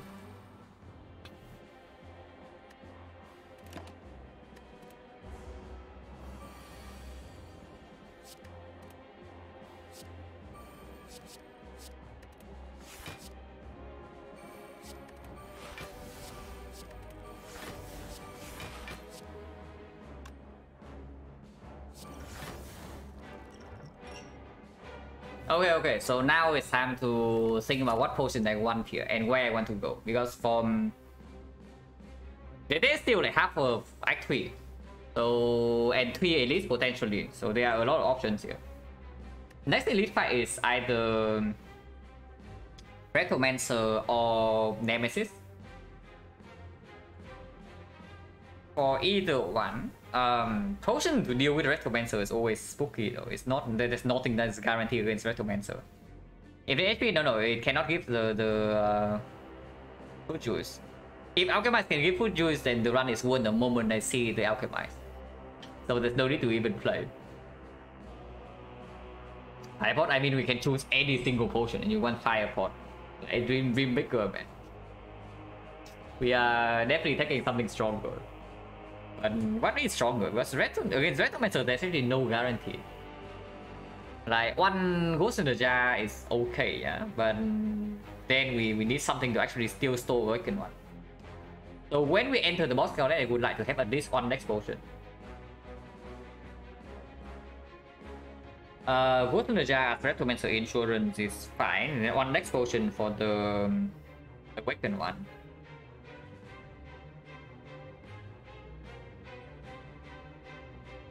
For Ghost in the Jar, no, for Ghost in the Jar is not fine.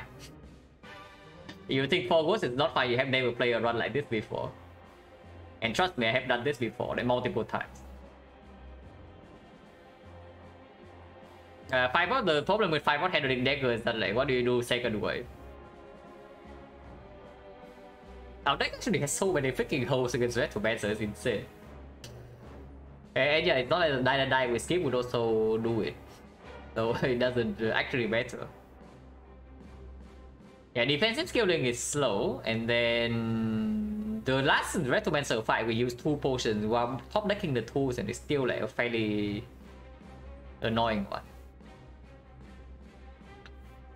That's only if we actually top deck our tools, because there's not even a guarantee that we draw into any attack. We have literally 0 AoE in the deck. Maybe we just don't fight elites. Honestly, the more I talk about it, the more I think that the Retromancer rematch has a chance to go like extremely wrong. If we also dedicate some slots to hold potion to Store Awakened one. And plus flex, if it's against Nemesis, I keep the artifact plus speed. I have like 2 speed pot in my belt right now, of course I am rolling some of them. Yeah, maybe I should just not take the elites at all. So if I do not take a single elite from this point, what is the any upgrade in here that I want? Food upgrade is okay, yeah. Makes the Awakened one stalling slightly easier. Burst upgrade is very good. Menace upgrade is like okay but not super necessary. So there are potentially strong upgrades here, but nothing super compulsory. I think the one I want the most is probably this.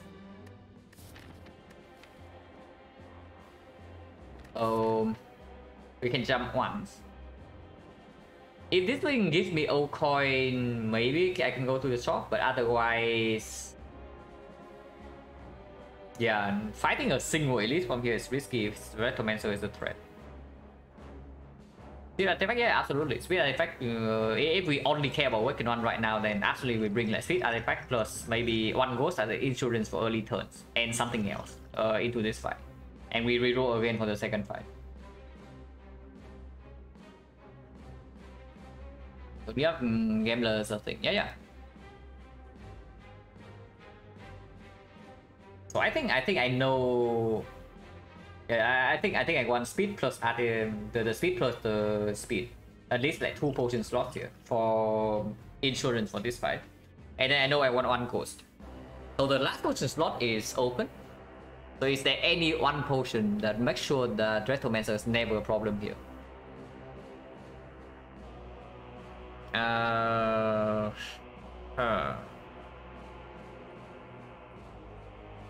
Maybe Gambler's Brew, but the problem with our deck, you also saw, like last Retromancer fight, we used Firepot to kill 1 decker.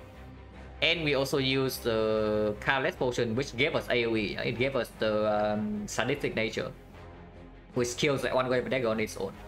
And even afterwards, we were still taking damage, like taking like maybe 10, 15, and of course we beat ourselves back up, but that doesn't always happen.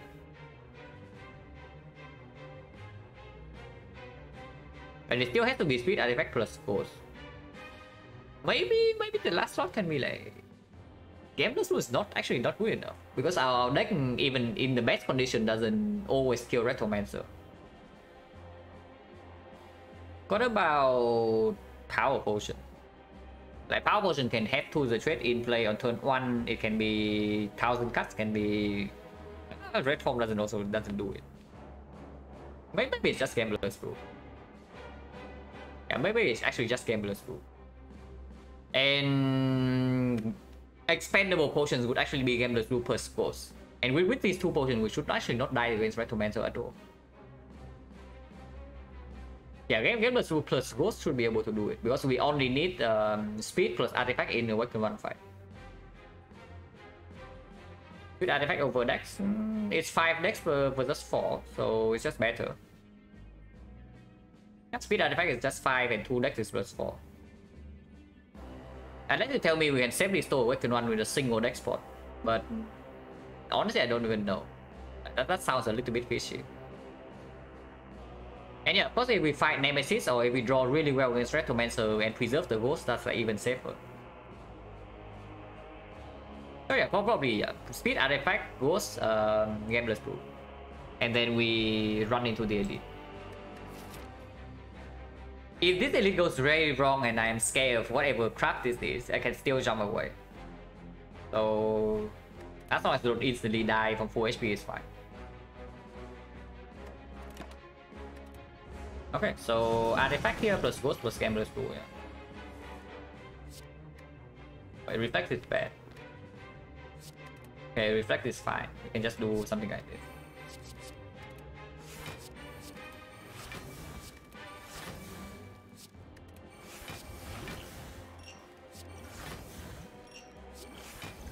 Yeah, Fairy keeps coming, but I don't want it. Wheel Shift? No, Wheel Shift doesn't happen. Immediately after this fight, there's a fire with Eternal Feather. So we always have safety after first edit.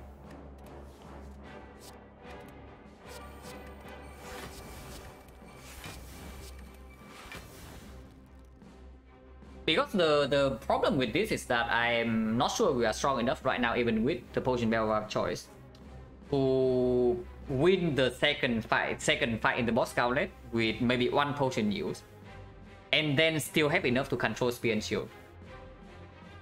That's the biggest problem. Because I don't think the heart is actually a huge issue if we have 4 potions that we can choose. But the problem is how to set up floor 51 into a state that give us the potions that we need to skill Spear and Shield.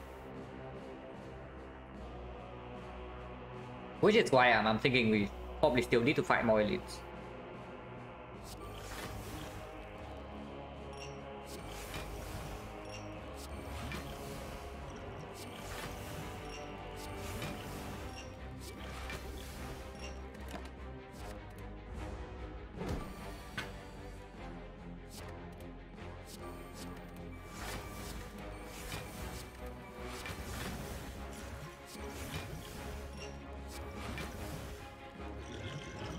Yeah, don't need more of this.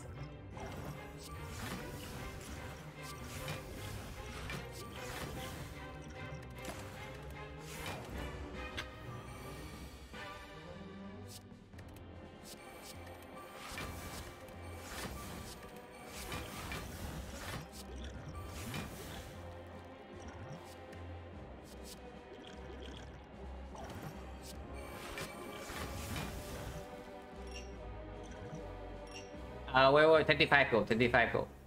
Ooh, almost forgot 25 gold, guys. I cannot forget.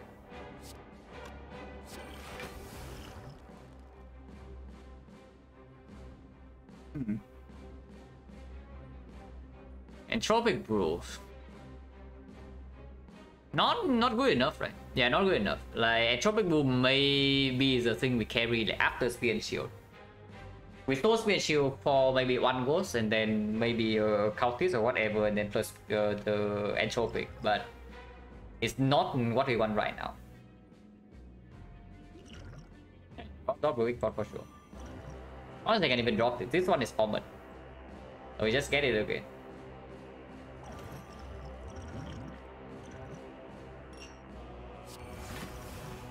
Okay, 25 go. Yeah, you only need the upgrade pot now.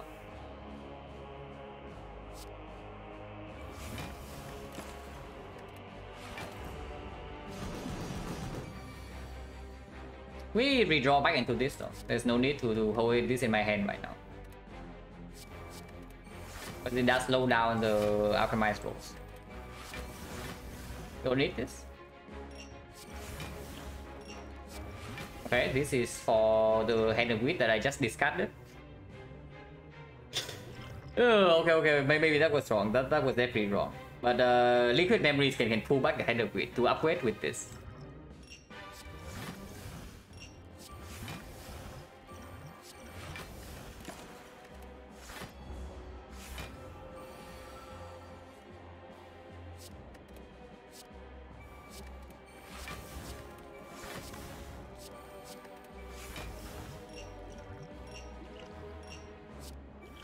Yeah, exactly.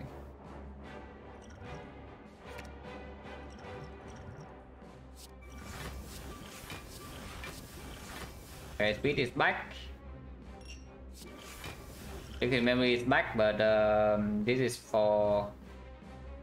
maybe we can get this guy to like 1 hit range, and then liquid memories can end the fight whenever we want to. Not sure, can attack.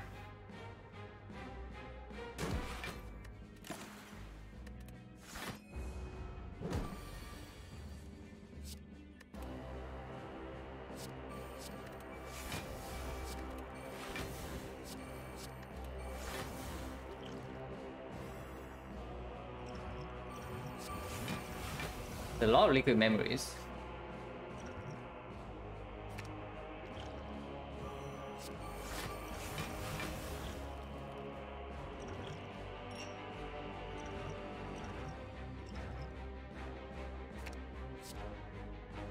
Wrong order, by the way.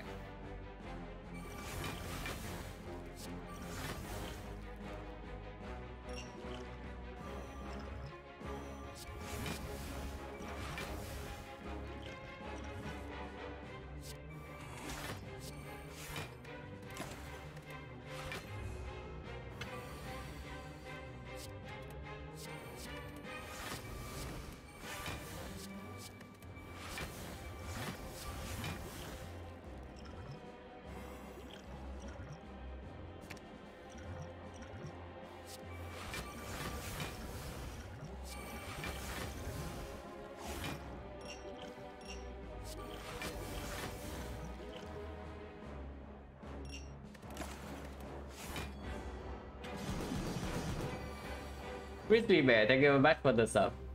And the 9 months. Yeah, so close to 80%. And at the same time, so far away. But this one will last quite a while. And it's not even a guaranteed win yet.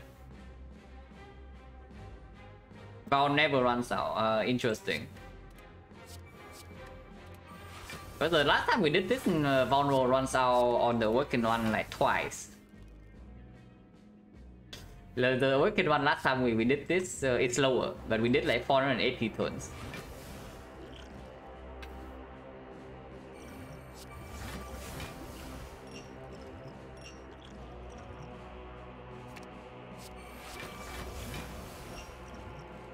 Yeah, sure, can have 10 damage. And I can have another 10 damage.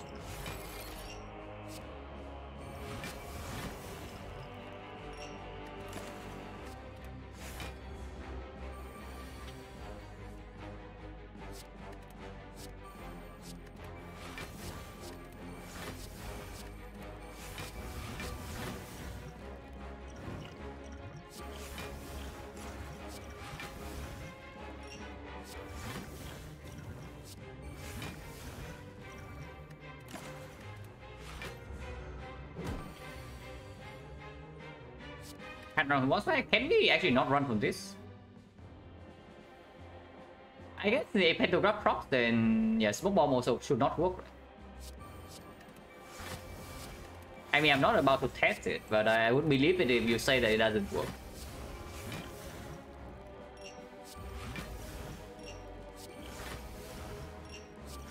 Also, we have not seen the potion we want. Like, not a single one. Ah, okay, finally one is here.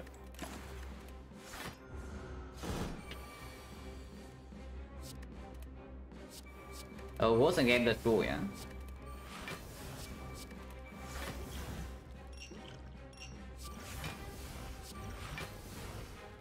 Kind of weird is already killing, right? It's 29, yeah, exactly to 43. So we don't need to throw this.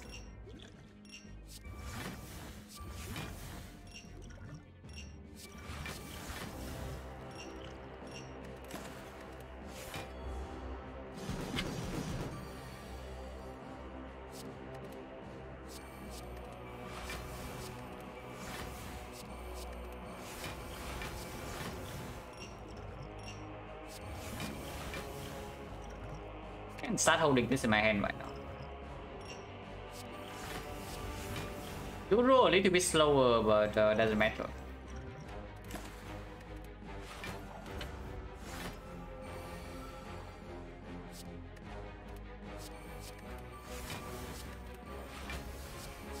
We roll 5 potions per turn now instead of 6.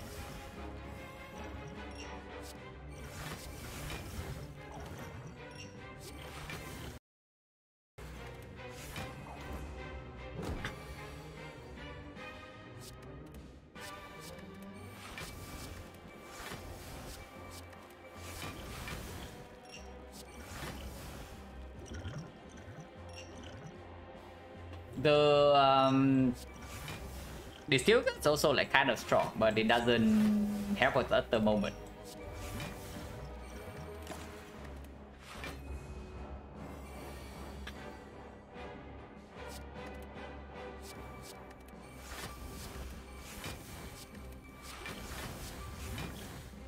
But yeah, Gameless Brew is uncommon, Ghost is rare, so it doesn't happen that quickly. Yeah, you think we're halfway there, but it's not the case. Because the potion we won from here are more rare than the one we already have.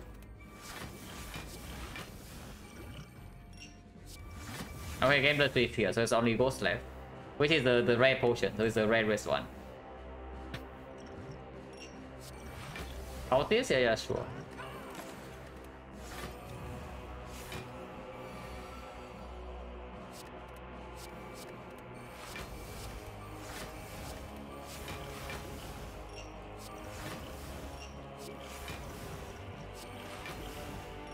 XecnaR is rare too, by the way, so instead of XecnaR, it could have been a Ghost.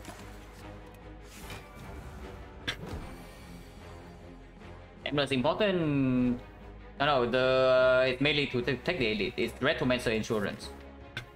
Like, we take this to Store Awaken one and do the same thing again, but before that we are fighting elites, and Gameless Brew plus Ghost is Retromancer Insurance here.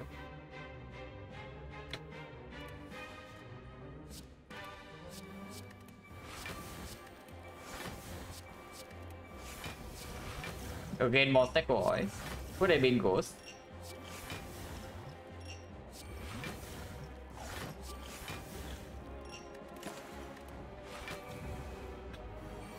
They can find Doneka. Yeah, Doneka is very storeable. It's true. And we will enter the fight with a bell setup that can store, yeah, because we need to be able to set up our bell before the spear and shield fight. Wait, okay. Fairy is also rare, so it could have been a Ghost.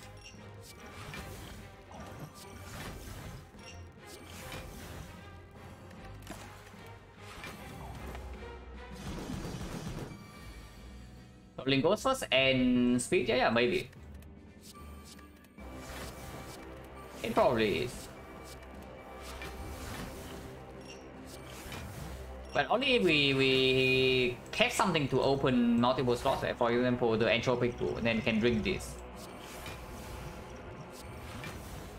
With our entropic, we are rolling 1 potion per card anyway, so it doesn't matter that much. We can only store on as skill forever. No. Donu Deca, you kill the Donu first, and Deca doesn't scale. You know why would I want Fairy? Fairy is absolute garbage. Why would I want Fairy? Like for what?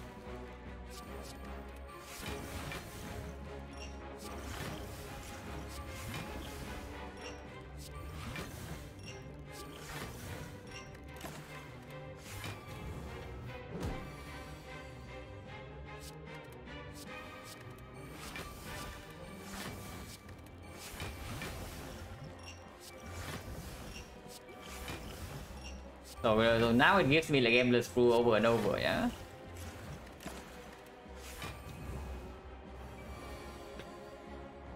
And garbage? No, it's Days, and Days exhaust. So you can also look at this fight to see like how Donodeka goes on. How the Donodeka fight would go if the fight goes on forever. Imagine this thing is right here is the Deca. Yeah, just imagine this Deca. And what's happening is exactly the same. Time meter is very annoying, but maybe. Okay. We can. The thing is here, so we can get out of here. Oh, nothing else to do, yeah. Oh god.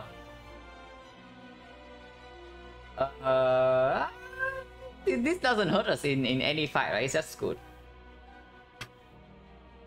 Yeah, like we are not storing. This thing means that we cannot store spikers. Now this thing means that we cannot store spikers, yeah. But it does help us kill the Donu. Spear and Shield is probably irrelevant, but maybe it means we can enter the fight with something like Double Ghost. So Spiker, yeah, sometimes. If it rolls 60 HP. Sometimes.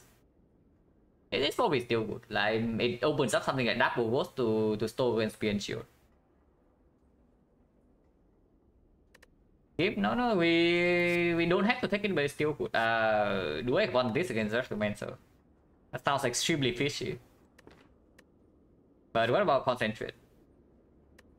Because I have a feeling the real Concentrate now deck is quite strong. Like every time we enter the fight with the Nilris, we are praying for the Concentrate, and we are praying for the for any kind of card draw, for like maybe PK.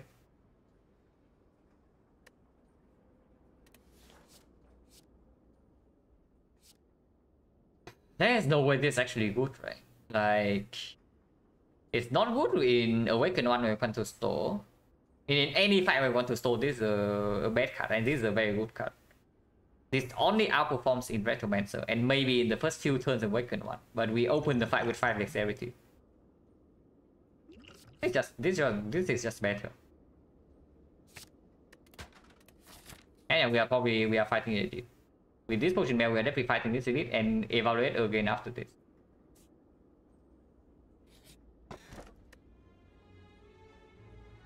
Wait a second. Now this one is slightly different. It's very good in Retromancer, yeah, I would say that. But this thing is very good in the Retromancer fight, but outside the Retromancer fight, it's slightly problematic. But it is very good in the Retromancer fight itself. Is this actually a skip? Because we can also just play in Awaken one. We can still freely play, and Donu and Deca, yeah.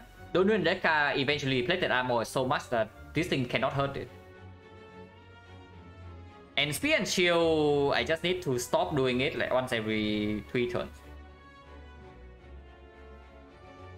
Yeah, Awaken one heal, so it's like no problem. Donu and Deca against plated armor, so no problem. Spear and Shield, I just need to not do it once every 3 turns. It's still very good, like it helps our problems. Long rest on stream? Longest, you want the longest? Longest is 3 hours and a half in a Waken 1 fight. 480 turns. But now we can fight the edit. Not even Retromancer. And again, we top like the tools, and we top like the after image. It's good.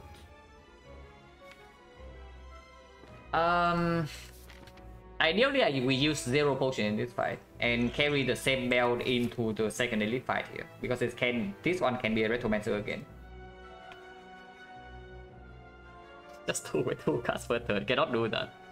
I mean, it can, but that is a little bit too slow. Alchemize, it is an Alchemize stream, but it's not the entire reason for this duration. Like, the run is long because it's difficult. We have only stole with Alchemize for like maybe half an hour. Like, we got the Alchemize here. No, here. This is where the Alchemize was picked up.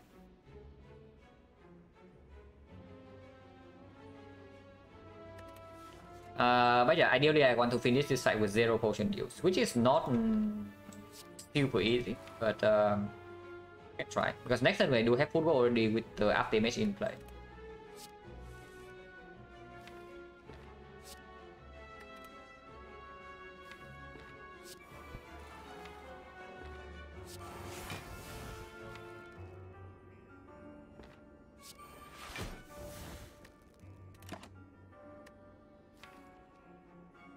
So now we just pick the things to win this fight. Yeah? We don't care about rolling Alchemize at all. On rare potions, 1 out of 70. You cannot give fruit juice in combat, so 1 out of 60.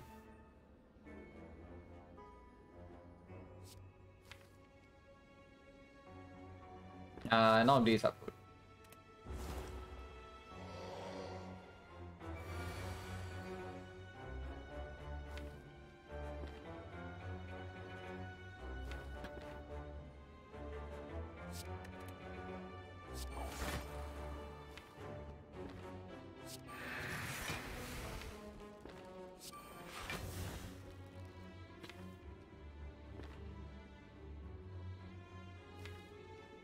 Error still a little bit far down.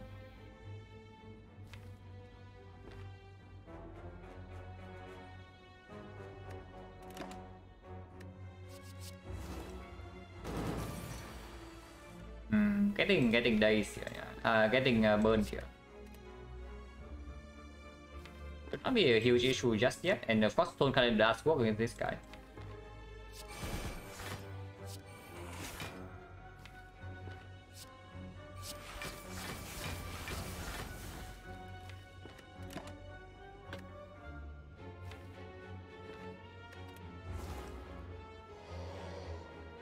Hello, Jaras.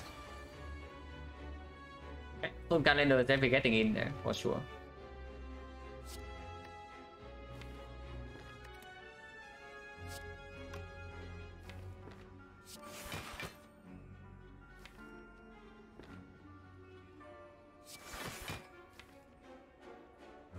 Sacrifice does get drawn next, huh? So we can do this. So we can play this.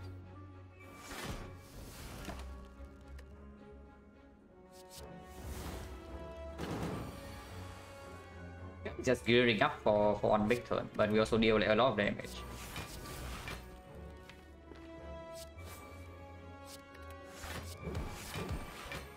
Stone Calendar kills it in 2 turns, and we full block next turn. So this fight is like preview, which is good. This guy actually never 45s.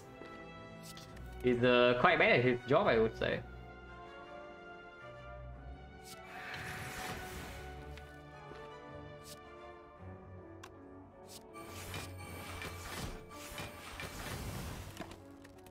Yeah, Calendar going in.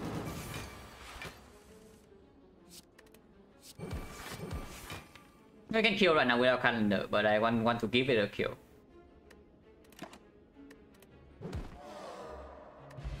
Okay, Captain CO 100% win rate, so this one is statistically over. Okay, these are good. These are exceptional. But I can only get one of them. With the concentrate added just now, it has to be backflip, right? Because backflip is again a card that works with 5 dexterity. Right now in our deck, there's only 5 defense and 1 survival that works with the dex potion. It has to be backflip. Cut to 0 and frozen die. Yeah, the absolute combo. I mean, only like Tori or Incense Burner are missing. It has to be this. Like even if the card game was very strong. So of course we don't jump. Yeah. We go here first, see what it is. Sensory Stone is probably the only noteworthy event left. Otherwise it's an empty node. But doesn't matter too much. And then go here. And then afterwards we can decide, okay. This fight is tolerable by the way.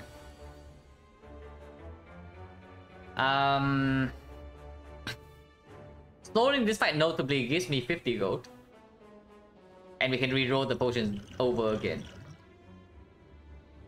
We can reroll our entire potion belt. And get 50 gold here. No, not 50 gold. 25. 1025. Yeah, calendar will kill the 2 million, so we can only store the baseball. But it is still 25 gold. And we are entering a shop like relatively soon. I mean, of course, we can also go here, into here, into here.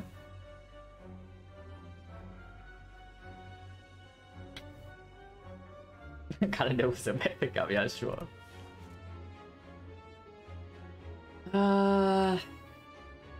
Even if I decide to store, I do not use any potion yet, because there's no guarantee we can actually do it.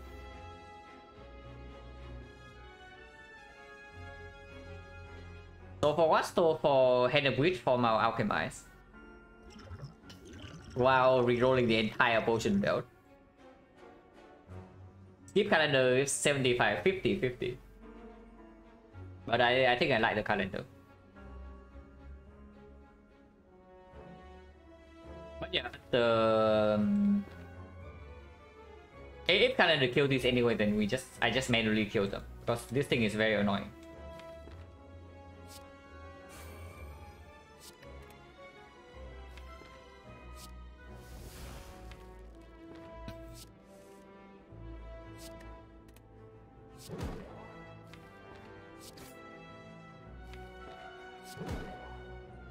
And save the up damage for potential nightmare from the thing maybe. Also need to make sure that we don't deal too much damage to this guy, even if we try to store. Mental damage from reroll is not worth 25 gold, are you sure? Because the way I did 25 gold plus another 30 here is just enough to buy a rare relic in the shop. So how about that? It's actually just enough to buy a rare relic. And rare relic can be Incense Burner, it can be Lizard Tail, it can be Gambling Chip, it can be... Okay, Dead Branch is probably not super good. But yeah, Tungsten Rod maybe sometimes it's okay. Can be Old Coin. No, Old Coin cannot be bought. So we'll see. If I can do it, I will do it. I will say it right now. But I'm not sure whether this is doable or not.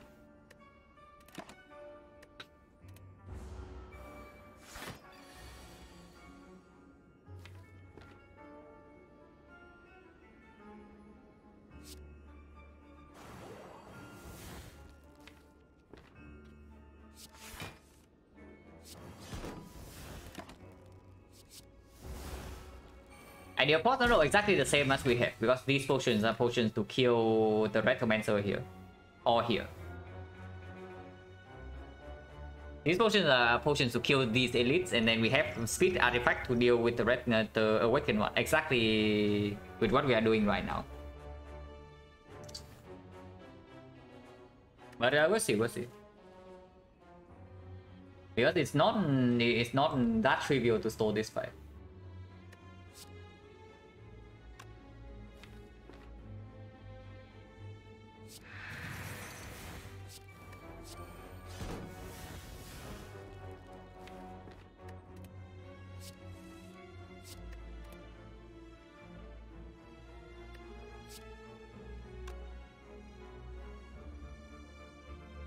8, so 10, so I take 1 here. If I attack, yes, I don't attack. There's also no reason to. But Tool of the Trade is not in play yet.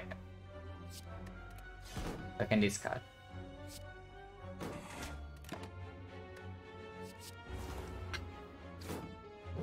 In every 2 turns, yeah. So letter opener also I need to be careful.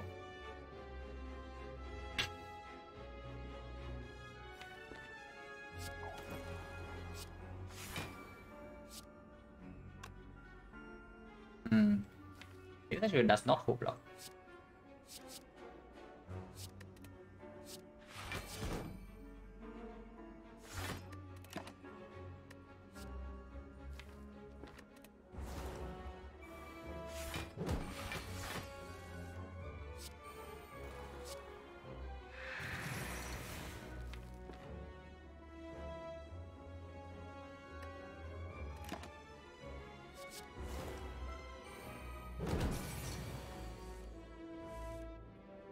Doing this 25 gold is a new low, yeah.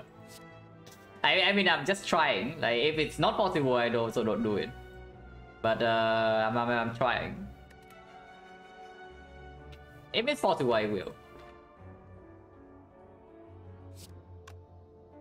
This takes damage though, or it kills next turn. Because these guys are 71, 52, 19. Actually, it does not kill. It does not kill him. That's good enough. Yeah, let's open the deals another 5. So he goes to 57, he goes to 5 next turn.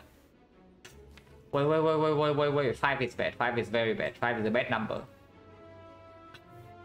5 is a bad number. And okay, whatever, if he dies next turn, he dies.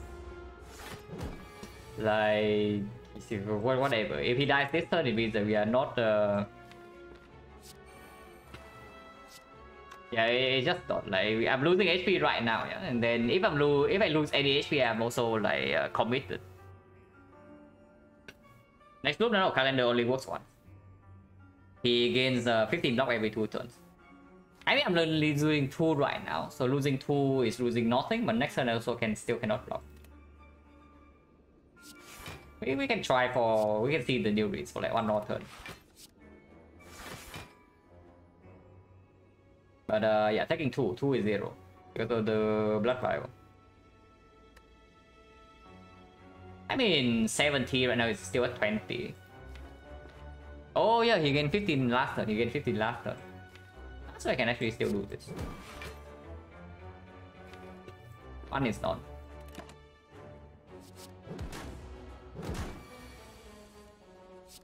One is indeed none.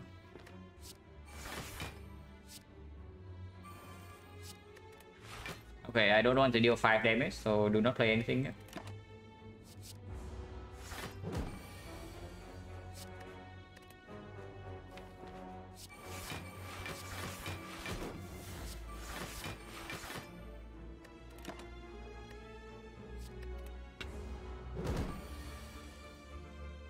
Okay, I give 10 turns, yeah. If 10 turns I do not see a single nightmare, I kill him. It technically does boost the chance in this run a little bit, but even I have my limit. Because right now the run is looking upwards a little bit. So I'm like not in the trenches. But we'll see. 10 more turns, no nightmare will live.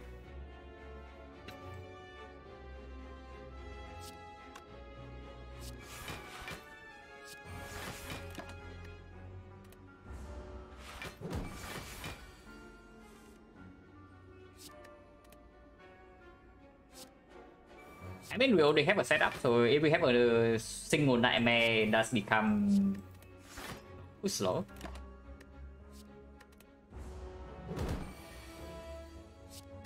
$25 gold, yeah. $25 gold will never ever matter, guys. Like, come on.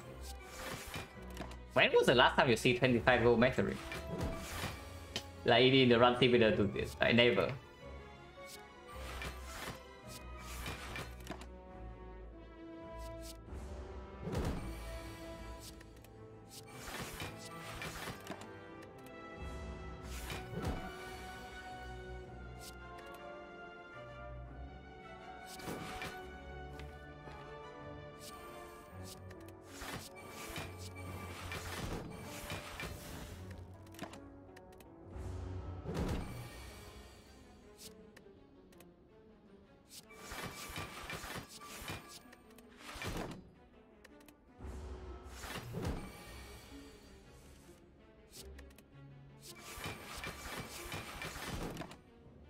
Okay, okay, 2 more turns. 3 more.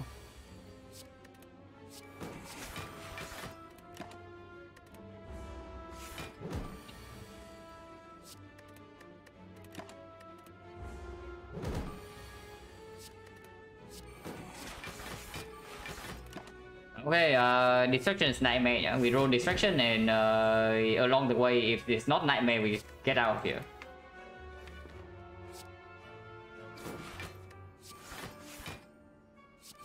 Okay, it's not. So I just kill now.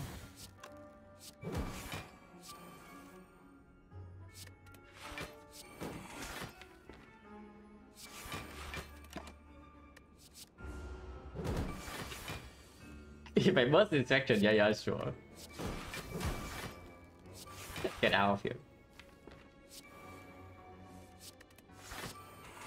Yeah, 20 gold, 25 gold literally never ever matters. Ooh.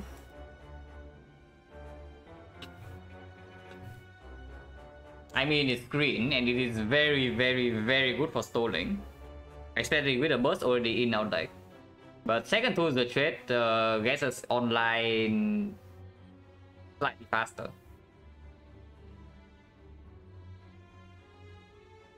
Flower, thank you very much for the raid.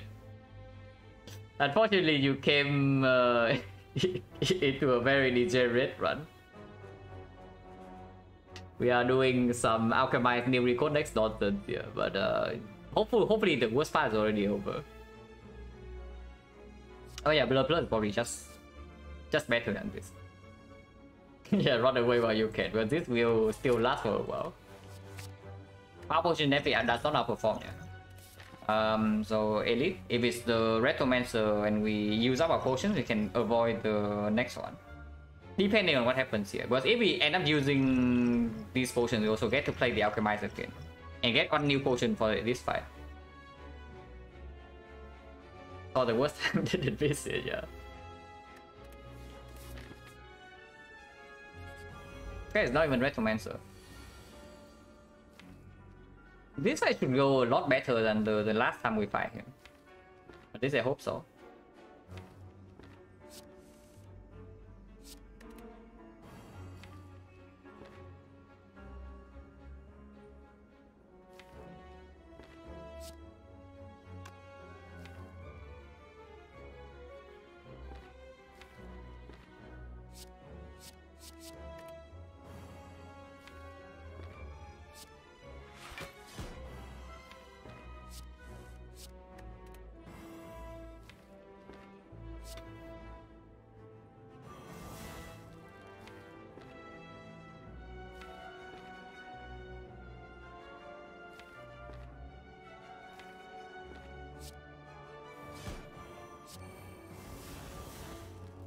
Kind of cringe, but whatever.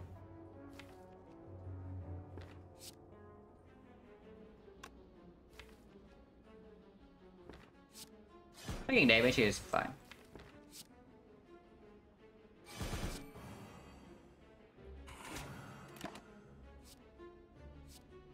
Seventy block, yeah. If I get 70 block per turn, I can store, and of course I can also reduce his strength by like malaise, but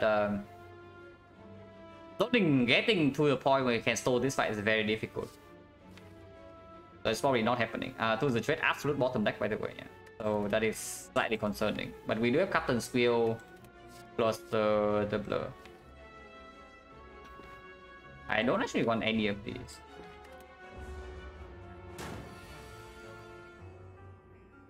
Manage avoid losing. No. At the time, we were very desperate for output. That was like before the Alchemize and before like a lot of other stuff. And being desperate for output, the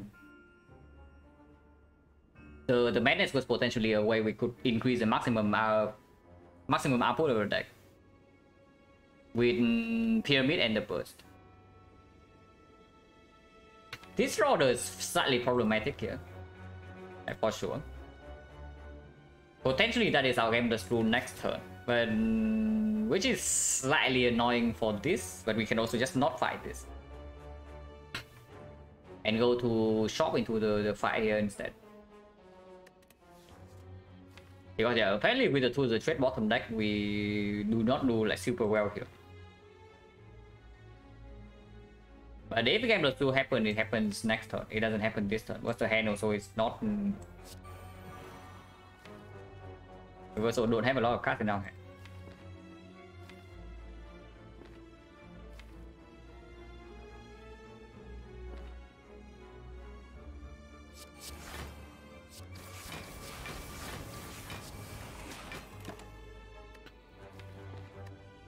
It's a good card.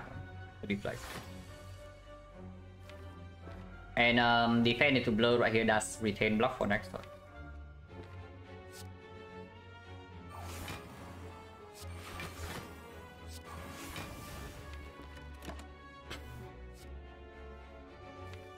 Nightmare on the Sticky Strike actually plays.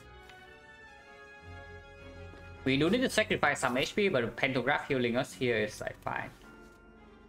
How Gamble is decent, not amazing.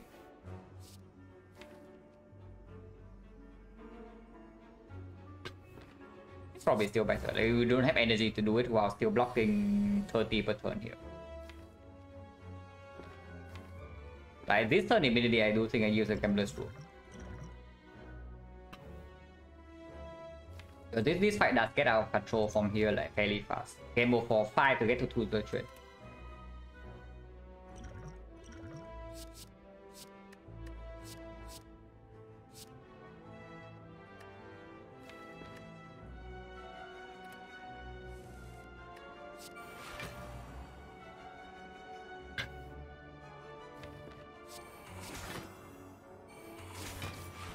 But this time we don't know, so I don't have PK for the new race.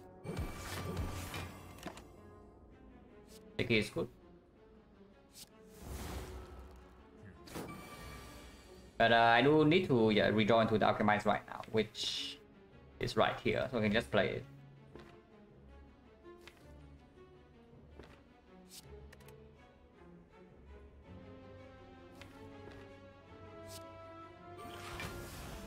Flex is fine. Flex is actually quite good into the first half of this.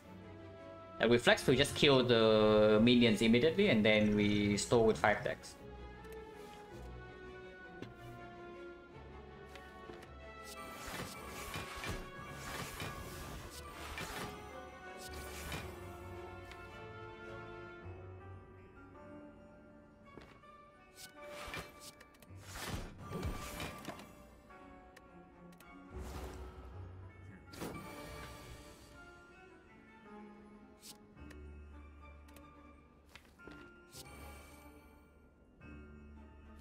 Anders coming in next turn.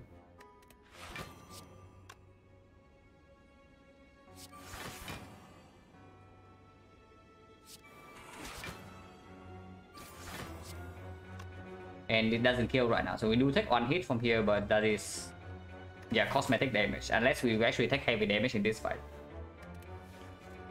But even then it's okay. Again, 17 doesn't matter.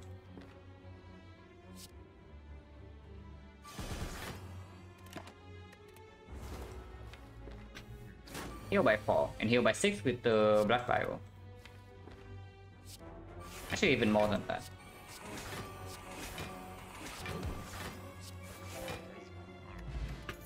Okay, rare relic, like rewarded for farming the elites.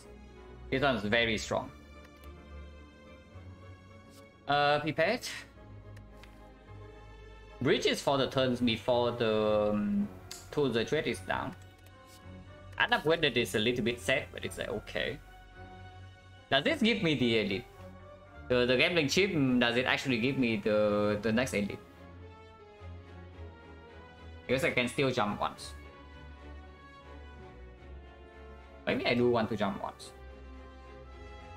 Yeah, maybe I actually do want to jump here. Prepare is probably still positive. Yeah, we got the... We cannot double remove anyway. So like going into the shop right now... It is a little bit weird with the Act 4 shop still coming up. No. I don't even know whether I want the shop or not. And this question mark can still be Sensory Stone. And Sensory Stone can give us something like amazing. Apotheosis definitely means that we restore this fight extremely easily. And this 300 gold is not enough to deal with both this shop and the X4 shop if there are actually things to buy. And if there's a rare relic here, I would buy, for example, Incense Burner or maybe Lizard Tail. I cannot afford right now. But after taking the elite, after farming 25 gold here, and it will happen, we'll get whatever we can in the X4 shop. And yeah, Sensory Stone is still very much open here. That's like the okay, recommends a rematch. So this is the real fight, yeah. Let's be extremely careful here. 95 or 75 does not happen. Like no chance because of the stone calendar. And if we don't kill the minions quickly, we're also like kind of screwed. At least 4 gambling for this for 4 here. And these 4 teams are fine.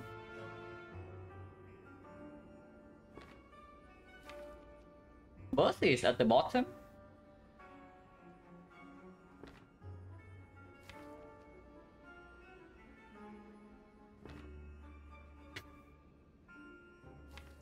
We do kill the second wave of dagger next turn. We let the opener and the Creeping Cloud right now.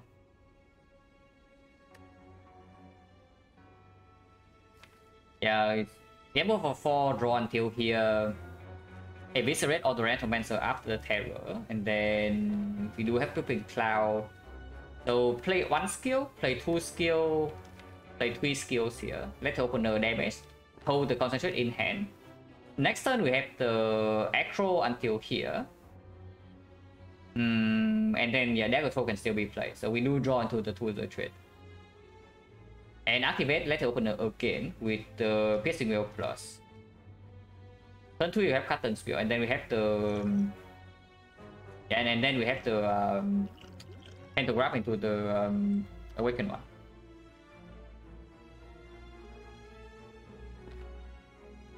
So this is good.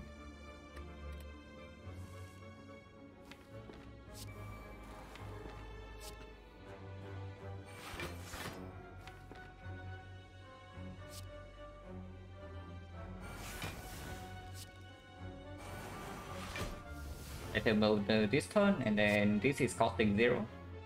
Next time it will also cost 0.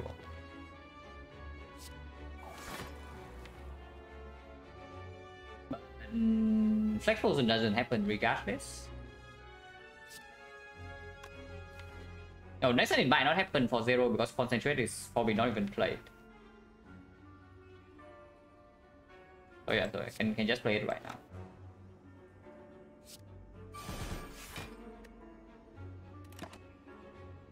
AI draw 5 from here, draw until here, and then draw until here. And turn 3 we have this. Currently blocking very nicely. AI makes our block stronger, but turn 3 it might means that we don't risk the piercing wheel. But we do have Cotton Skill turn 3 as well. The scarier thing is that it makes us not hit the Tools of Trade on turn 2. But even then we are still fine because the new daggers also die on turn 3 with the Letter Opener. This can be taken.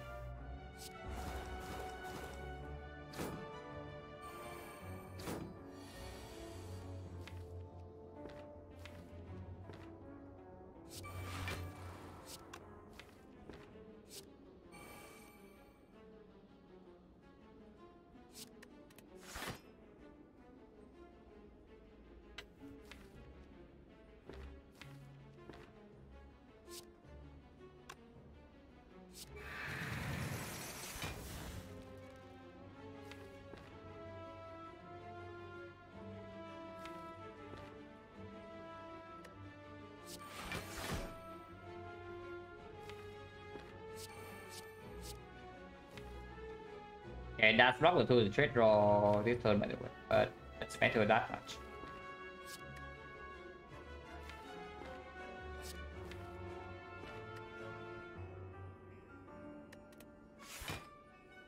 These things are dead, and yeah, let the opener performs here.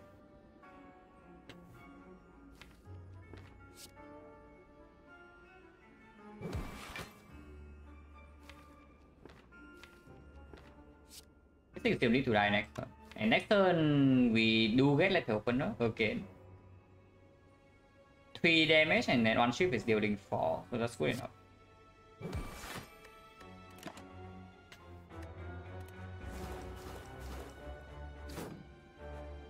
Then Captain's Wheel as well.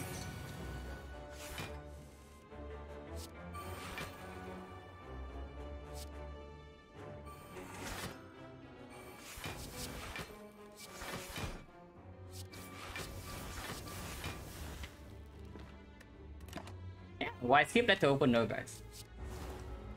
Like, why skip letter opener? It's just good.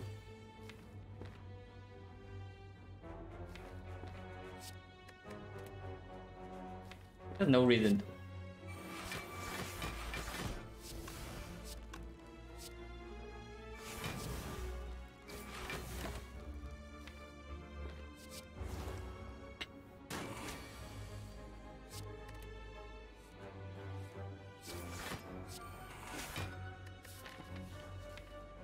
HP in here is mostly cosmetic, but this question mark can also be a fight.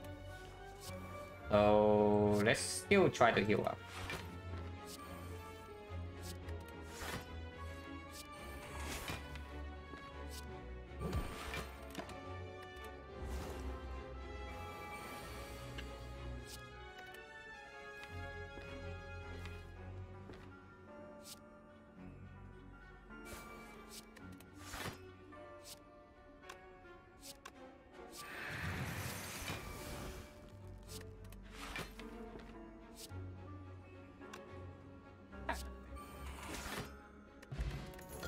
Now infinite. So another backflip with 5 dexterity has to be good. It's also the faster way to reach out to the treasure in case we bottom deck it. Yeah, second backflip has to be good over second concentrate. Yeah, sensory stone, exactly what we wanted. So it's right here. Apotheosis. That cycle is fine too. Okay, Apotheosis in disguise. Panasia. Panasia, Frozen Eye, Gambling Chip with Potion Belt. Okay, I know the Dark Cycles definitely gets picked. Over Deep Breath. Even Deep Breath is quite strong with Thunder Frozen Eye. Trip don't need, Third Madness absolutely don't need, Transmutation no. So right here, if anything is a Panacea. Yeah, so is Panacea good enough? Panacea with our Infinite Potion into Potion Bell is like quite strong because we can set up instead of doing flex per speed into the second fight, yeah, we can do double speed into even Time Eater, but we don't actually have a malaise. We can strength reset though. We can actually strength reset Time Eater, so we push Time Eater to near halfway point, hold Dark Shackles in hand, store a little bit with the new wrist, and then push to halfway point, strength reset with Dark Shackles, and then Infinite Malaise. It is possible to even store Time Eater if we can start the fight immediately with 10 decks. It's good.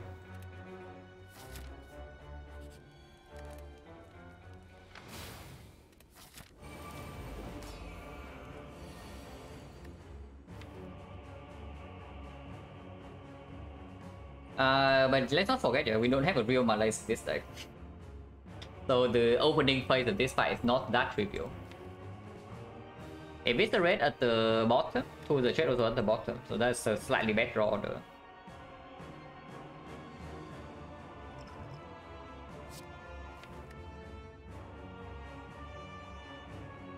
After image probably still gets played. After image will get played, we play all powers, we play all 3 powers. So gambling for 7 right now seems fine, and we can get 5 decks and 5 strength in this fight immediately. So let's do that. Yeah, let's get 5 dex and 5 strength. Kill the minions and get this fight under control and start stalling.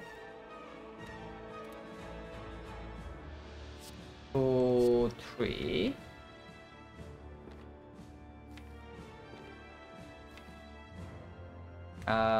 Four. Yeah, 4 like this and burst the aggro plus. Seems completely fine.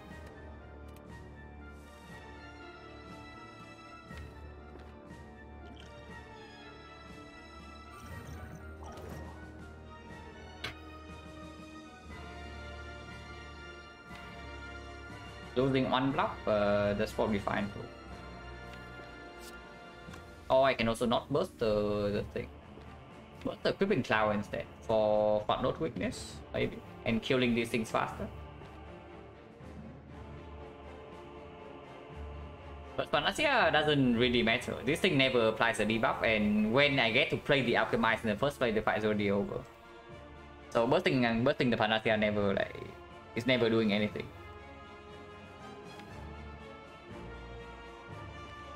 I mean, it does allow me to pick up a red form from the new release and front load block here. But with 5 decks already, with these things dead, and with weakness chain on this, I don't think we have a huge problem. Save artifact? No. Saving artifact is like nothing. We have infinite potions here. So do not worry. We refill every single potion in this spell.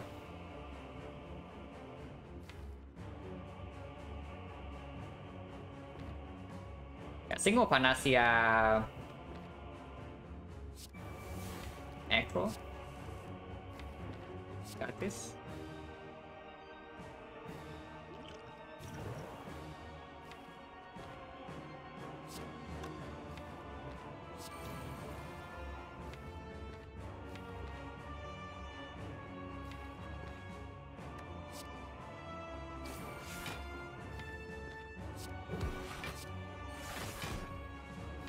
Yeah, that's the opener going in. Error goes down on the small bird. Don't need this. HP loss also literally does not matter.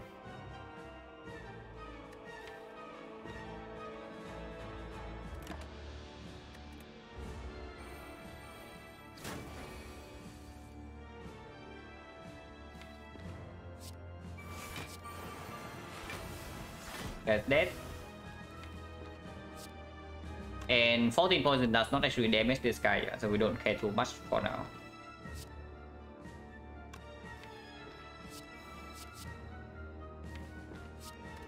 Next turn, Blade Dancer just kill this.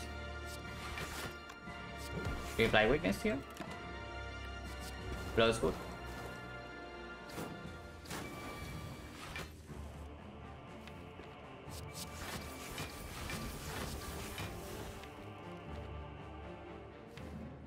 Can use will, can also not use will, doesn't matter.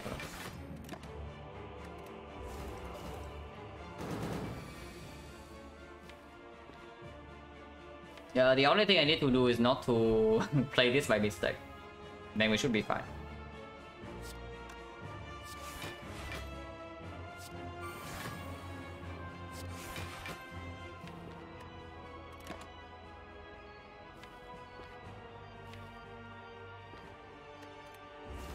Because with this guy's 6 strength, it's not very wise to add useless cards to the deck. So I still need to wait for new reads to give me balance. Even with 7 dexterity right here. It's not silver tribute to block this.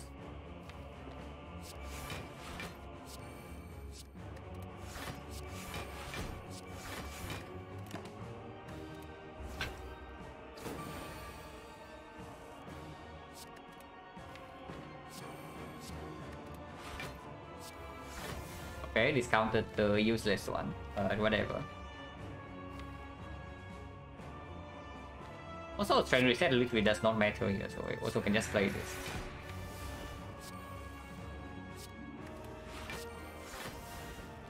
That also is fairly useless. That can be saved for the next multi-hit.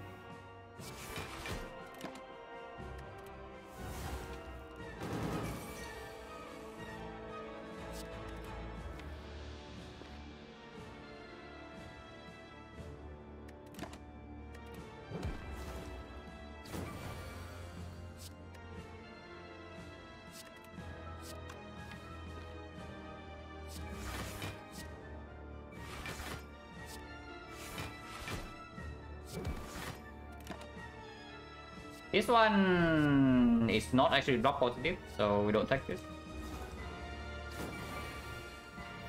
Over than less than 3 hours. Debatable because we are doing this at least another time, if not 2.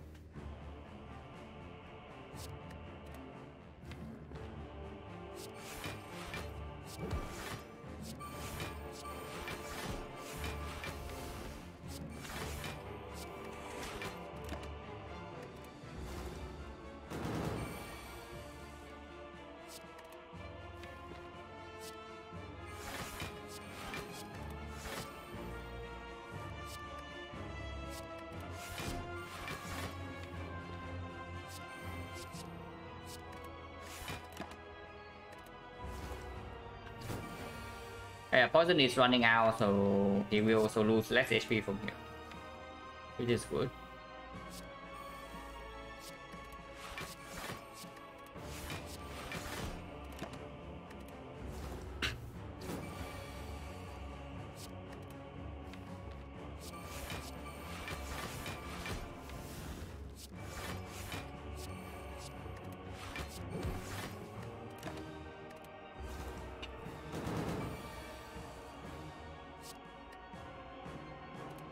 If the moment we get Malasis, he also lose less HP slower because we don't need to play as many blocks. Oh yeah, I even have Thunder set up for the next fight now. Not that it matters too much.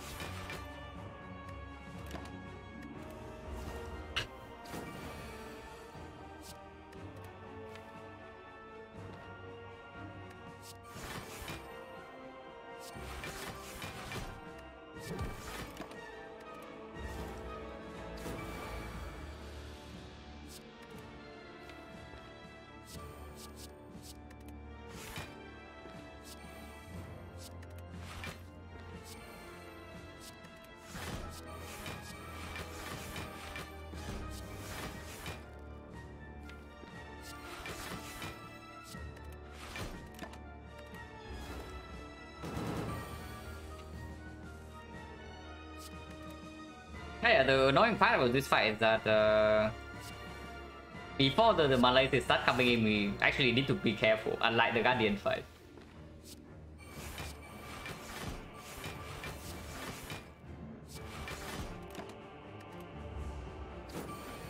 So Nuri is being a little bit cringe.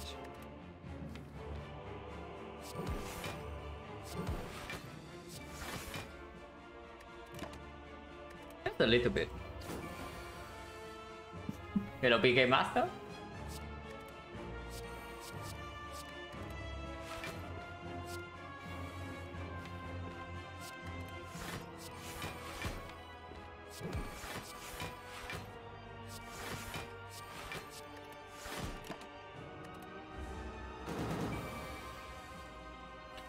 Avocado World Record holder, yes.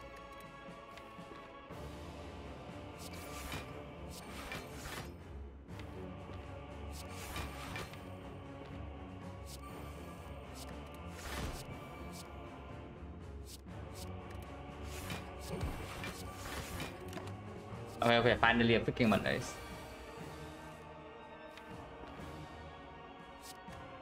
We can even do Flying Knee on it.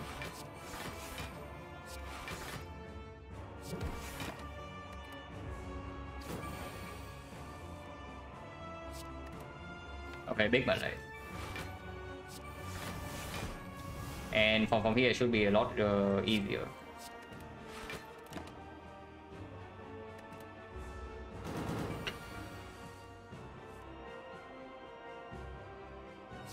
Quasi also can full heal, but second time we full heal anyway with the pentagraph, so it doesn't matter.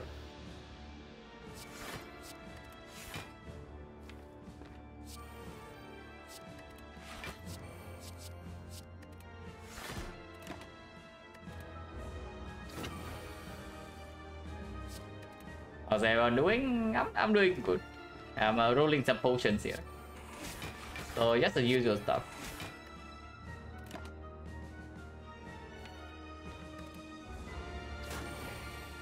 How many nightmares? 0. But it's fine because we have not been in this fight for that long. You can also see here. Turn counter is right here, guys. We are still in the opening phases. Like, this guy was just put under control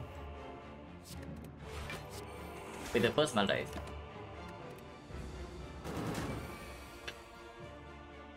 Yeah, we did roll like an insane amount of nightmares in the Guardian fight very quickly. Oh yeah, this thing can be exhausted now. Then reset it to enable method, so we can just do this.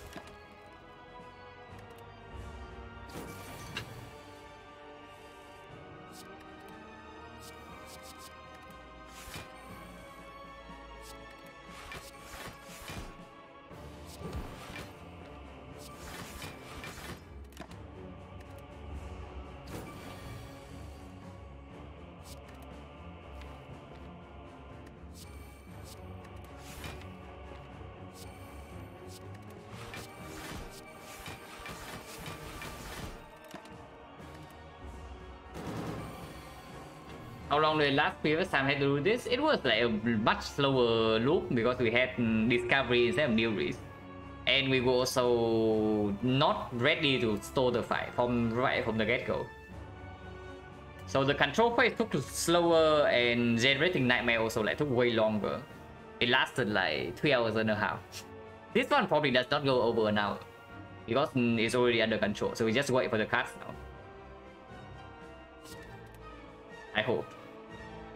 Because if it literally does not give us a card yet, then it's going to be a while. But in theory, it should not take as nearly as long.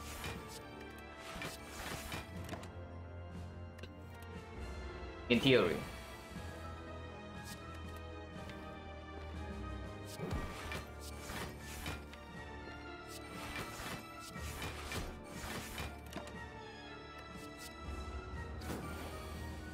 Copy of 1 hour, yeah, sure.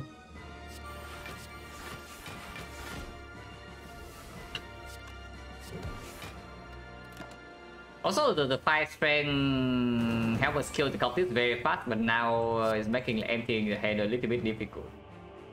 But it's fine.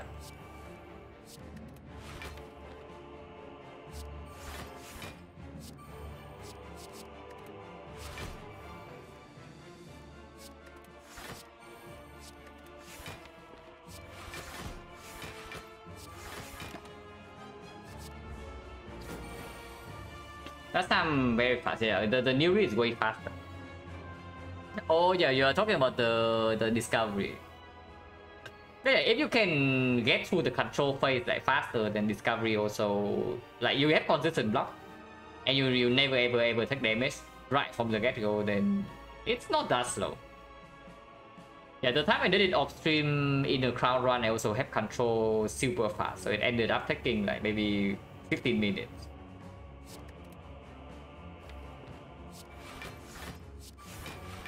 It's not that slow if you can get to the point where you never take damage quite fast. My setup is good. Yeah, people keep saying setup is the worst silent card, but I bet they have never done anything like this. And good for them because yeah, you can also see like it's not exactly a very engaging activity.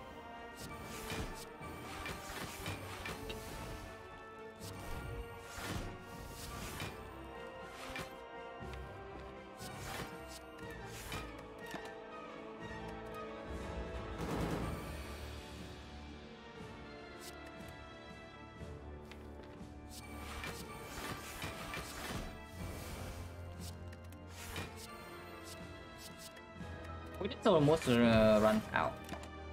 We have not generated the second malaise yet. There were 100 people just as miserable, yeah. You just imagine like doing this alone off stream. And it takes freaking 3-4 hours. Like what are you even doing? No really, what are you doing if you are doing this like off stream for 3 hours?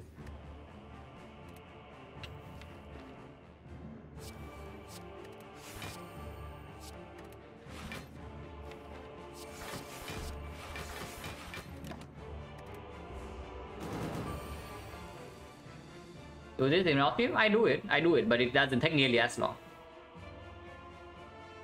I can show you like a run. Okay, after this is done, I can show you like a run where I did this off stream. We in a crown spot on Silent.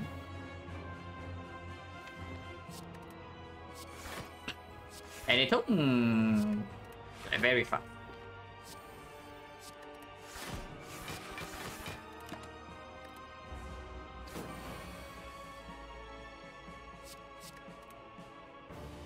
Hello, base DX. Why? Because up until a certain point we go like below curve in this run. We are still below curve by the way. Yeah. The only reason this run might look like it's like doing fine is because we have several potions prepared like before every single fight.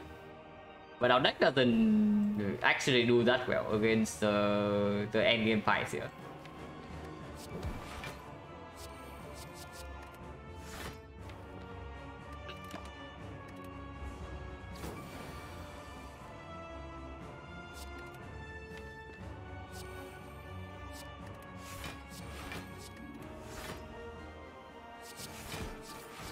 Oh god, this is too much damage. But it doesn't matter.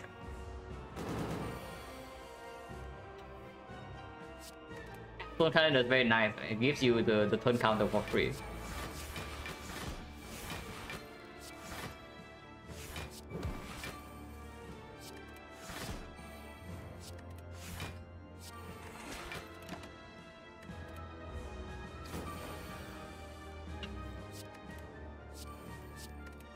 Cross the game? Maybe cross the game we do it again. The answer is very simple.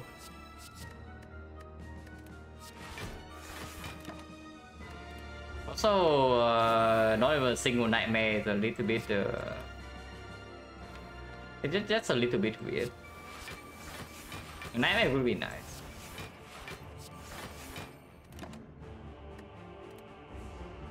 Maybe I should pick like distractions.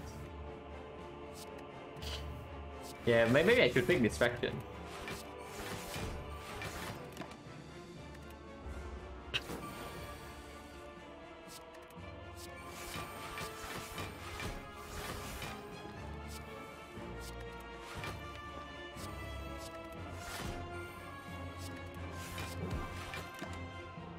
Okay, sure, it shows me distraction 3 times in a row. Although surely it's telling me to do something.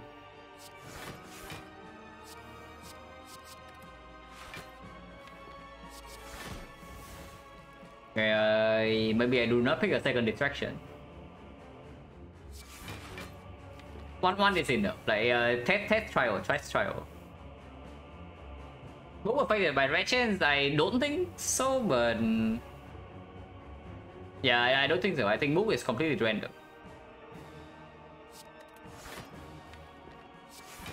I mean, at least it looks completely random.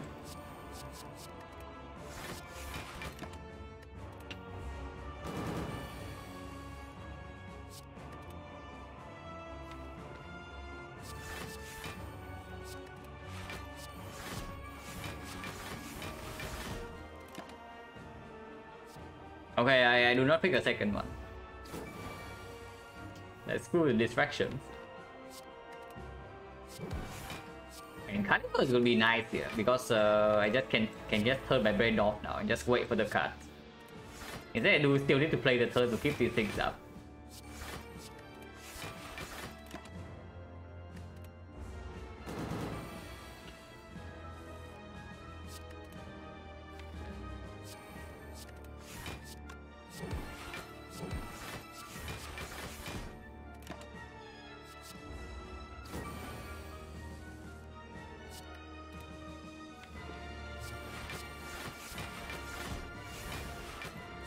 I mean, I can probably play this a little bit faster. I'm just afraid that I misclick or alchemize. Because misclicking alchemize will be like very tragic. Losing HP is no problem, yeah, but misclicking alchemize I cannot undo.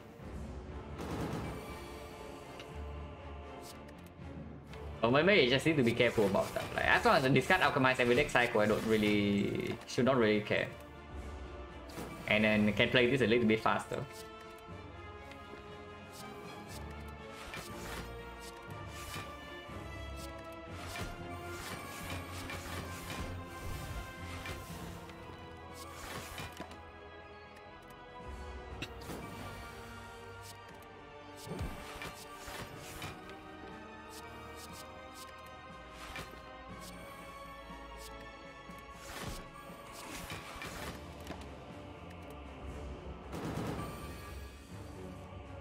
The more annoying thing about this loop is I don't even have anything to play for during the turn. At least when I do it with discovery, I have a goal, you know, like to cycle back into discovery.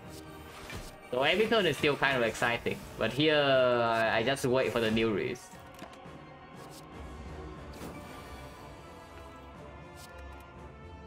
Maybe I can just end turn. Maybe ending turn is like fine, but no malaise yet.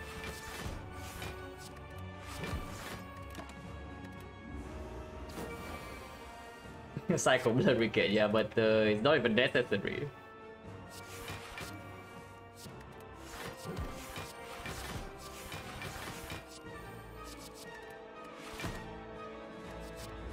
Okay, more blurs.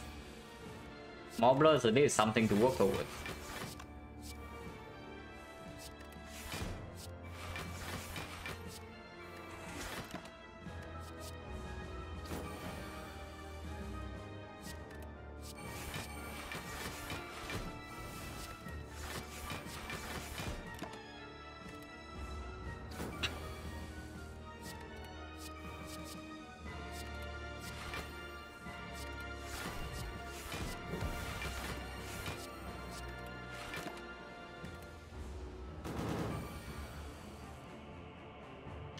With DX, thank you very much for the 5 sub and the 4 months. Hey, yeah, fix my content. I know.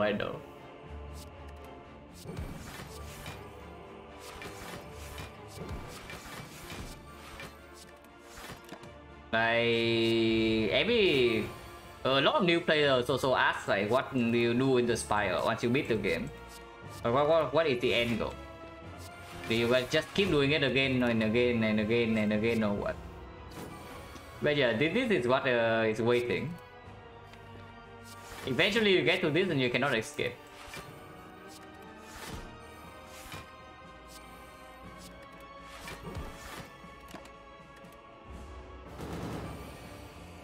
Okay, we have 9 stacks of blur. I can also just press clicking enter or...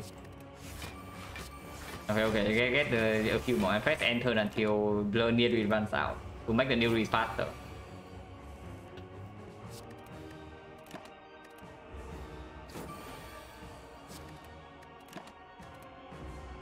It just keeps showing me a rare every single turn, you know, but it's not the one I want.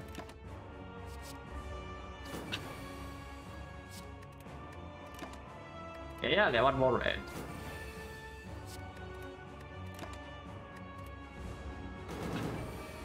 Surely this will be fast enough. Can I add 2 more reds?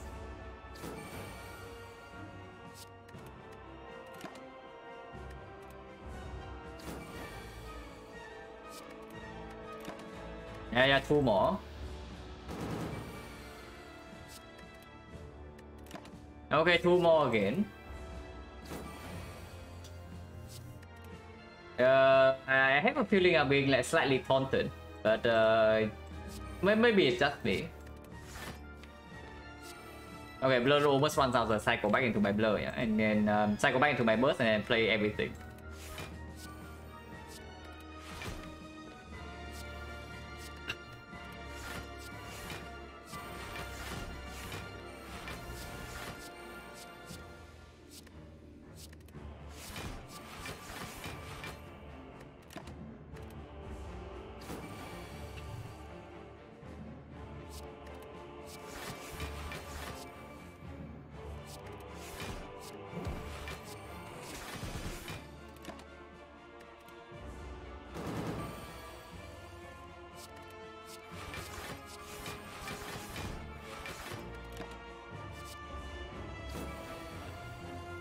We just keep adding blurs to our deck, eventually it will work out.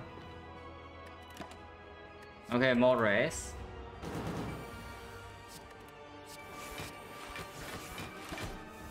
More rares. I mean, it's not even just the nightmare, you know, even the Malay will be good enough. Because at least if I Malay this guy, I can also just stop playing with blurs.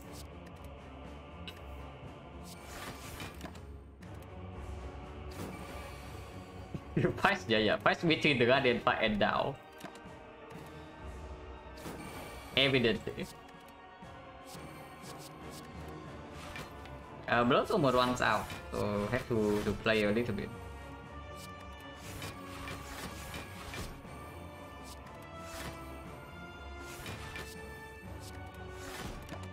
Okay, more rest, but another blur.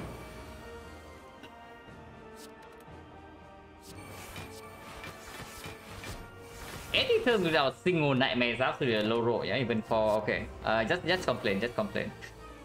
Okay, 81 turns with only one nightmares after it's still a low roll, yeah, for new standards. Okay, surely it will give you another one. But we can set up the nightmare now, so at least we have something to work towards. Yeah, it works every time. It works every time. You can see, like it instantly works. Complain 2 times and then it works. Okay. So at least now we can play. We can play the fight.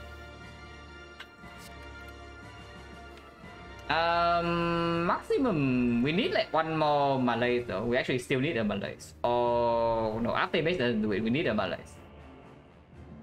One more Malaise and we can do that. We can start actually rolling potions. Otherwise, we are taking damage in between. Oh. Huh. Okay, just complain, I guess. Just need to complain. Yeah, turn in life. Like complain and then everything works out. So you want to see the Spire's managers.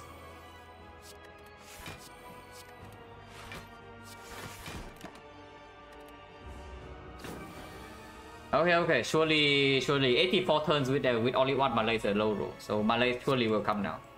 Immediately this turn. Do this. And we can start working on this a little bit because blur is still up. I will check, yeah. Okay, 3 alchemize.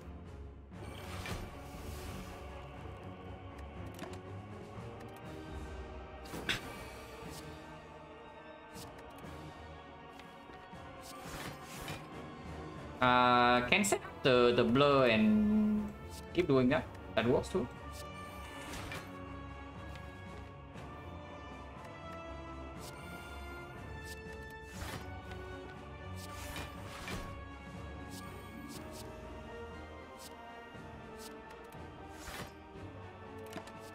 Okay, it's here. So no need the blur anymore.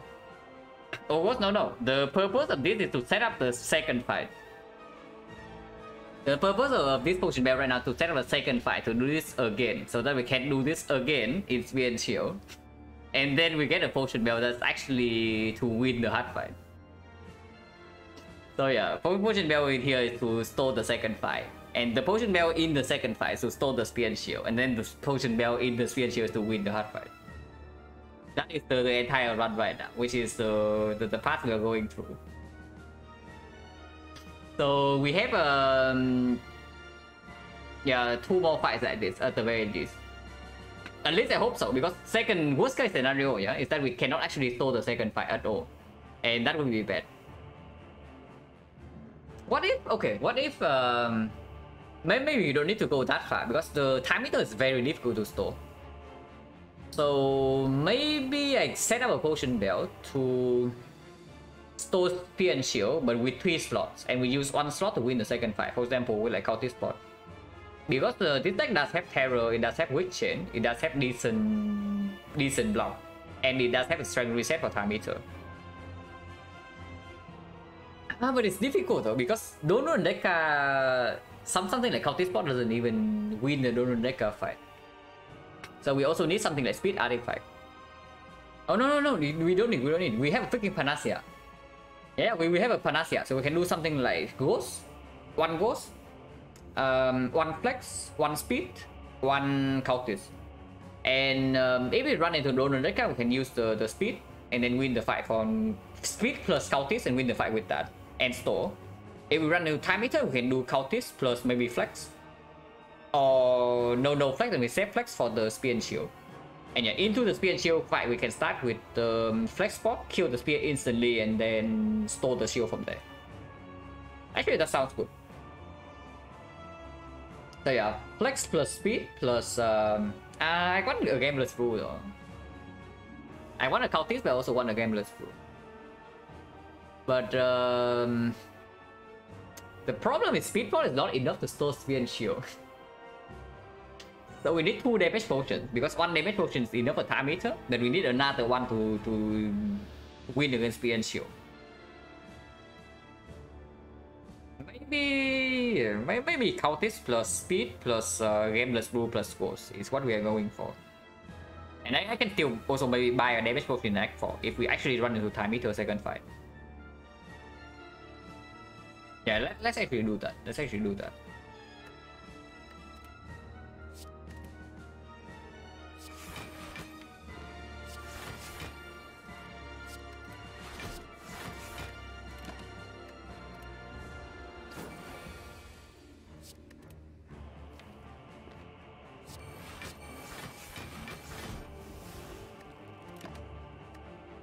I mean, yeah, we are waiting for the Malays right now, so probably should play these things.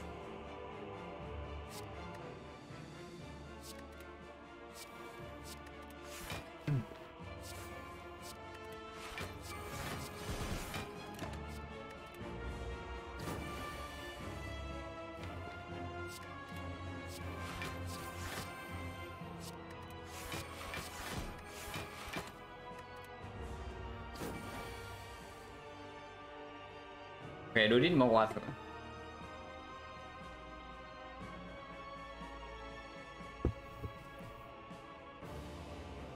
Okay, I feel that no, this is against strength. This is still the first half, so we cannot do that.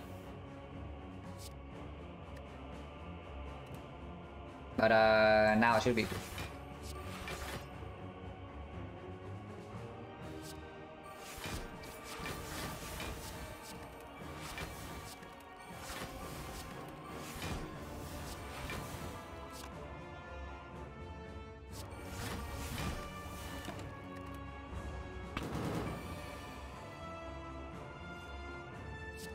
Oh.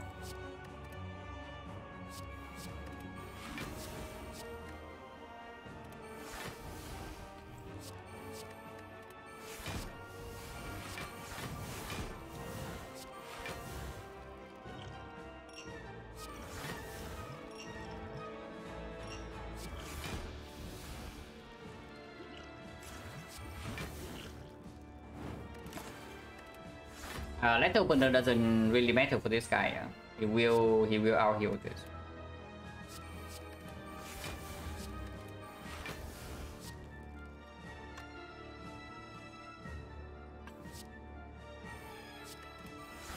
I mean, yeah, we are dealing 10%, he heals by 15, so he will out heal the letter opener.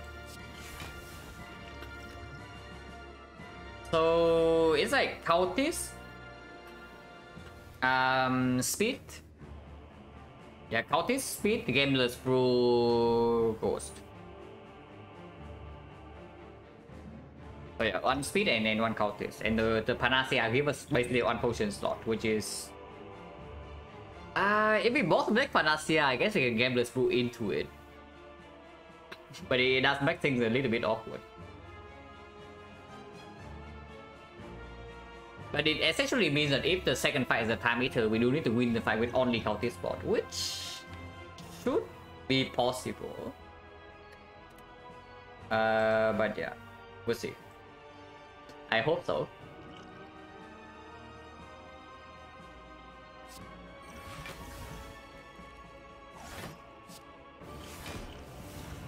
What the fuck, we are farming 50 gold, 25 gold here. Just the donor deck, yeah, easy. Donor deck, I'm definitely willing to spend cultist and the cultist plus the speed. So we have cultist and we have 5 decks as front road block. It should be enough to win the fight.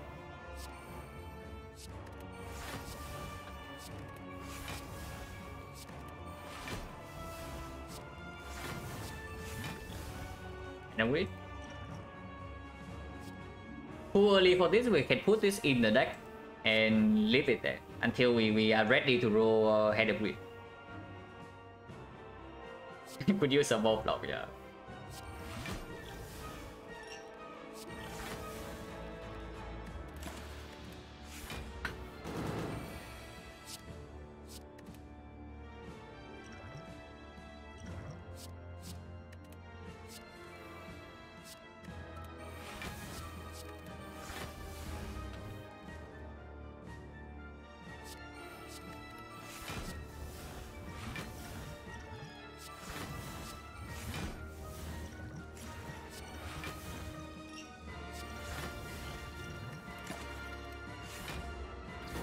Okay, that's enough Malays.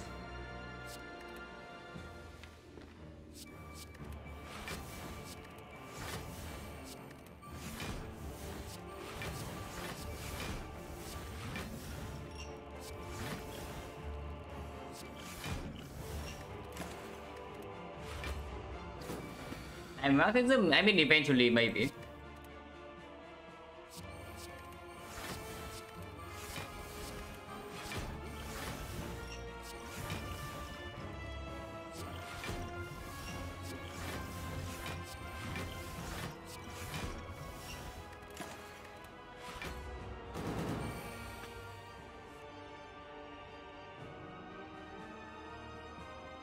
Hello, in. And yeah, dear God, not again. But this is not the end, yeah. This is the beginning. We're not wrong. I mean, it doesn't matter. Like we wrote one sword at a time anyway. It's not like I have entropic bull or anything right now.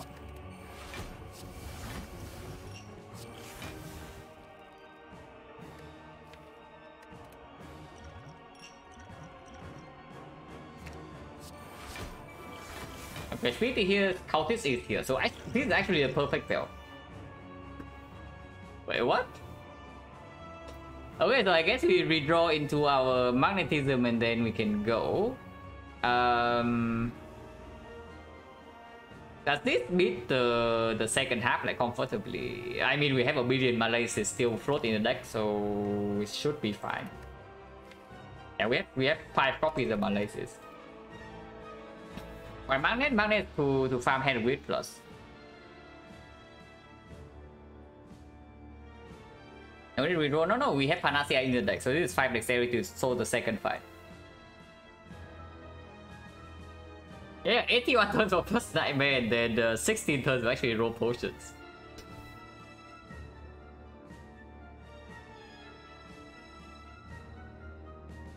I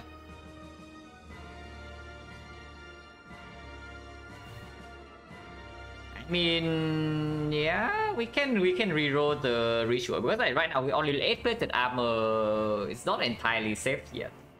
Or for the second half. I mean, we also heal 25. But magnetism at some point also puts like a lot of cringe in our hand, and with the pyramid we don't discard that fast. Maybe we can keep rerolling. Yeah, sure. I blame you for this, yeah, chat. But we still have Nightmare Alchemist Sacrifice. This is all your fault, yeah. Maybe hand the read from here. Okay, hand the read from here.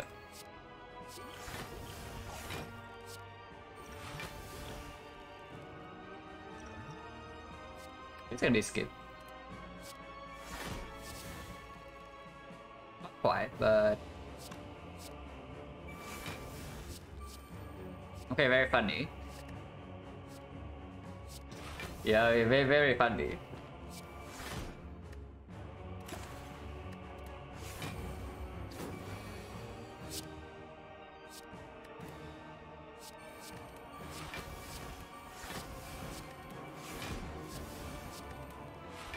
Yeah, sure, capital check.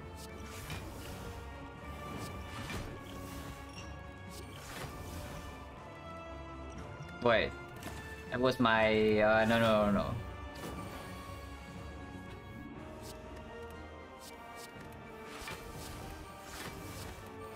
I mean, Cultist is rare, so it's not that easy to come by the way. Okay, maybe it's here.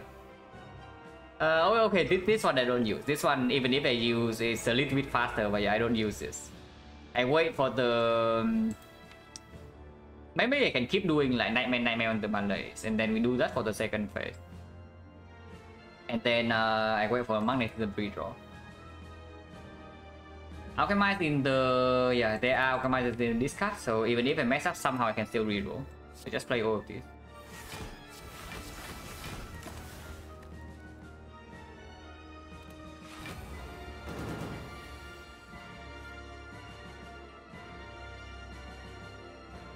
On more turn, we can still play all of this.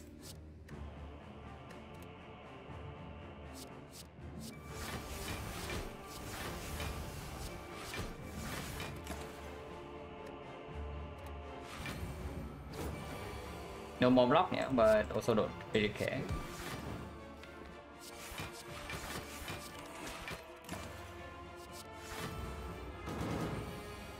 We just proc the second half right now, get it to 0 strength, and then yeah, and then wait for the other thing. Yeah, it's fine, it's fine. Even with the thing, it's fine. So now I redraw into the Nightmare for Malays. We proc and then go in.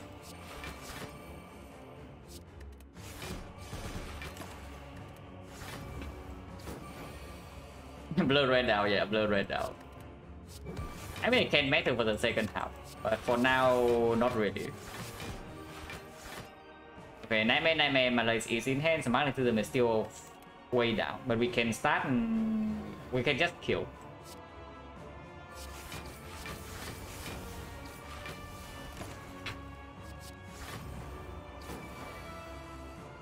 And we can just kill here.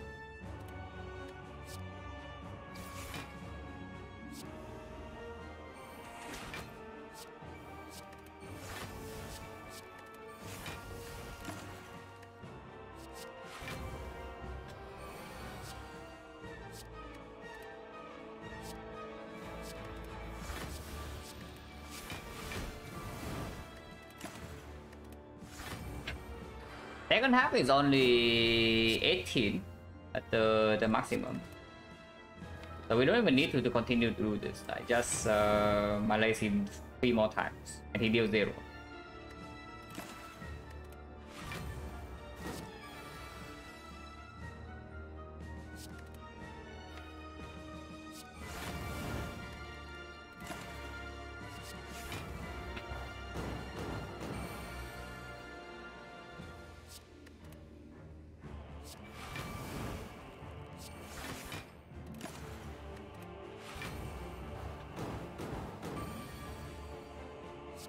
Now he can never deal damage.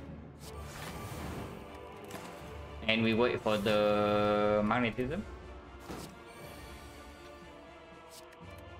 Pyramid actually will make the magnetism reroll kind of annoying.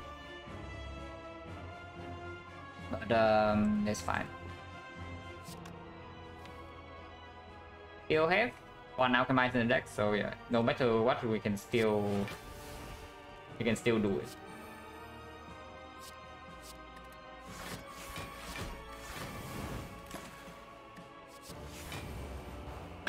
Concentrate is kind of poor. Maybe I keep the concentrate. If we can draw into it, it would be great.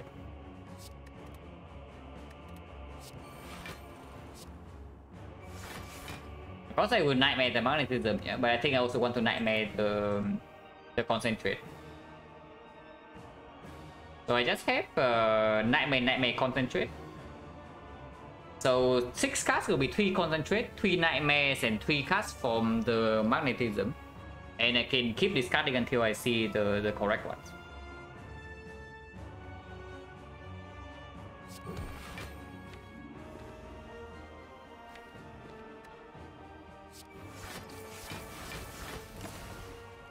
Yeah, sure, more Malays. Not that we need it.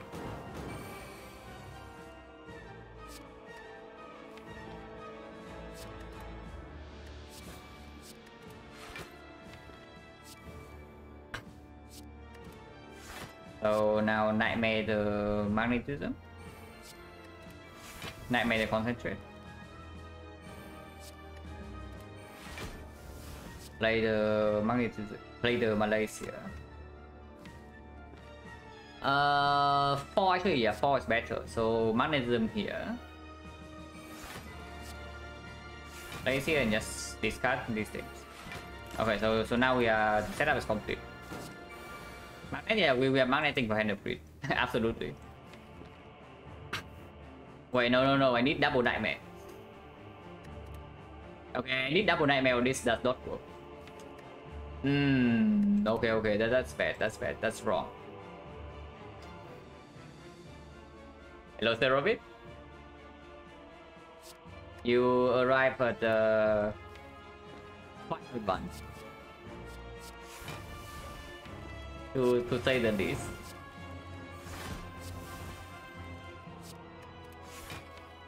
Yeah, I actually need to draw into double nightmare now. Which is a pretty annoying misplay. And we of course we are hacking him with plus. Like why set to hand with minus now? This doesn't make sense.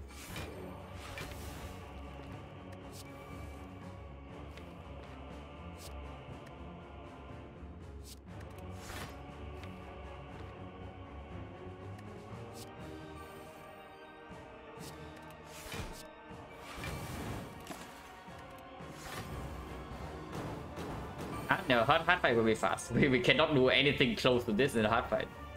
The entire run is to prepare for the hard fight that is going to be over like almost instantly.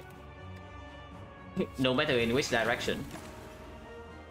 Actually, no. Even if we die, it's not going to take to be that fast. Okay, hand grid is here. So there's something. So now we just wait for the apotheosis, maybe. Maybe we can just play the magnetism. We can never take damage. Yeah, well, why do I need to concentrate? No. Eventually my hand can get flooded by like panache and whatnot. I cannot. No, panache doesn't matter, but the bombs. Yeah, if the hand only has damage cards I am forced to play, I cannot actually get back to apotheosis unless I discard like 1 by 1, which is very slow. So yeah, let's wait for the second nightmare. It's faster.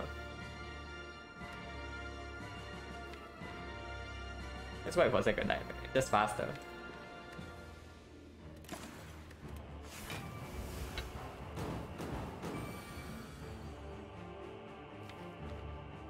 And discard this one. Do not play the deep breath. Yeah, it's shuffling in 4. It's pretty cringe.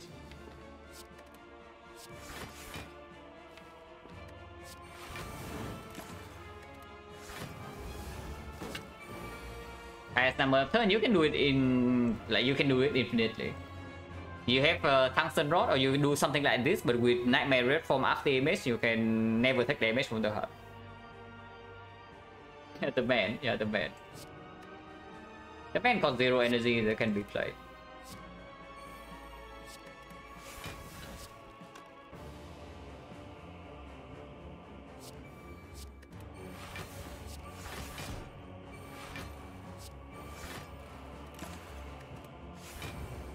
Okay, now we are in business, finally.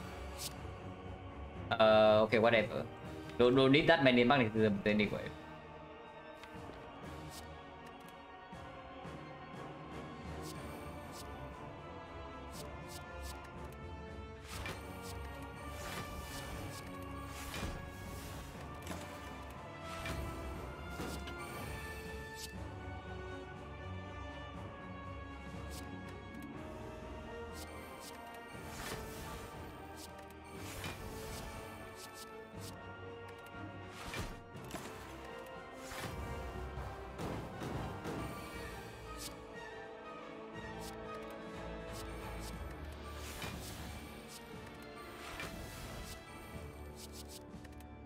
We do this loop until we see apotheosis, and then we can kill. Sunday is going to be on 2 as well, so everything works out. We are never drawing a card with this.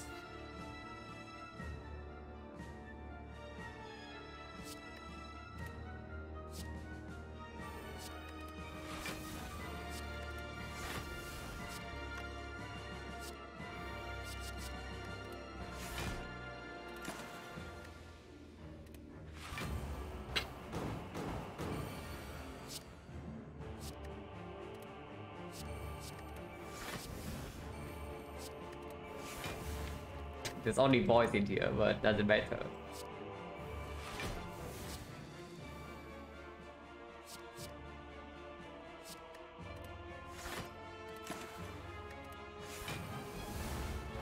And we we need apotheosis, so that this thing has with plus. That is 5 gold. Unfortunately.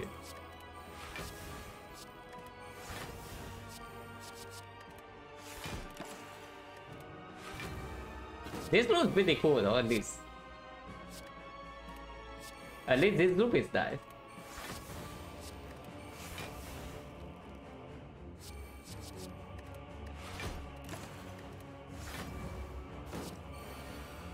Okay, 5 gold, finally. 5 gold. So now we just need to kill. Which is very easy, because we can just nightmare our hand of grid.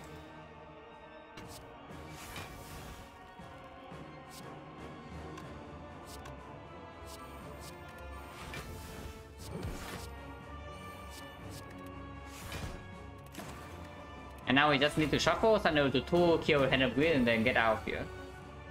Which is easier said than done, but 3 hand of grids, 3 more can already do it.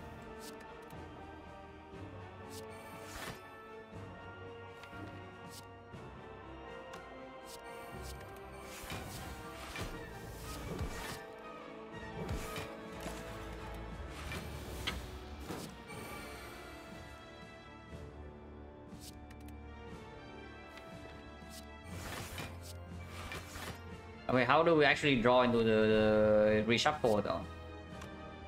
It's quite a problem.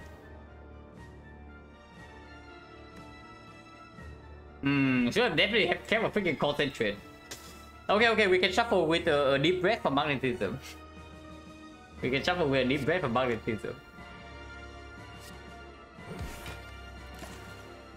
But that is definitely a slight problem.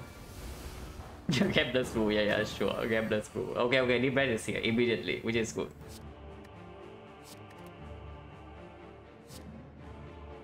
Okay, Silent-2, now we just kill. Hooray, 25 gold. And it is not time eater, so we are doing it again. Very, very exciting gameplay here.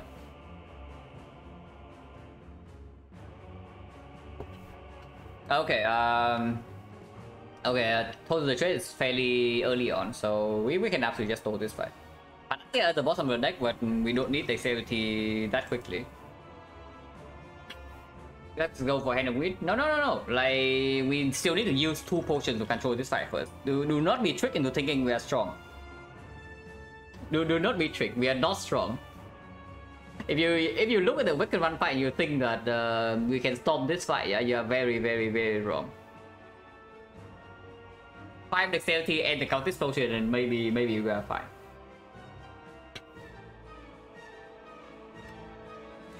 But okay, what are we doing here? 1, 2, 3. I want to discuss everything. Like, discuss 7, get to the trade immediately, and then I also want to get to Panacea immediately. This is 5 dexterity, and the football so this is 7. Remember that, yeah, remember the deck sucks. Do not be tricked into thinking the deck is good. The deck is not good.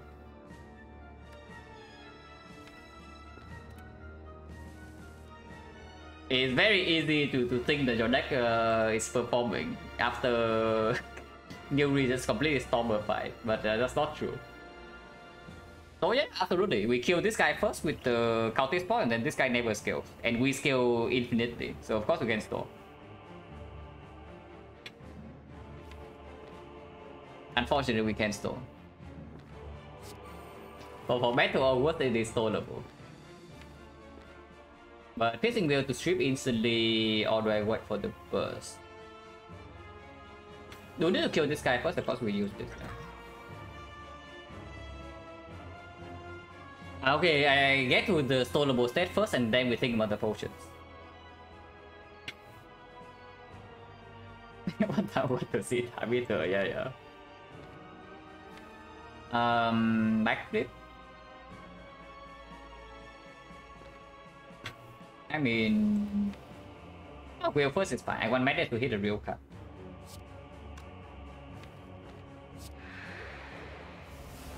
Even defend before the thing.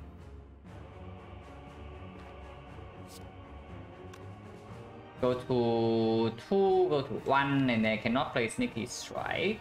Or I cannot play Creeping Cloud, so probably not. Just play Menace immediately. That's good enough.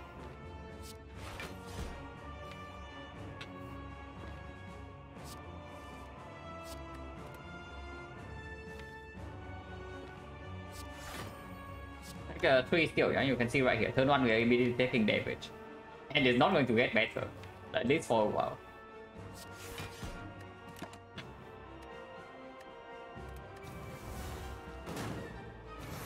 Use O-Pot? No, this potion right now is useless. Like, this potion can be used, but this potion right now we have to wait for Panacea. So I can see using Gamblers too, but third one we don't need to use it yet. This one can be used. Like everything here can be used, but of course this needs to be after Panacea. Like no reason to use them right now.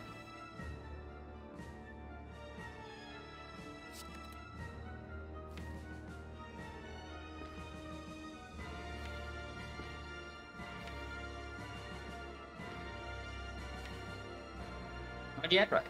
Gamblers through maybe next turn.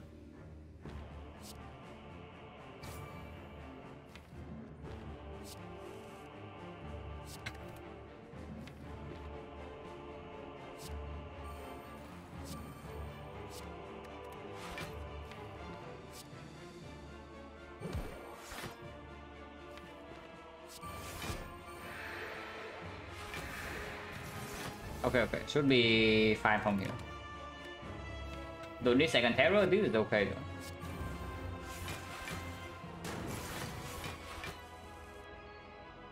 Yeah, okay, should be fine.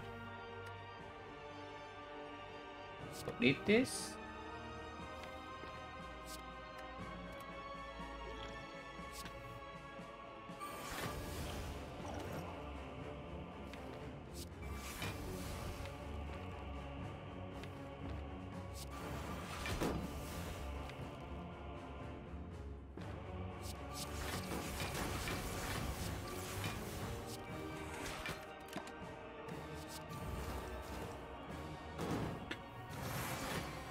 I am glad you can do this.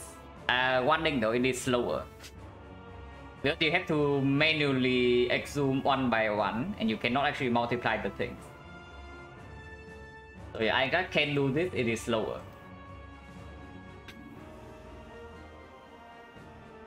Don't ask me how I know.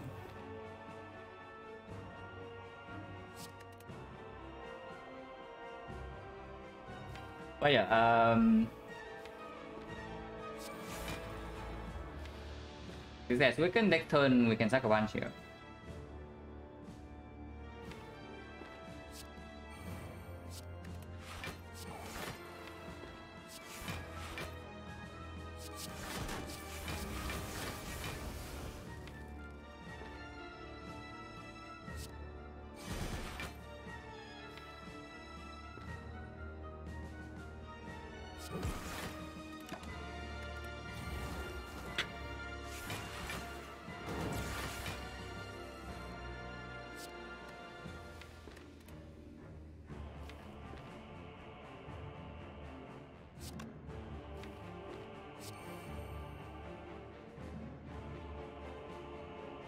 Don't need this.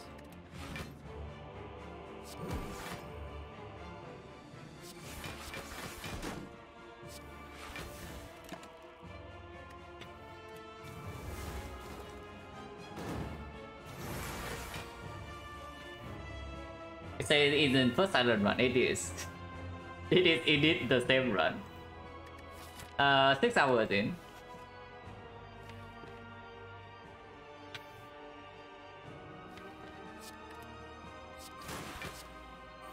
Oh yeah, this guy's dead because Cultist Potion and the Terror is like more than enough. Okay, so now we just wait for Malay, store this guy, and then roll potions again. He never dies to poison, he never dies to this, he gains splitted armor. So take 1.5 because we are under control in this fight like fairly soon. Fairly. But new reads also still need to give us like block cards. Like, blocking this guy is not super trivial at the moment. But we also cannot attack too much to reapply weakness.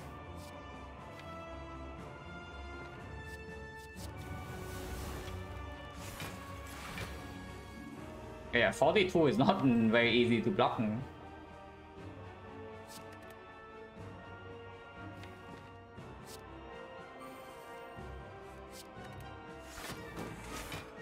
And I do not want him to actually lose practice, so... And they're coming in hot.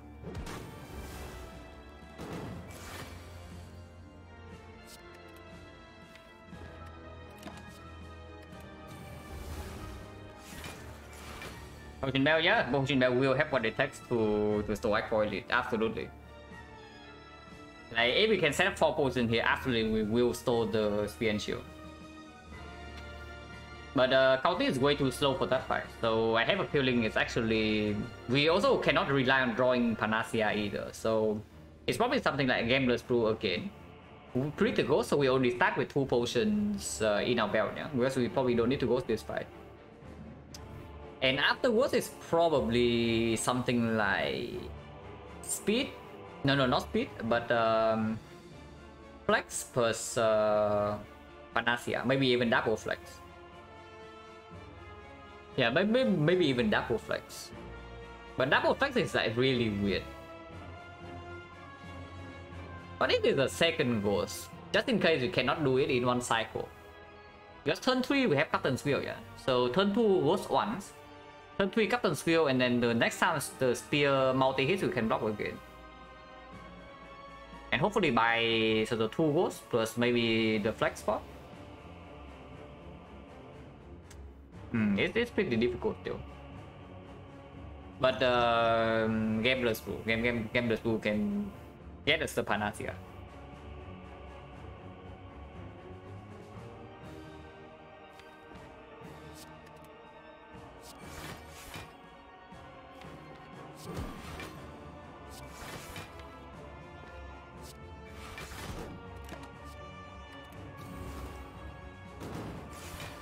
At least we already have the 2 fairly rare potions, so it's not that slow.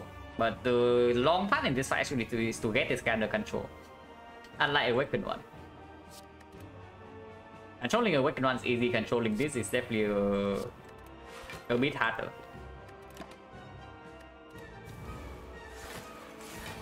Six hours? I mean, it's probably going to end up like 8 hours or something close. But yeah, for now it's 6 hours.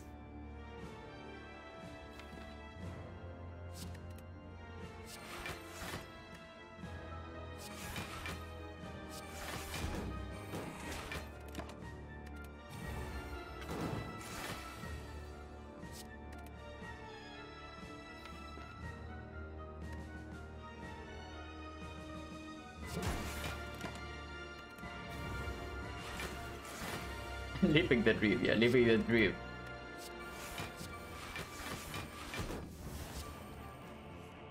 I mean, we're just role-playing Nightmare here, guys.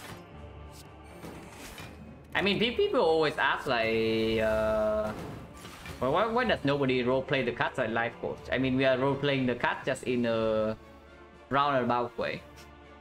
The Nightmare. It's a little bit like subtle, but you can see it here.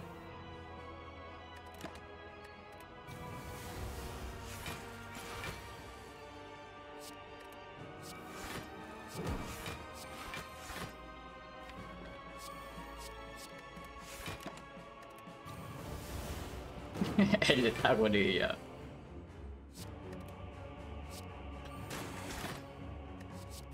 I mean, at least it's not Discovery. Like, imagine this run, but with freaking Discovery instead of this. Would be pretty insane.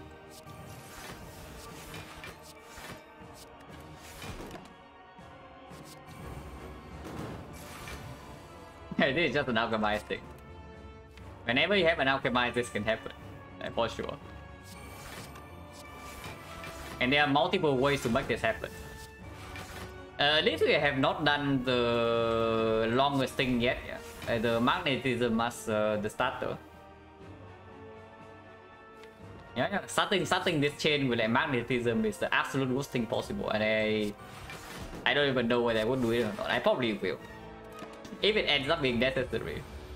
But that's not going to be happy times. Yeah, you think this is bad? Like, just imagine magnetism as a start.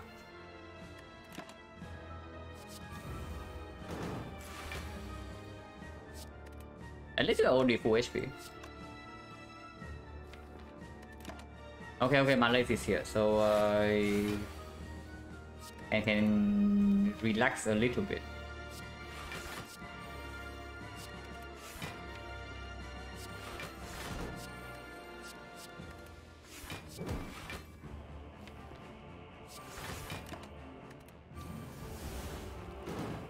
I could not imagine, yeah.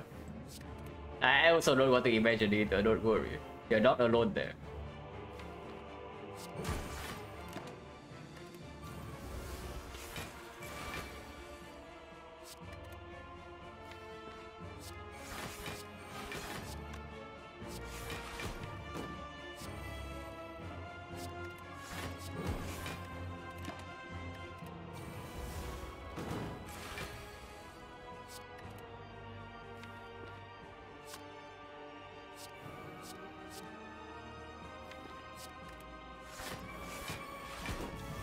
At least burst my life is kind of strong. So now I only need to block for 12, which is a lot easier than 42, some would say.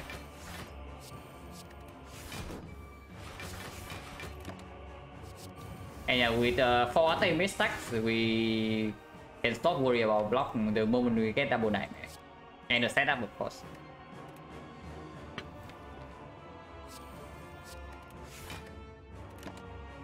Okay, 5 optimus stack. The 5 optimus stack. Cut this so that I don't freaking misclick.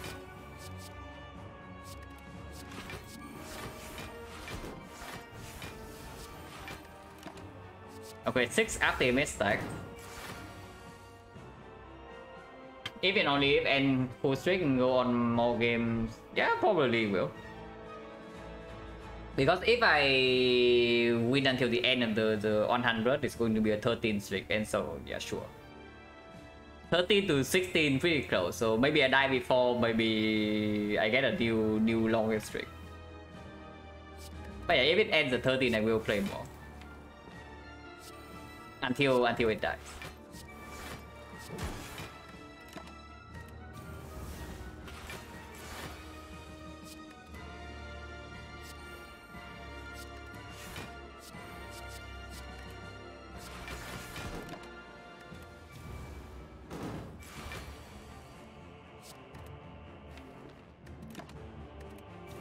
Oh yeah, now we are waiting for Nightmare.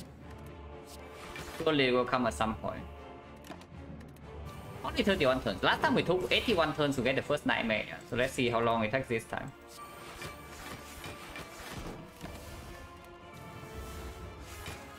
Yeah, against hard when we speed artifact worse than Cultist. Against the hard is slightly different, depending on the Act 4 shop as well. But yeah, we have more information after we get to Act 4 shop.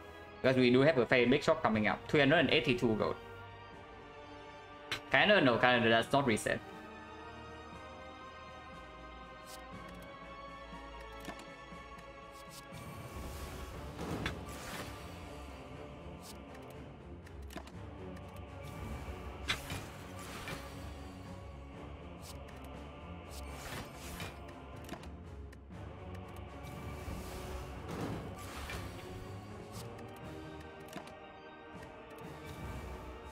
First run, it is the first run of the day, yes. For better or worse. And yeah, it's probably also the only run.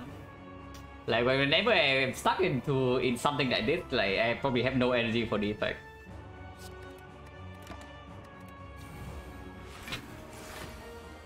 Playing Path of Exile. Yeah, I mean kind of. It's not that much different.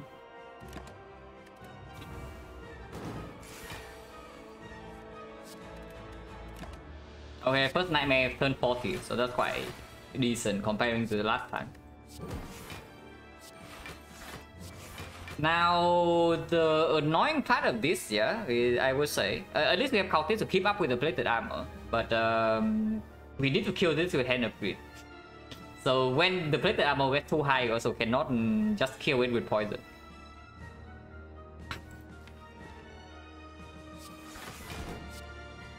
Maybe reduce some plated now. That's a little bit too much damage. Okay, so Terror probably can just do it. Yeah, we still have a Terror in the new list.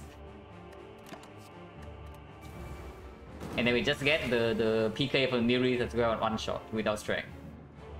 It definitely does not scale fast enough to not get one shotted. Terror is right here. Not a single penny. I mean, last time we did this, we spent every single gold, and it did actually win the run. So surely it will happen the same this time. Surely. Surely effort will be rewarded by the game.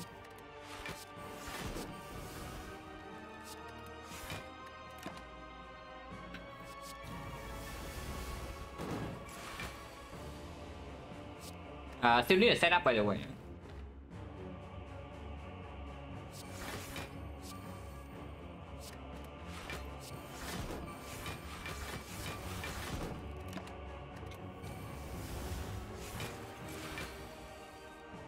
Clueless, yeah, clueless, definitely.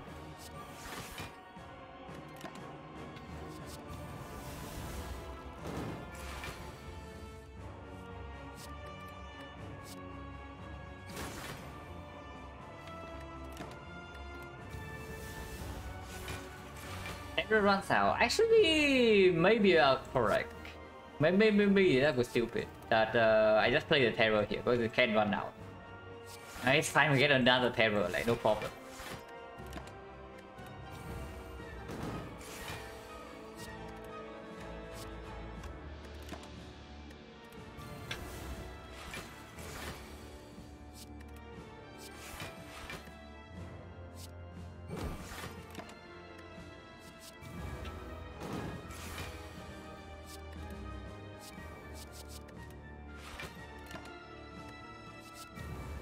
Turn 40 for first nightmare and see. Let's see what the second nightmare is.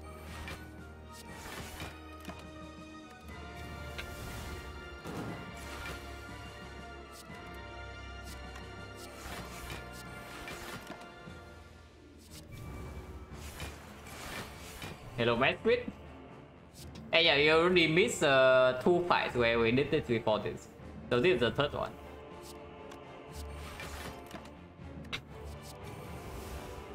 But don't worry, there's another one, so you have not missed much. Another one coming after this.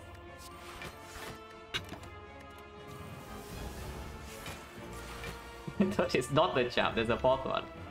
I mean, there might not be a fourth one because there is a chance that we can easily die still if the draw is very, very bad. Sorry, it's the 3 AM, but yeah, too bad, yeah. Silver.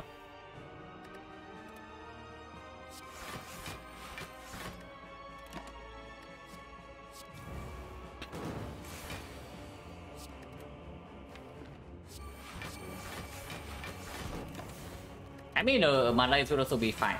And more Malays is I can also just relax. And stop playing cards.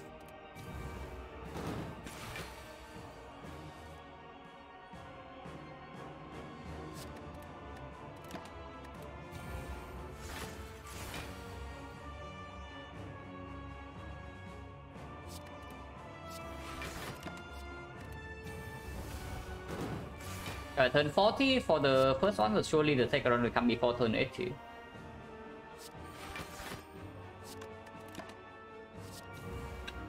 To keep the burst in case I see a Malays. I can go in immediately. I'm going to take a nightmare here, so we only actually need a setup now. Because with 6 seconds after the image, it's already full block. So yeah, setup waiting room now. Setup and then we are almost there. We can actually start rolling potions. So yeah, no need for Malay now.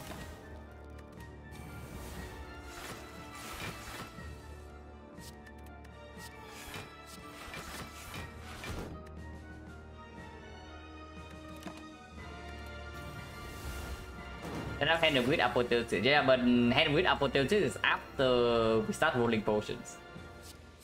We need to roll potion first and then these things happen. The Silent concentrate is probably quite stupid, but doesn't matter.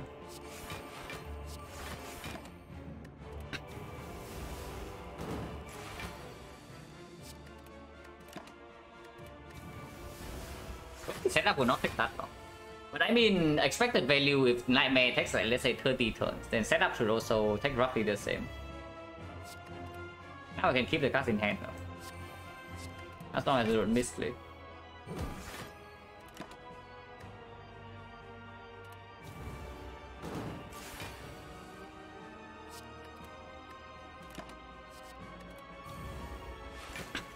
I was probably being to act for I get to rolling first and everything.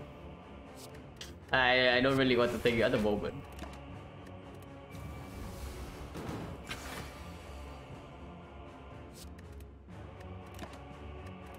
But these two, yeah, and then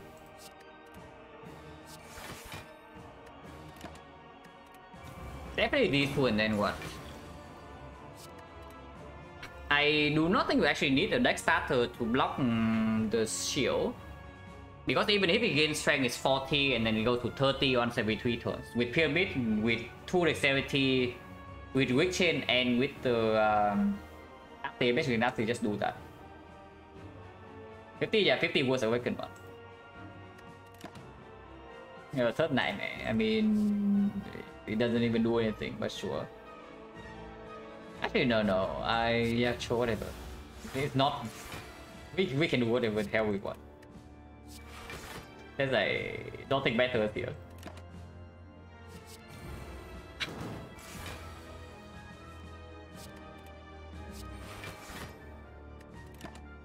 Until we see setup on this.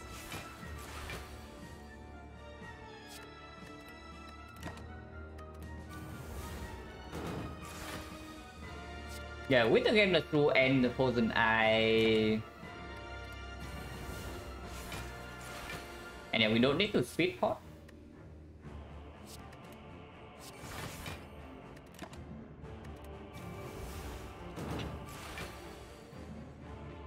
Maybe it's just double flex pot.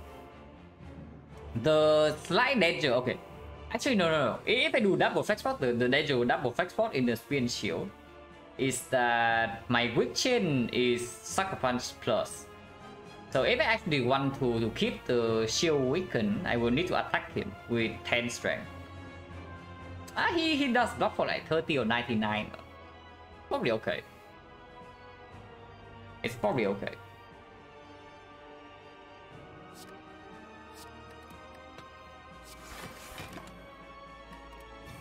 So like... yeah, shield never gains splitted armor. So and then after we do not need to handle with that fight.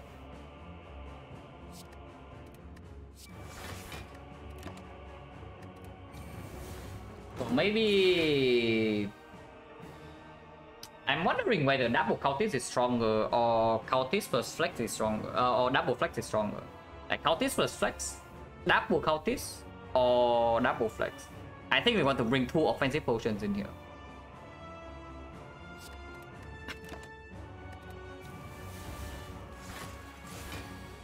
Never get this guy of reserve. Yeah, I wish I don't have a reserve, but we are too deep in. Once again, I said this exactly the last time we did this, but this is some cost. You think Scrap is some cost? Think again.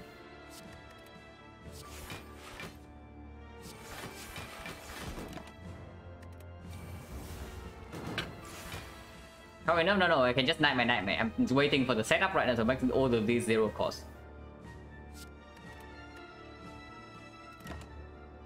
And yeah, more Nightmare, yeah, sure. Like double Nightmare is already infinite potions.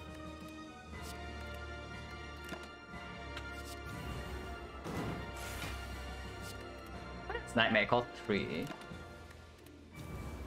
Bullet time, no, bullet time needs me to keep rolling with the bullet time.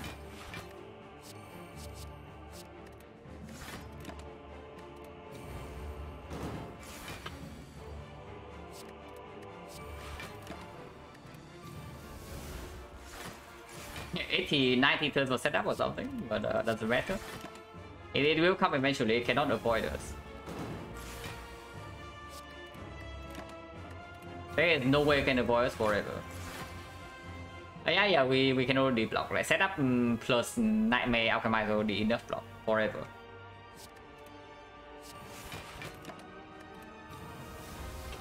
I'm still thinking like what kind of potions we actually want.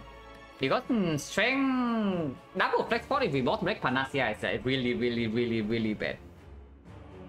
Which makes me think it actually has to be like cultist versus flex. If like 2 offensive potions. Yeah, it's probably cultist plus flex, and we keep these 2 for sure. And I'm willing, of course, I'm willing to spend all 4 in the fight.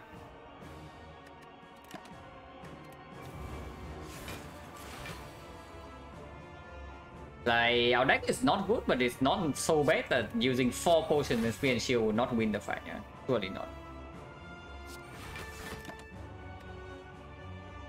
But actually it's quite good, because then I can burst setup.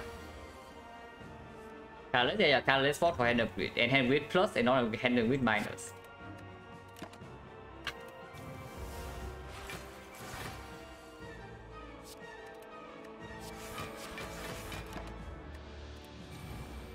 Setup surely will not avoid us forever. It cannot happen. You can try, but we are experts at this. The table is actually running out.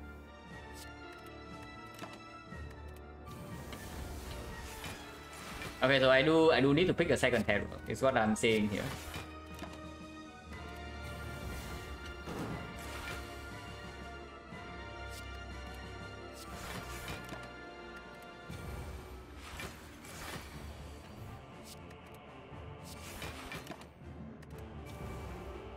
And 1.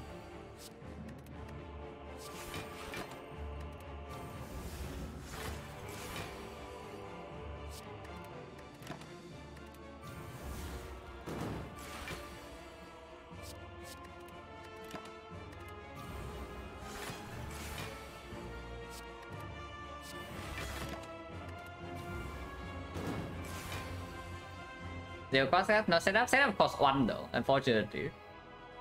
It's not the zero cost. Concentrate also needs to be kept in hand eventually, but not now. Yeah, we are doing the concentrate loop again at the end of this fight. So it does need to stay in my hand.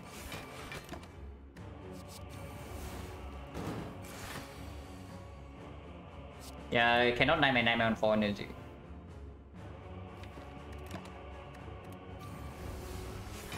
We can do it with bullet time, but it is also quite slow.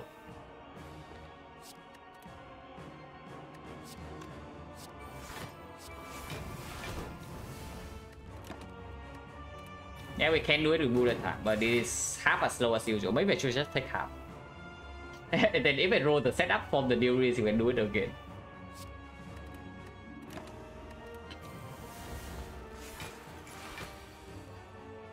Malvanize get the 3 potions immediately, I mean, doesn't matter. If we wait this long, might as well do it the fast way. Okay, finally it's freaking here. But it's bottom of the deck, of course, whatever, doesn't matter. It's here now, so we'll get to it.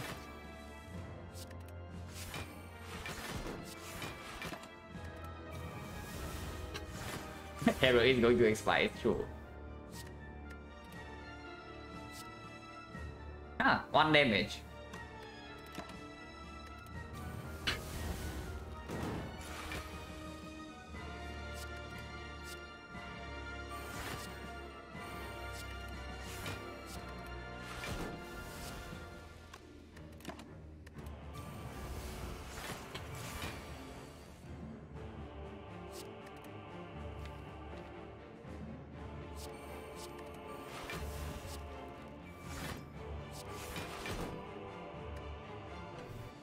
Need to discard all of these first though, otherwise it gets weird.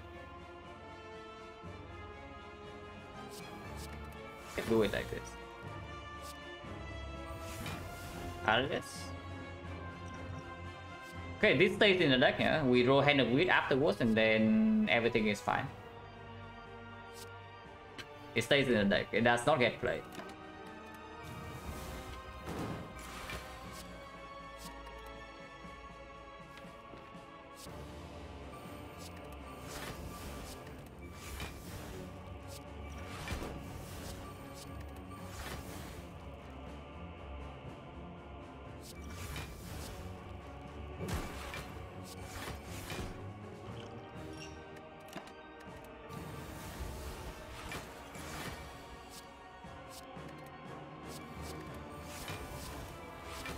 Yeah, Flex plus Cultist. Of course, after Hand of Greed.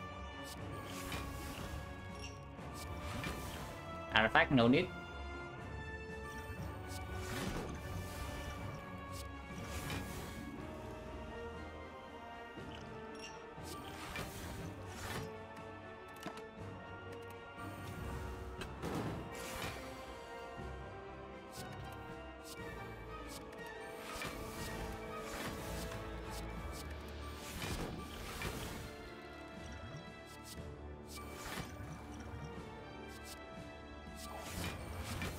Okay, Cultist is here, so Flex and Hand of Wheel and we are done. It's still, our deck kind of sucks. If our deck sucks, then the Steel Curse doesn't do much, unfortunately. And we have a very specific role in the Spear and Shield fight, that is killing the Spear as soon as possible.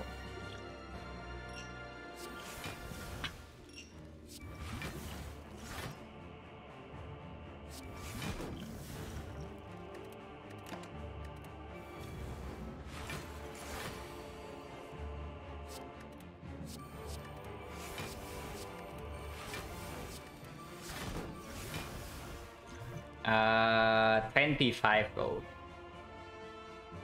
Yeah. Absolutely take the 25 gold.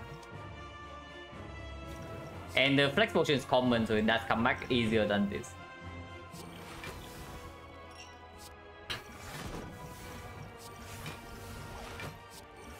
Yeah, like it's back immediately. And we also use it immediately. Okay, Terror Renew. Are we killing? We have 129 strength at the moment, so you tell me. And Terror bottom of the deck doesn't matter. Because we need to wait for the moment we get to Hand of Wheel, we also need to redraw into the Apotheosis. So we will draw into the Terror regardless. And I can also extend my Fear Pot.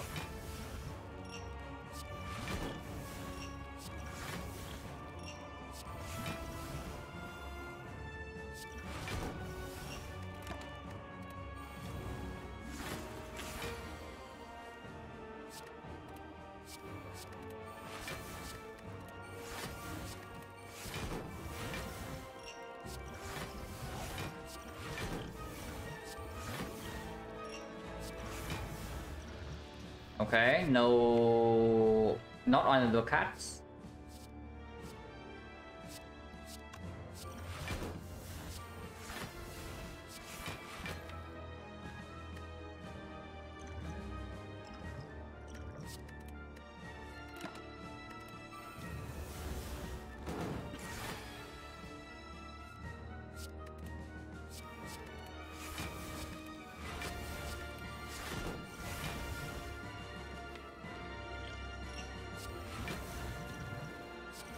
Also, we do gain some strength here and there as well.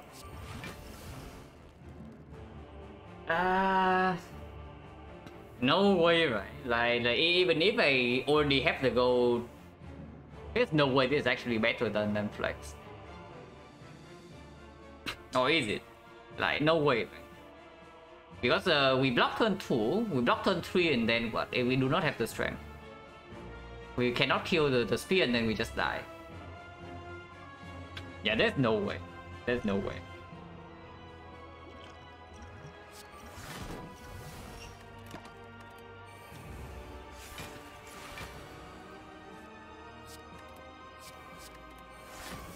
And yeah, besides that, even if we are rolling for ghost, we Still need to roll colorless in the first place. But seeing it just makes me like think a little bit. Tail poison too much.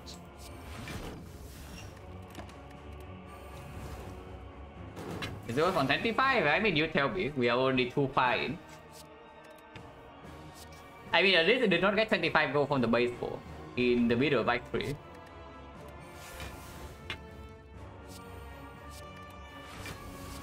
So that's that.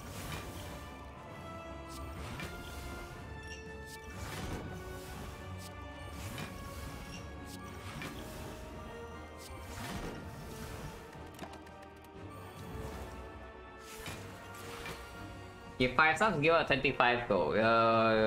Rejected. I will get my 25 gold.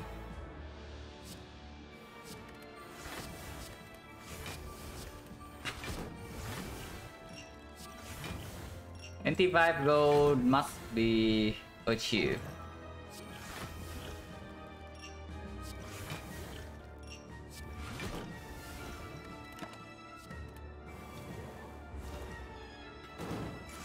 Yeah, I will get my 25 gold. You cannot stop it. Surely they will buy something relevant in the X4 shop. Like, absolutely. It will be something relevant, guys. There's no way it can be something that is not relevant.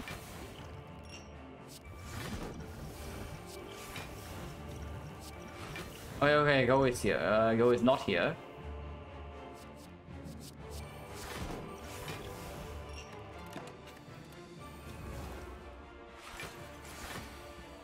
Basically the ghouls, yeah. The ghouls also went pretty long this time.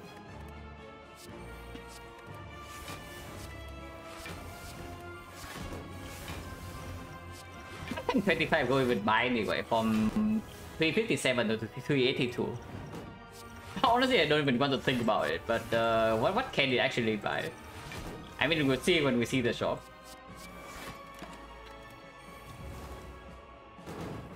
Oh, next time we don't need Hand of Grid though, so it will be a little bit faster. Yeah, in the next part we don't need Hand of Grid, so there's that.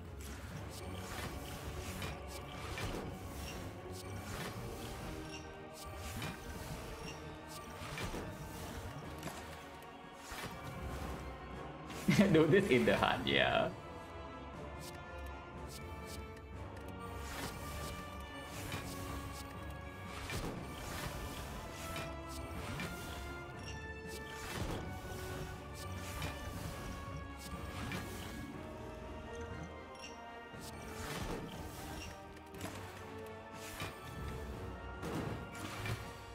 Outplated? Probably not. This thing scales plated armor like quite fast. And you can see right here, we roll a million potions, we have 4 plated.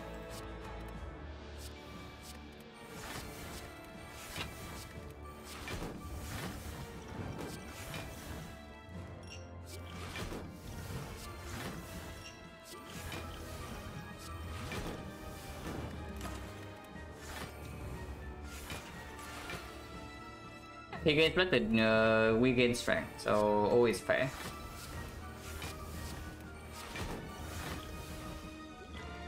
Careless potion is a common, yeah, so it does roll slightly more often than other potions.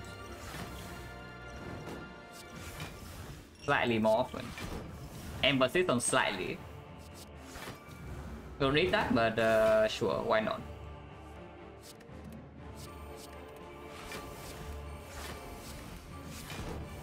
Okay, it's here, it's finally here. It's not. Man, magnetism is actually such a good card. Roll on magnetism and you have like everything you did.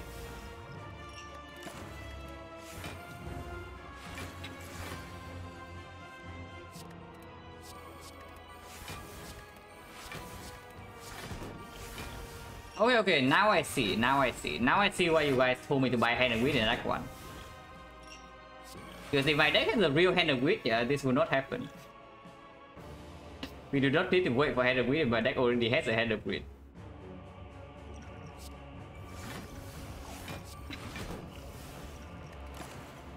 Horrible to rush, yeah, don't worry. It is also horrible to play. But we are 2-5.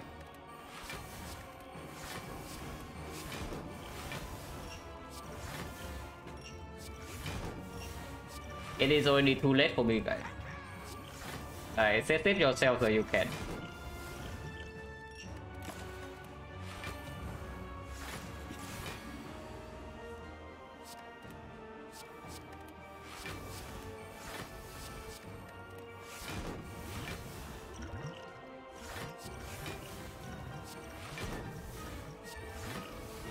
We also roll like 4 colorless potion with Amantism or the Hand of Wit, which is, I guess, not that low roll, but still slightly set.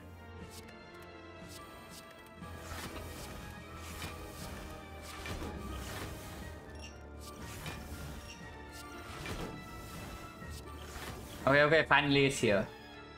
It's not.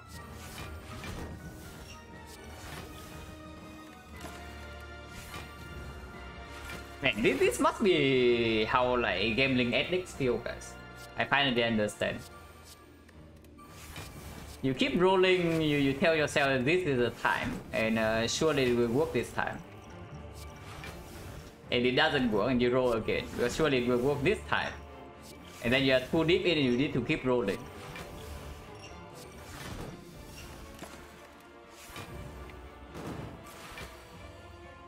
So what can you do?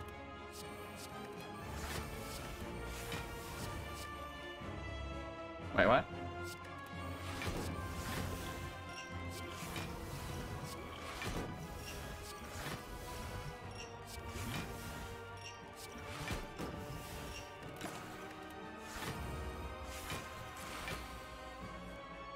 Remember the one time it worked here.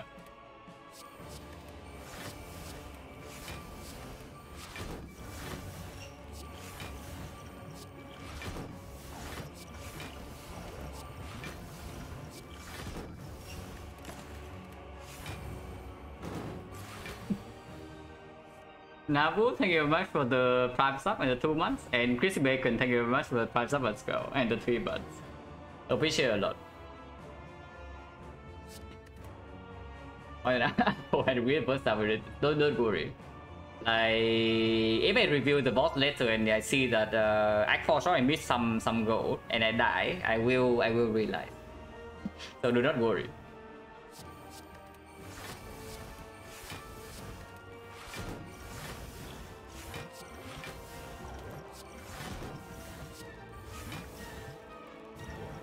That's for the potion we are looking for, by the way, after the Hand of Wit. They're just going to refresh my memory.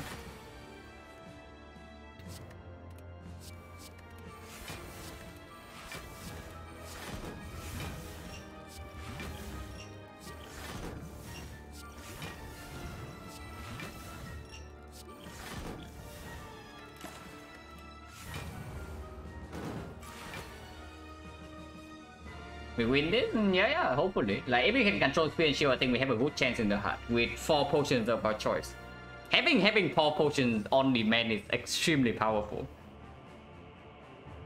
So, surely that will be enough.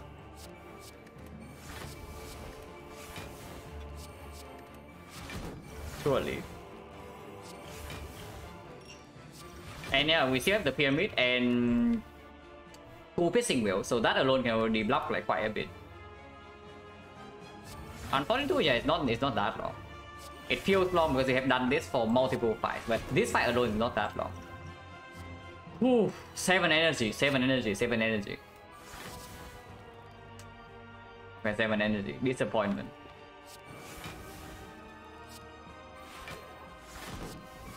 Nothing in here, only disappointment.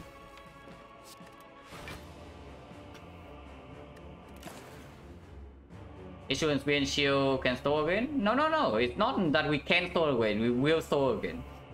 The entire reason we are storing right now is to get a potion belt that can store Spear and Shield. So do not worry. We will store. Not that we can.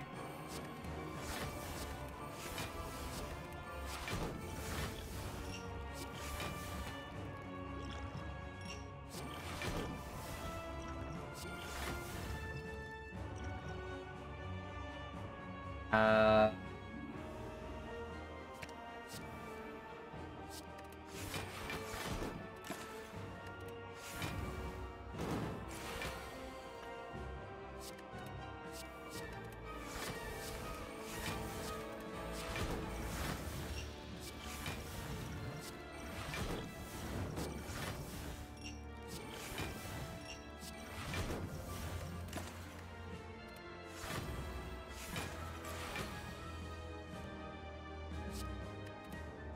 Okay, so potion buy is never an issue here. So what can we actually buy with the gold? Remove right now 125. So 260, one card and one common relic. And of course rare relic plus a card on sale. Yeah, the difference is that we can maybe buy a card on sale and maybe not. Oh sure, I play for that.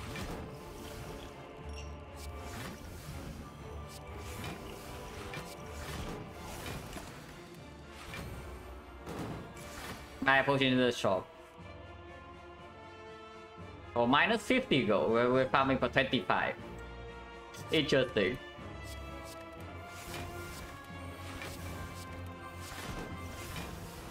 But yeah, it's true. We can buy a potion in the shop. I know what you are saying.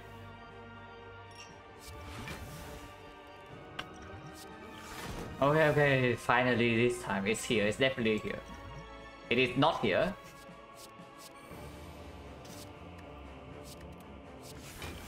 And Silent is so bad. It's definitely Silent's fault.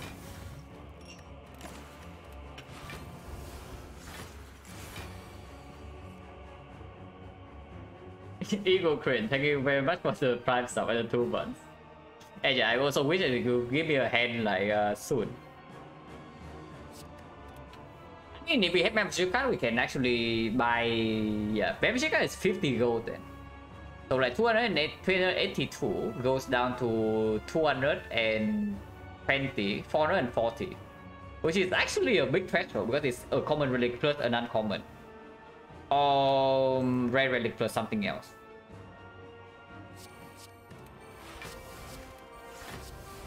And yeah, it's true. We can see membership card in the export shop. We have seen like Orrery, we have seen the Abacus. Okay, we can maybe finally get out of this crap. I do not play this one, yeah, because I am waiting to nightmare it. Like, so... Okay, so first of all, I still need to keep this in my hand, roll a flex potion, and then nightmare this thing. And then we can do the loop.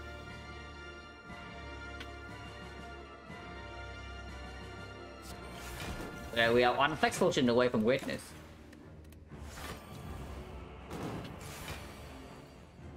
But of course, we roll one less alchemize per turn now because this stay in my hand. It's fine, still 5 alchemize per turn, and flex potion is a common potion. So let's do 1. It's nice. And yeah, I could have gotten the ghost, but like who cares? That's not what we're aiming for.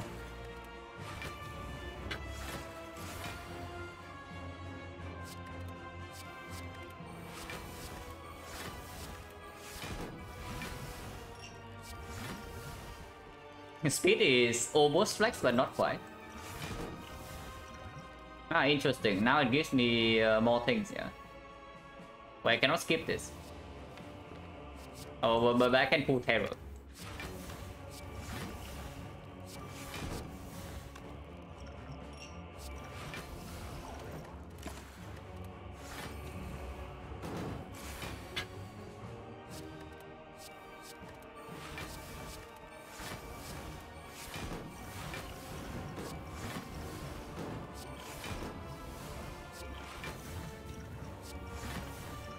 Yeah, how long can it take anyway? It's just a common potion.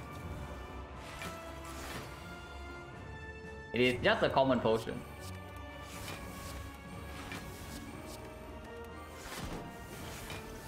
Like the energy force common, and now it is here. But if it's 10 grid, I can still take it.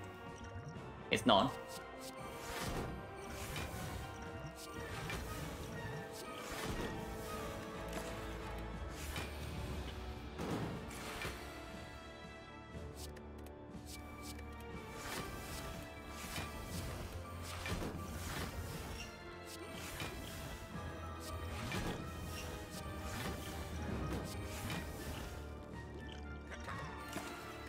double cultist is not as strong.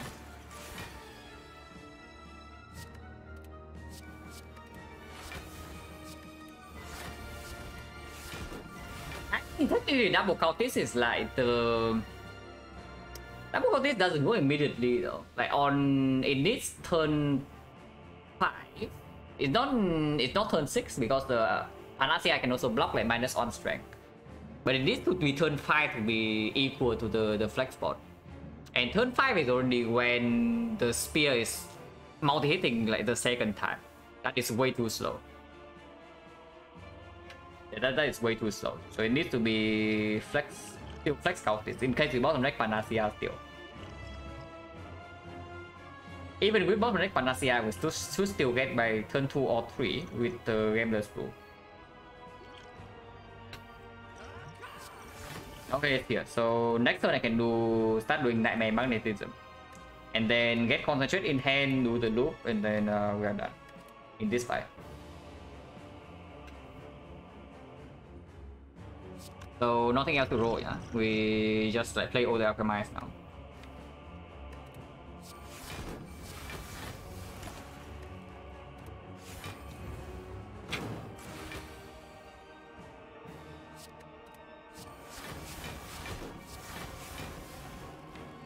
I do want to draw in the Concentrate first before doing anything, so I can just hold the hand after this.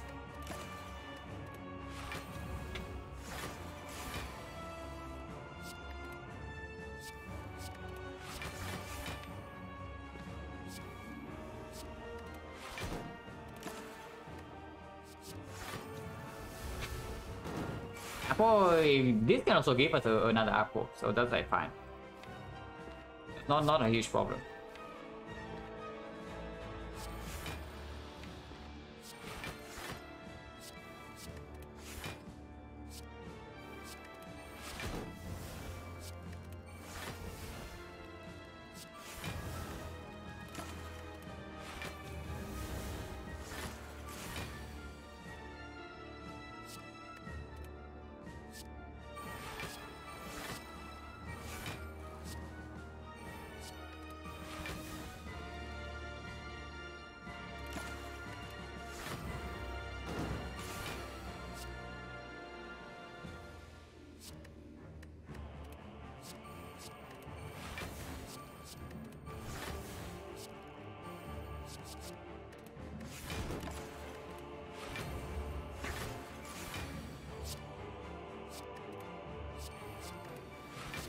This loop will renew this work from the Awaken Run fight.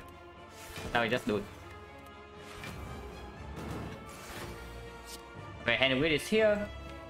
I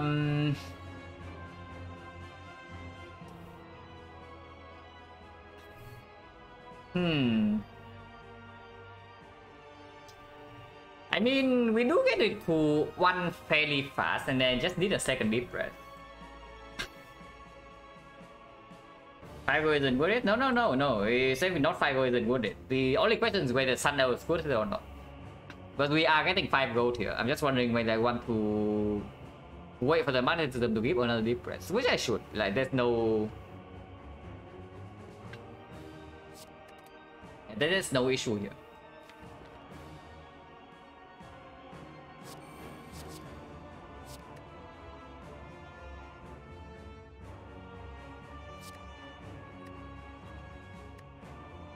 It's like this.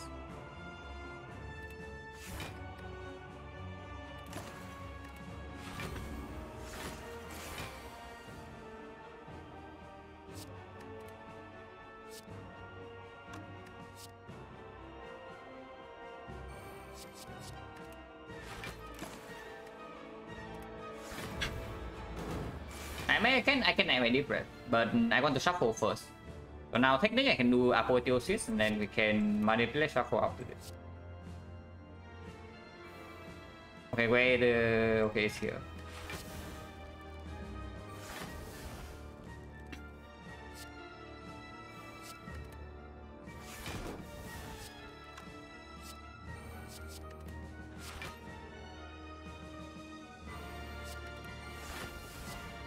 Okay, this definitely one shot.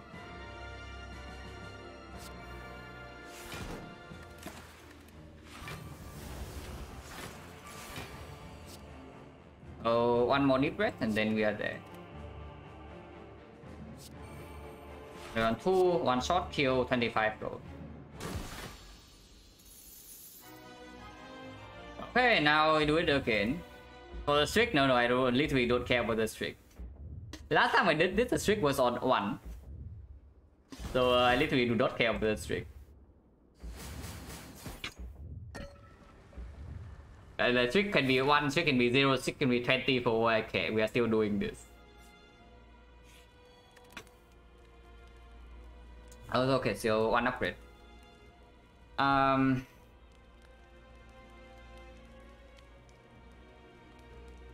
This one's hard. I actually have not thought about this at all.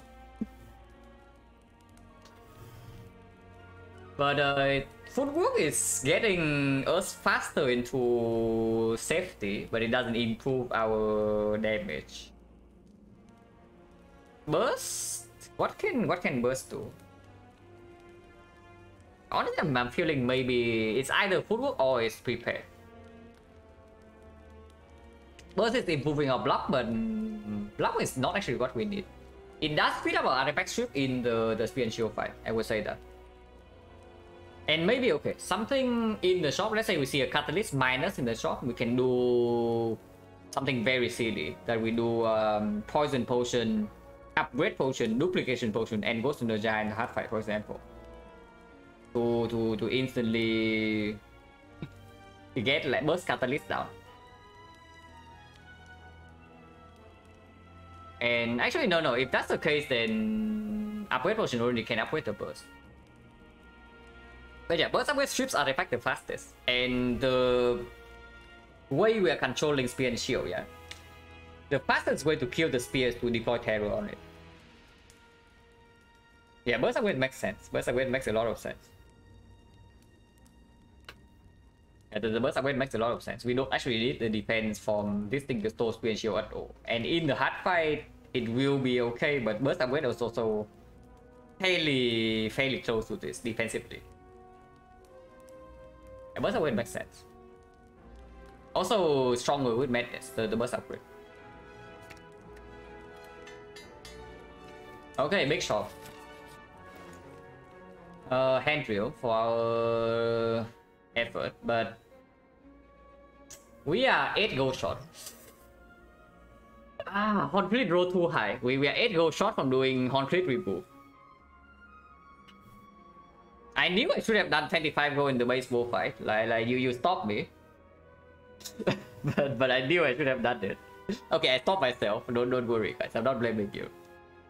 But yeah, if I get 25 gold from the baseball, yeah, now I have Horn Crit plus a remove.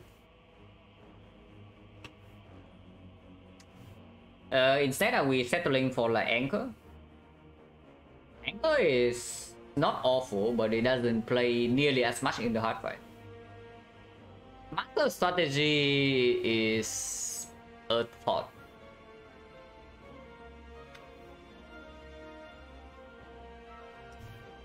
Master remove, I can still buy even backflip repair, for example. But is Master strategy really better than anchor? And if so, why? Honestly, not really, right? Because the thing is that turn 2 we are probably already ghosting if we do not have the fight under control by then. So let's say we face the bad attack pattern from Spear and Shield, and turn 1 we are facing 33 instead. It gets risk extremely fast. So like anchor to mitigate that, and of course also saving a little bit in the hard fight is like completely fine. Because the hard fight most of the time we also don't really open with a block card. We open with something like after image, maybe open with like to the trade, open with some aggro, or open with like the burst into something. There's no catalyst here, so the plan of doing upgrade potion into catalyst is like not a thing in the hard yet. So we will need to kill the hard with mainly physical damage. But we do have a panacea. And we can block for quite a while. With 2 missing wheels and a dark cycles, at least we can block 3 cycles. So Ghost are definitely okay. We control Spear and Shield first, and then we talk about the potions. Is this ever a thing? Like finisher plus.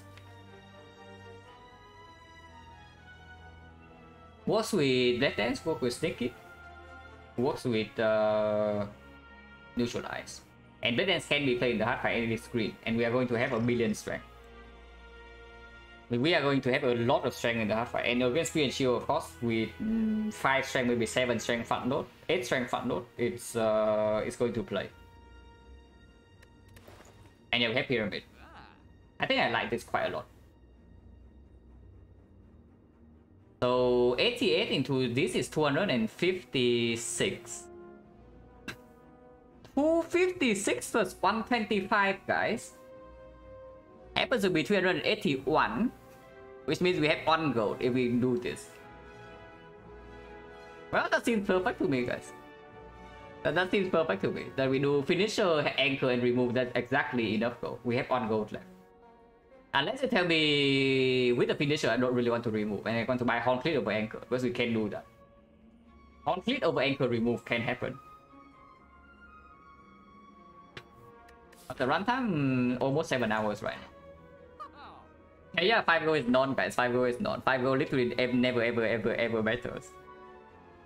But yeah, double check here. Like this is 88, 88, 256. Yeah, 256 on 25 is 381. So we are 1 gold over. And yeah, anchor plus this has to be better than Horn Cleat, because even in the hard fight, Horn Cleat turn 2 we probably already ghost that turn. If it's multi-hit, then we just full block either way, so Horn Cleat block is wasted. Because we will just full block the multi-hit with a whale or a shackle, and when we ghost the big hit.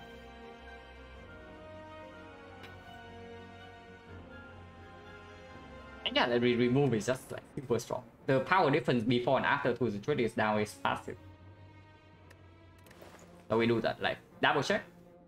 Finisher with this 256, 356, 381. So that's perfect. And remove goes on a bite. Yeah, remove goes on a bite.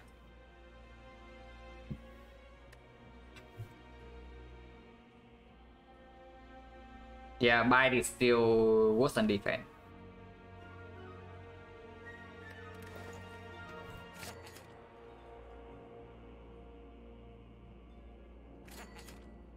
Yeah, 1 goal.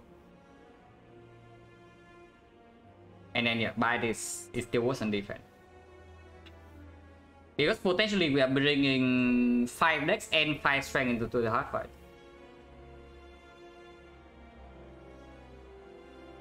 We can block 3 cycles, and with strength and terror and finisher plus and pyramid, we should be able to kill in time. Out of the woods, yeah, we're not out of the woods yet, but we are in decent shape.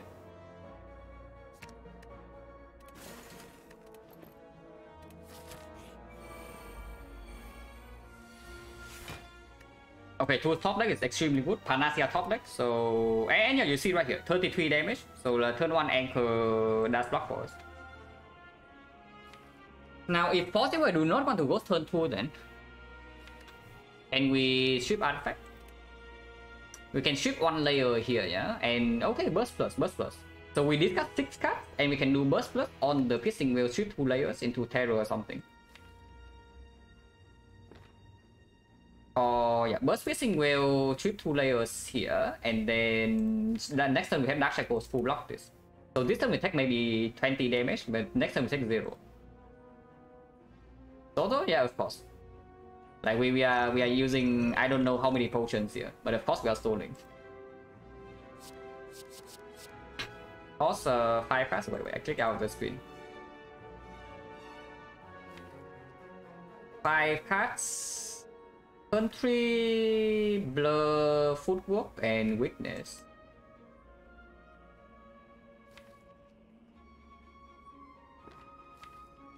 Do have Blade and Finisher in hand with the Terror next turn. So I do not actually want to Gambler's Rule anything here.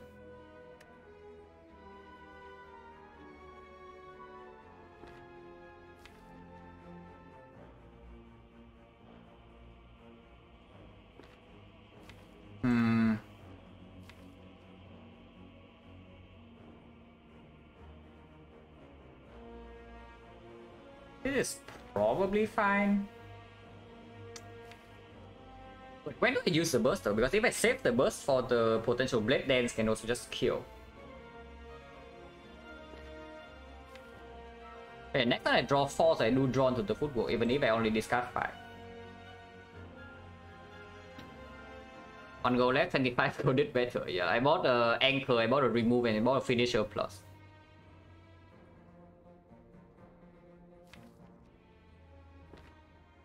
This is good enough. This is good enough. And this turn burst piercing will burst Panacea maybe? Actually burst Panacea is 1 strength. Yeah, burst Panacea is actually 1 strength because I can do flex point immediately and it also blocks the strength down. Terror still good, last only 99 turns. No worries, Terror is going on this guy and this guy is going to die fairly soon. But we are anchor immediately drops 10 right here, and I'm taking 23. But 23 is completely fine. And 23 is completely fine. I'm willing to go turn 3.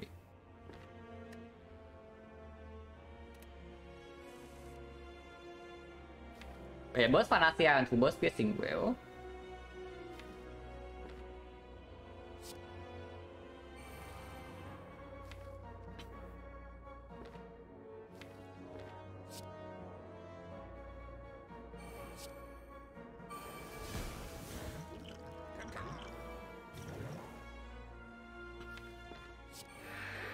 So this turn 3, this set can be quicker.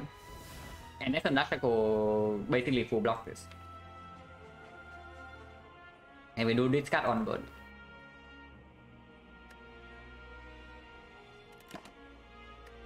Malaise is a very good card later to store this guy, so I can take it. Even if it blocks the football draw next turn, doesn't matter. It does, but yeah, again, it doesn't matter.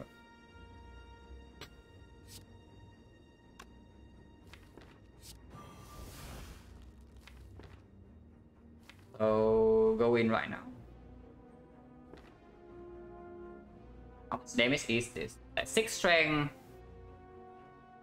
is 10, 15, 60. So this is 5 attacks. And 21, 100 plus. Actually, wait, it just killed this, right? It actually just killed this immediately. If that is so, it's like very, very good.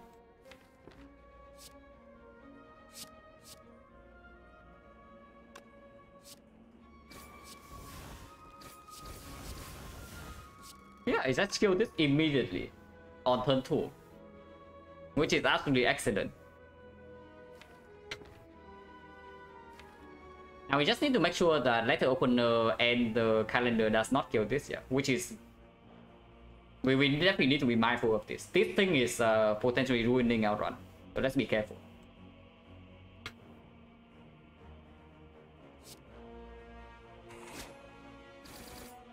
It's dead.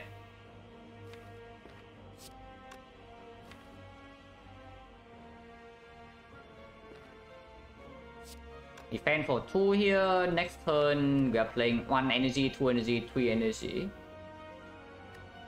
And 4 energy with this, so it blocks for more next turn. But we already have Captain's Wheel, so it's already over blocking. Yeah, Footwork, Blur, Sucker Punch is already exactly full block. 28, and it blocks for 28. Ultimate is very good.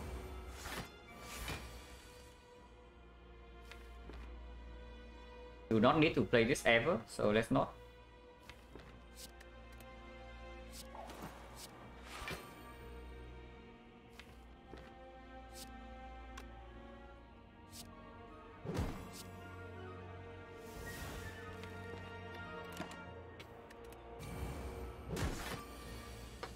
Okay, so now yeah, first of all, we need to control this guy. And then controlling is a little bit easier with 2 up damage and the malaise now. And of course we still have a real burst in our deck.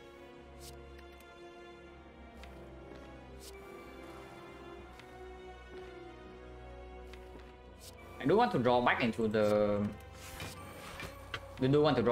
thing. No need to buy, yeah, no need to buy a Pento. And when we roll potion, we are going to get regen like here and there anyway. The biggest thing we need to think about is just to not kill this roulette opener.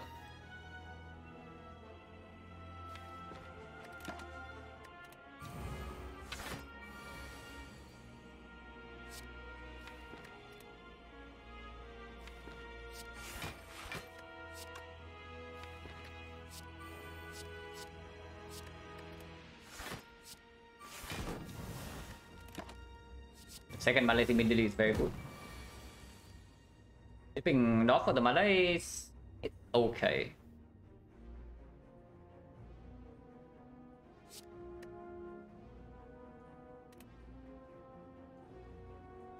Doesn't matter too much.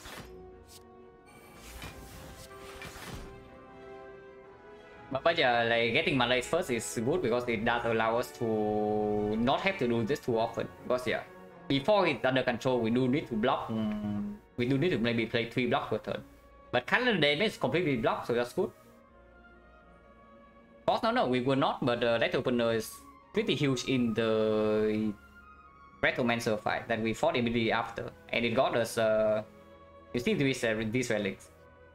These are the relics we got from fighting elites after we pick up the Red Opener.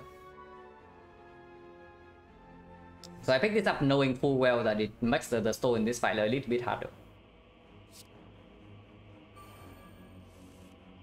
Is that completely fine? But the kind of damage being blocked is pretty huge. That does mean that we can pop Letter Opener like 21 more times, which is pretty great.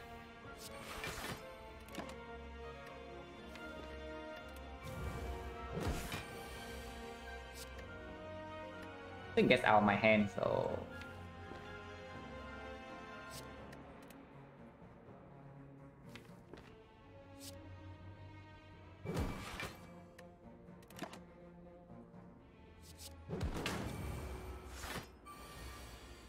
and the 7, yeah, you see, we have on gold in here, so every single time we farm Heron it actually matters.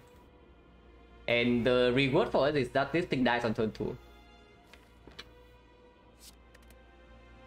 Oh, that was good. Initial also is a good attack in the sense that it does get out of my hand immediately. Let's play this.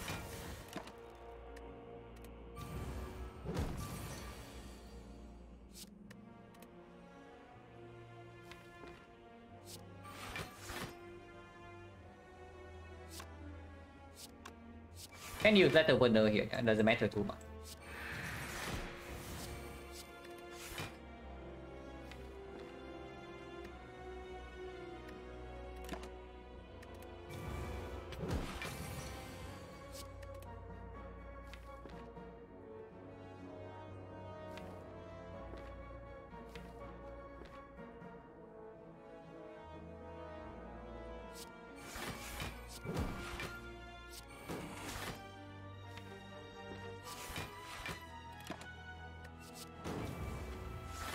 There was a setup. Probably should have picked that, but just wanted to be a little bit safe.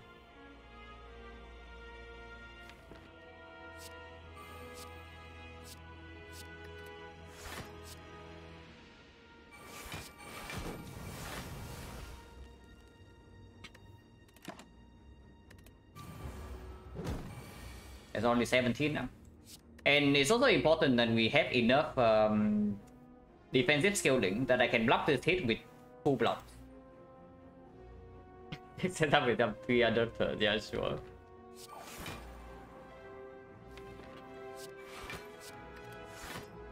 Now 2 blocks can fully block this hit, which is actually a big deal.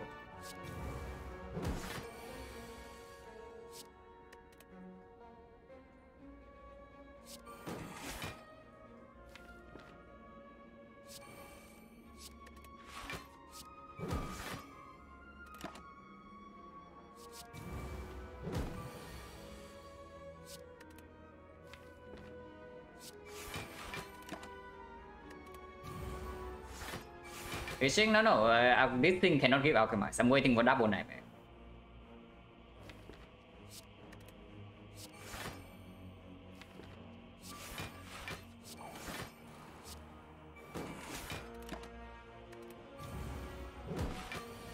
best position setup. Now that we know that we have purely physical damage, it's still absolutely these two, yeah. And afterwards, cultist definitely happens. Cultist absolutely happens. And the second one maybe can be a second ghost, can be some defensive scaling.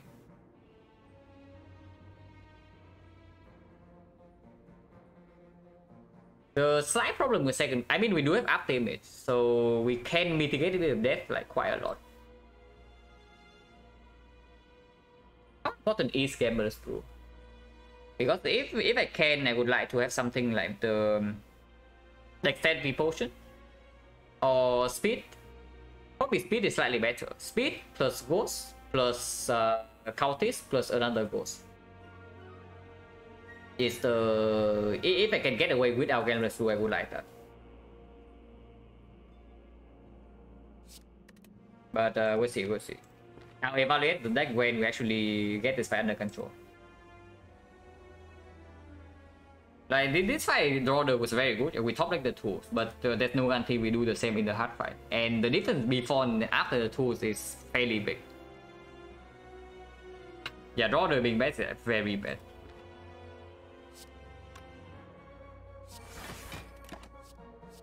And your setup is here. Definitely does not need 300 turns. Second setup is here. Defect finish. Defect never happened. Yesterday after Silent I play a core run with Burr. And today probably there's also no defect. But this run is already too long. And defect is crying in the corner and let it cry.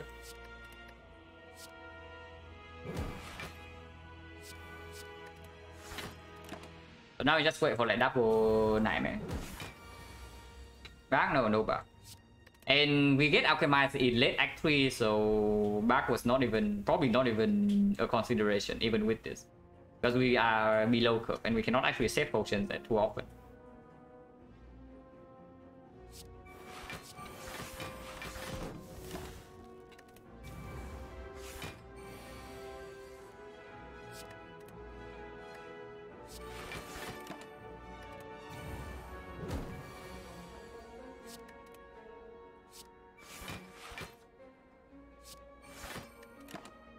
Finisher is very nice. It kills this thing and now it gets out of my hand for free.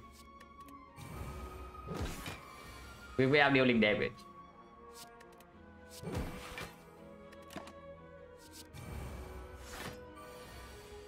Oh, sorry, skip? What do you mean? Like, Kai is right here. Like, Kai is here, Pyramid is here. Maybe you missed this one. Regen Pot, we don't need to. We have a Pantograph. And even without Regen Pot, we can still just buy it up. So it honestly does not matter.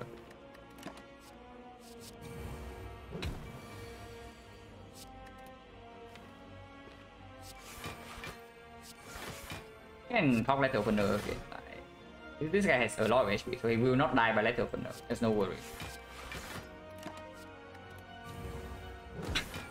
Along this run, it's still the same one. At the moment, 7 hours and 12 minutes.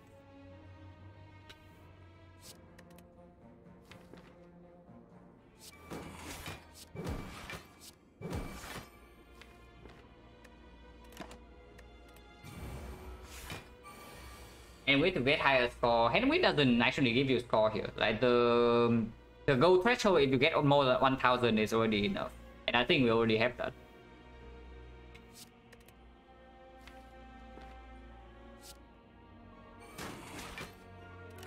We can buy ourselves up a little bit, not that it's in any way, shape or form necessary.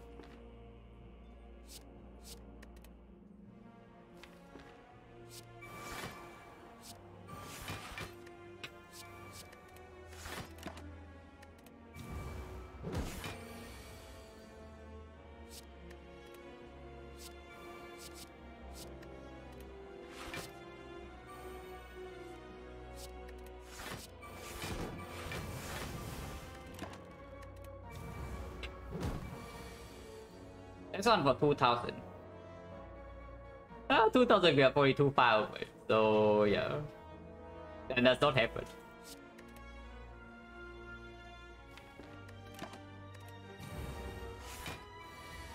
Chaos Yoshi, thank you very much for the 5 subs and the 2 months. Appreciate it a lot.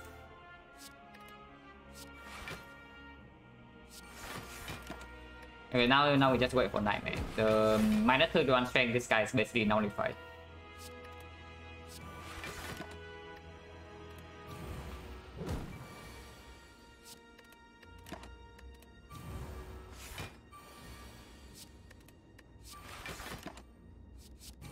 And nullify even more.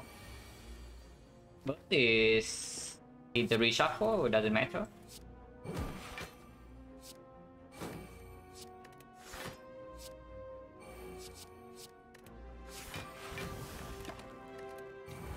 Easy enough. Yeah, it's dealing Liquid is dealing 0 now. Aston's witness does not run out. So yeah, doesn't matter. We can wait.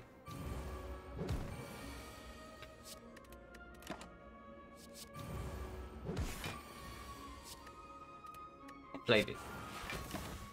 Okay, one Nightmare.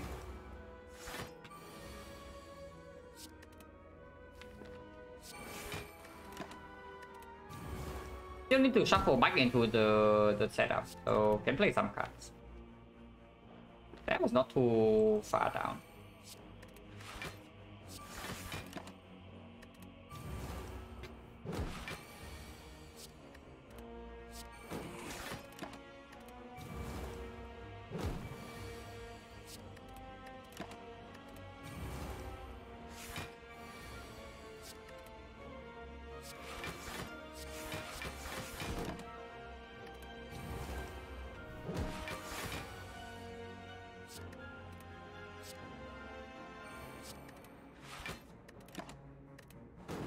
Okay, now only the second Nightmare and then we can start rolling.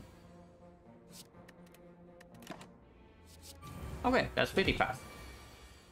But we did get this fight under control very quickly.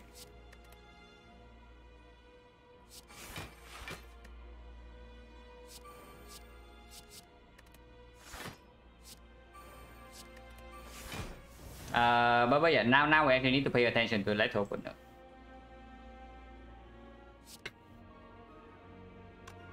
Already Nightmare, so now I can first Nightmare Alchemize.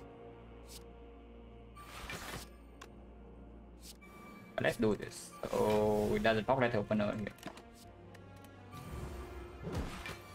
What if this one lost? I don't want to think about it.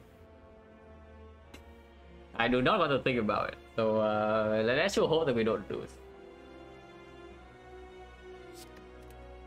Okay, but what kind of potion do I want? Now, I know that Cultist Potion is one of them. I know the Ghost is second one, so there's only 2 slots left. Duplication Potion on Afterbase is actually a thing. And it's actually quite easily picked with the Burst and the Blade Dance. And the last one, honestly, is probably just the Gambler's Brew. So it's just a Dupe, Ghost, Gambler's Brew, and yeah, Dupe, Ghost, Gambler's Brew, and then Cultist. Longest run, no. The longest run is slightly more than 1 hour over this. Better, yeah, Dupe Afterbase definitely has to be better than the next spot. And it also doesn't depend on when I draw Panacea. Now that does mean that if I do not draw Panacea on turn 1, it is useless. But if I draw Panacea on turn 1, it's going to play. Which is completely fine. Yeah, without a 0 cost block, looping up the image has to be better than the next spot, than Speed Portrait. If I actually have something like maybe 1 or 2 deflects, with the blur though. With the blur plus, is after image look really better than 5 decks? Because it is 5 decks. Now it's 5 decks always versus blocking vulnerable half the time and enough damage. What else can I do if it's not enough damage? There's only after image, right? I want to still burst alchemize afterwards. or 2 more potions. So any speed, any flex from the alchemist itself during the hard fight can also play with this. And Nereus can give me red form. Yeah, Nereus can give me red form that can also play with this. Okay, okay. Like probably Newport. Yeah, it's probably Noob and Cultist here then.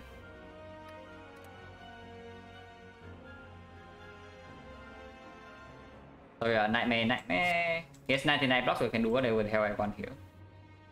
Infinite Life, it cannot give fruit juice. I can regen to full, but it doesn't really matter because I have Pantograph.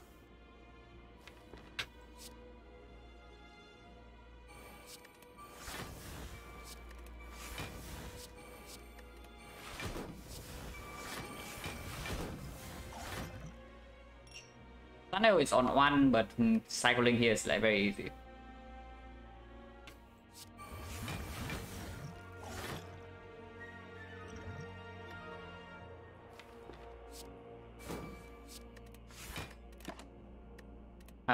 Should I play these two? Okay, whatever. Next time I cannot play the Alchemist. Just need to remember that. I mean, I can, but okay, Cultist is here, so we only need the Newport now. Not Smoke Bomb, thank you.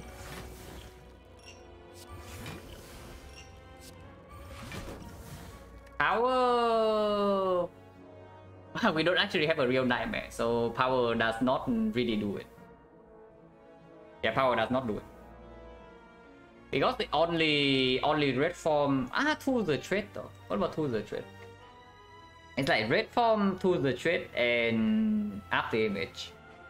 Footwork is inferior, but it's not insanely bad. It's not good enough, right? Yeah, it's not good enough. The only reason to say that I do Power Potion is that it does strip artifact, so that I can will second cycle. Because at the moment our artifact strip is present but not amazing. Everyone also want to keep weakness down. But in order for the Power Potion to strip artifact, it also has to be either Fumes or Envenom. And Envenom definitely is a lot of damage, but it's not relevant with Terror and like a billion strength. Yeah, it is just Newport, it's just Newport. And maybe Newport can allow us to do some silly things with Catalyst from the new release, depending on when we see after image.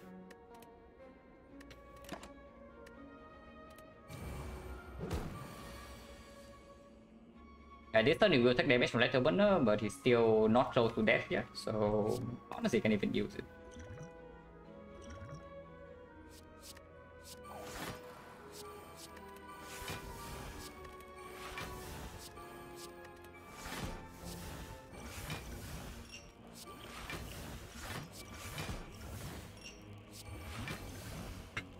No.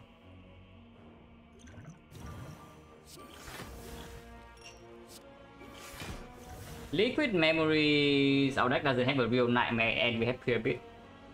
It does kind of combo with this, but not really. It's just a better energy potion most of the time. It can pull back the blur. That is one significant thing it can do. Like blur turn 1 into Liquid Memories the blur again, and get the full block first cycle that way. I have lots of infinite stolen runs. I mean, I have only done this on stream, like maybe if it's this long, there's only 2 runs, and run number 1 was a win, and this is run number 2. So I hope that this also wins. Otherwise, I'm going to lose my mind. Yeah, Noob is just better. Because if I'm talking about memories, the blur, then my Asper can also Noob the blur. It's the same thing.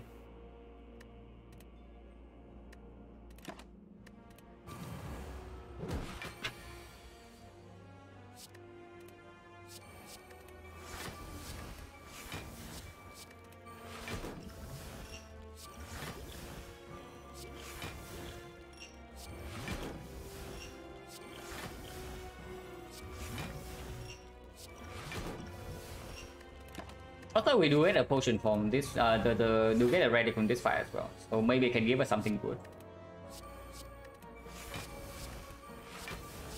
I think it will take damage from later opener, but still has 52.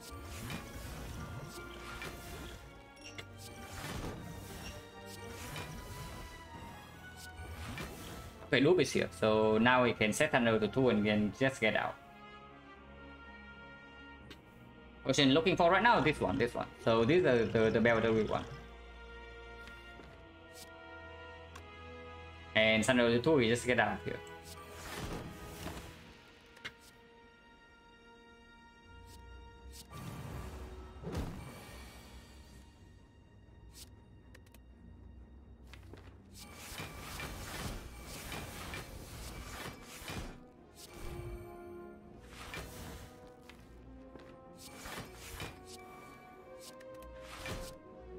Nothing else to do. Yeah. Good timing. Perfect timing here. Puzzle is fine. Puzzle is pretty nice with this. It's green, and there's another wheel. With 2 wheels and a dark cycle, that's already 3 cycles covered, yeah. The only reason to pick up another wheel in here is to... And then with the game rule, we never break first cycle for 1 wheel. So the only reason to pick up another wheel right here is actually to strip artifact second cycle. 5 decks card, yeah. If we actually have the card in the deck, then maybe 5 decks is better than the 2. It's probably in our deck right now because it's very good with the Burst Plus and the Blur. And we don't need this. And yeah, very good timing.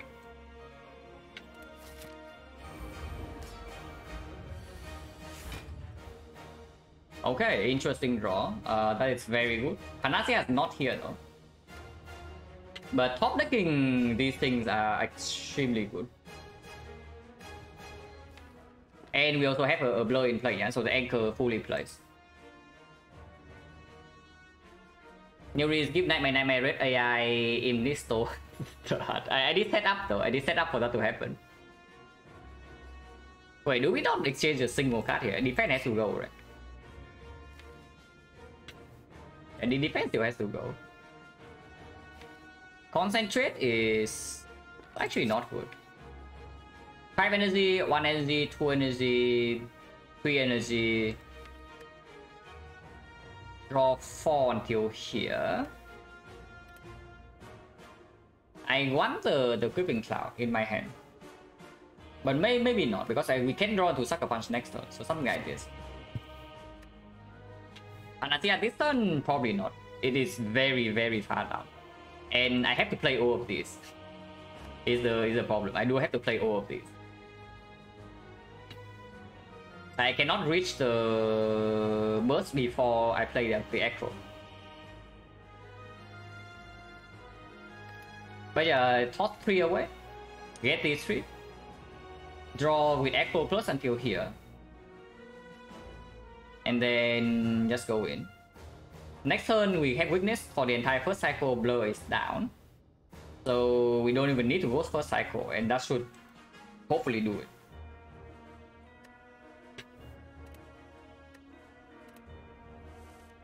But yeah, the start is definitely Cultist first. And then duplicate the AI first to not lose block, and then we play all the cards.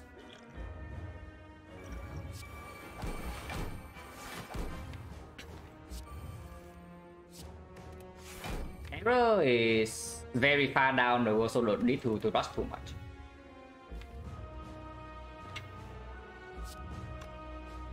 But yeah, Burst Alchemize can also come next turn, depending on where the statuses are.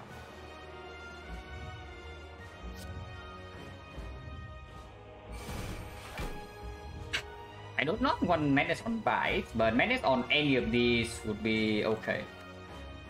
And I do not burst the Madness. Like Bite here into Madness and then... No, I do need to play both of these. So if I want to play Madness this turn, it has to be first. Probably can wait then. do bite into dodge and roll blur. Probably can work.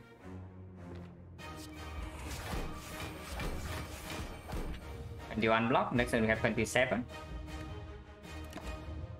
Second two don't need.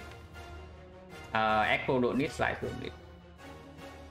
When that starts to get proc, maybe on turn 2. Depending on what hit this is.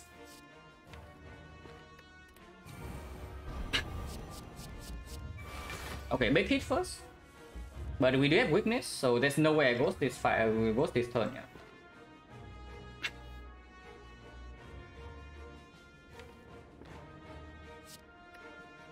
Definitely discard this.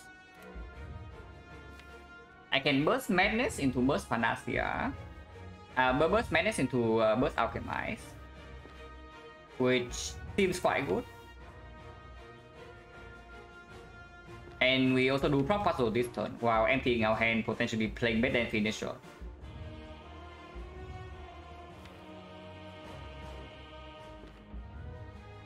And it's only 23 damage, so it's like completely fine. Alchemize before madness method, probably, yeah, it's probably just good. I mean, it does mean that maybe I do not get better finisher in play. If I had to spend energy, like because here, yeah, Sucker Punch needs to be played.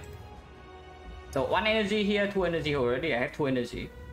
So if the madness does not hit this, I cannot do Blade finisher. If the madness hit this and this, like 2 out of 4 here, I can do Blade finisher this turn. It is honestly not even necessary. I can do it like whenever.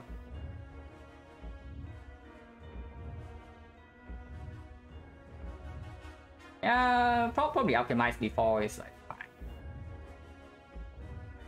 Yeah, I'll alchemize before is fine. And then hand has 6, hand has 5. And I can play the card that is not the piercing will, that gets discounted. So hand has 4. That does overdraw with the puzzle. But it's fine. Like using ghost right here never ever makes sense.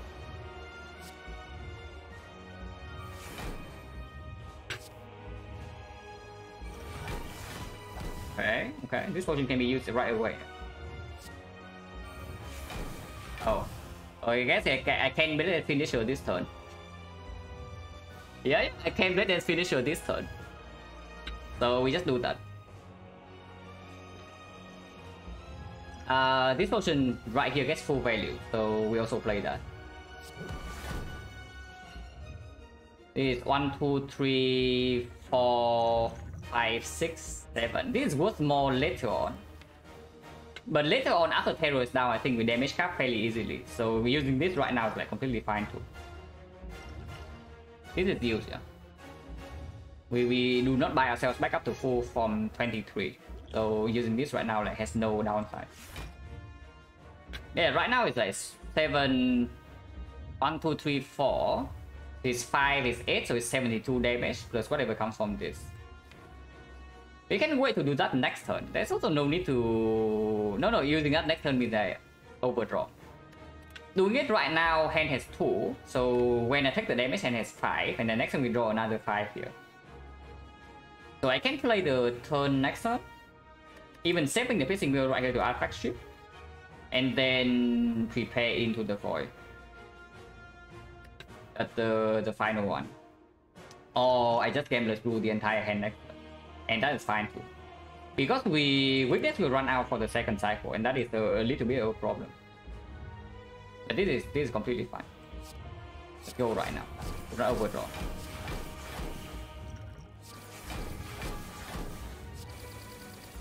Yeah.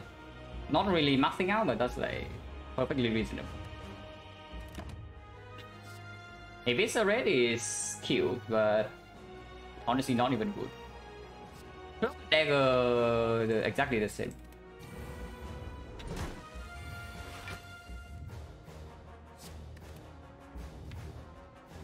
But yeah, this turn I can also just save the piercing wheel. There's no need to use it. We can use it, there's no need to. But maybe using it is still fine. Yeah, maybe using it is still fine.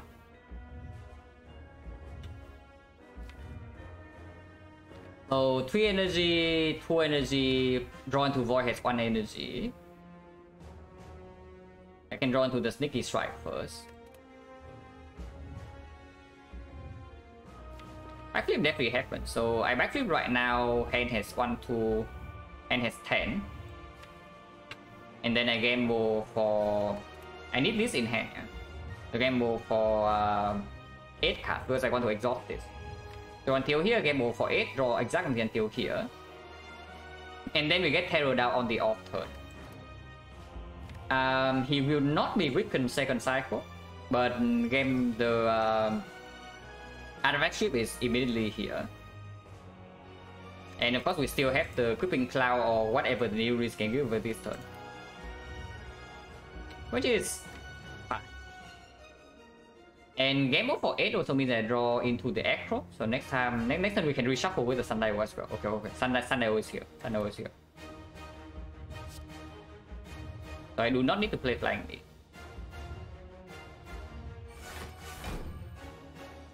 So yeah, game move for 8. Drawn to Void right now, so I can still play Sticky Strike afterwards.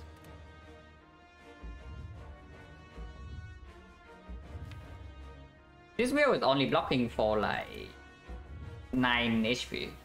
It is still good.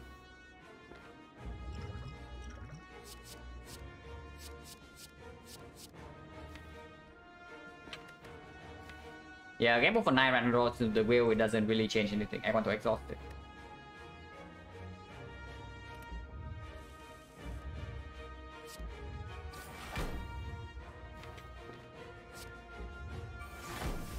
Unless you tell me it actually is like acro into footwork right now in Tech 9.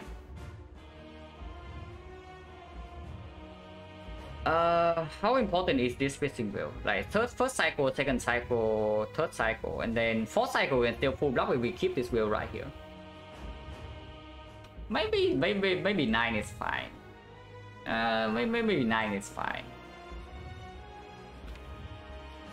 Yeah, advancing right now immediately also makes me redraw into the creeping cloud like faster. Yeah, taking 9 is probably fine. This thing does get out of my hand. If I do not discard this, I take 11. So I do think I discard this. Play the football. 1, 2, 3, 4, 5. Right now, if I do not play neutralize, I overdraw. But if I play neutralize right now and I play creeping cloud next turn, I can, or sucker punch next turn, I can guarantee weakness for the entire second cycle, while also not overdrawing and dealing 5 extra damage. It's good. Artifact strip? Not really.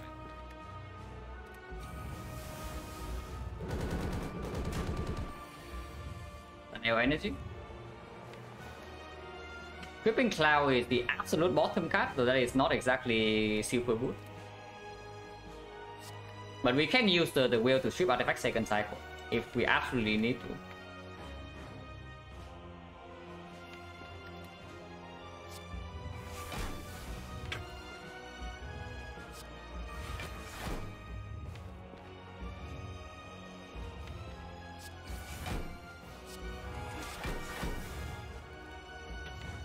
Do finisher for next turn, but red dancing right now also means that I don't overdraw next turn and draw until here.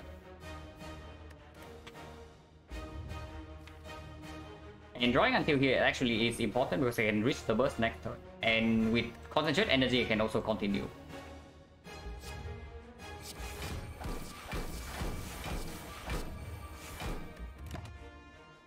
None of this, even if Riddles is dealing a ton of damage, not too interested. 2015, so we do need to expand one piercing wheel here, yeah. But we can draw into the burst. So burst piercing wheel, one single neutralize into burst piercing wheel is already full block, which is great. So I do strip artifact with neutralize here because Sucker Punch Plus does come next turn.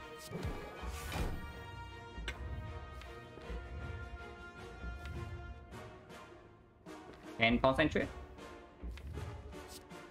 Never need the Piercing Wheel Plus in hand right now because Dark Shackle is also drawn before the next multi-hit.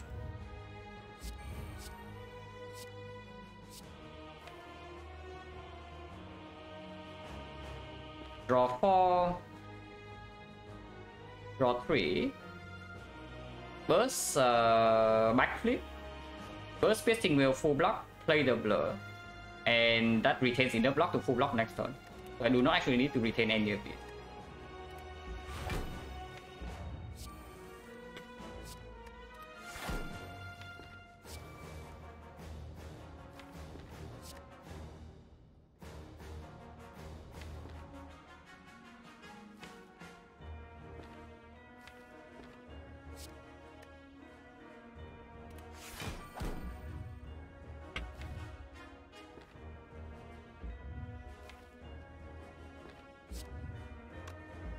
Yeah, burst backflip into burst Piercing Wheel, yeah, into blur. And then we can still end the turn with prepare finisher, prepare eviscerate finisher.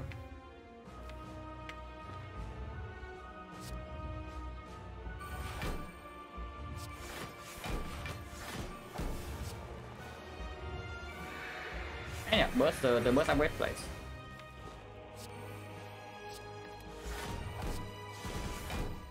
Don't need to finish her right now, so but it's still 36 damage, which is fine. This should be fairly comfortable from here. Heal hook is actually just 3 damage because we do have weakness down next turn, and weakness will stay. And beat is still only 2 damage, and it's better than the blur. We don't actually need to block for more next turn. And then now we just like want to deal damage. The boss is for third cycle. This fight is basically already over. As long as I actually play my cards. Yeah, calendar also in 2 turns. As long as I play my cards, the fight should be over here. 35, that's already full block. And heal hook is going in.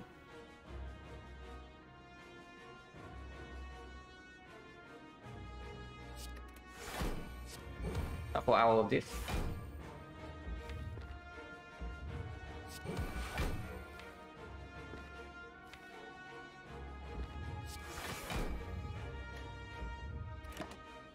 Okay, now I can pick the riddles. Because now the damage rush is just happening.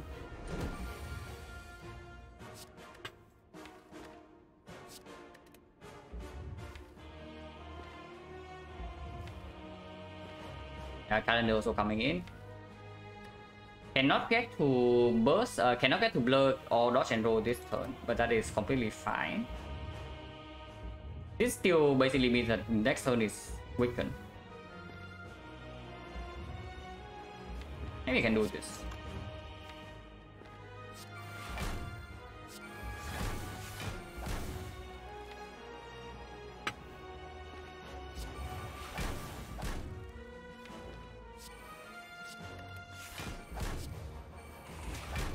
Calendar coming in hot. 415, no problem. Still have like 2 multi-hit. We can go 1 more cycle here.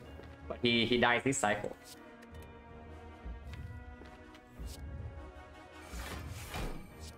Piercing Wheel.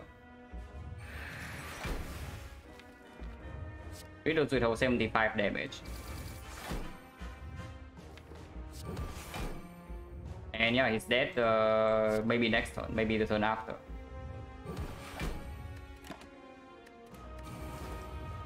Whew. Well, quite a run, I have to say. Quite a run. It's not that this turn, but the fight is basically completely over.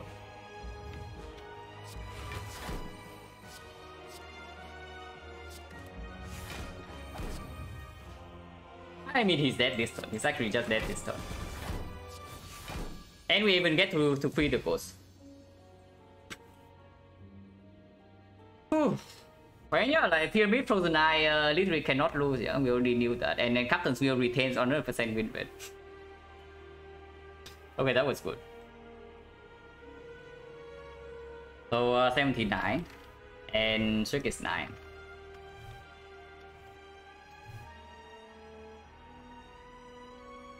127 turns to get the goals. Yeah, totally. We did not even use this in any fight. But good as insurance. Captain, yeah, it still has the captain's skill. What's the score on the last 50? In the current 50 is 40 wins and 6 losses, which is completely nuts. But but yeah. I mean, I don't know. Like, the last 4 runs, anything can still happen. But at the moment, it's like 40 wins and 6 losses, which is ridiculous. Because my highest 101 win count, like you are looking at it currently. Whatever this finishes at, it's going to be my best. 1410, yeah, 1410 is still 80%. And we even get to release the goals.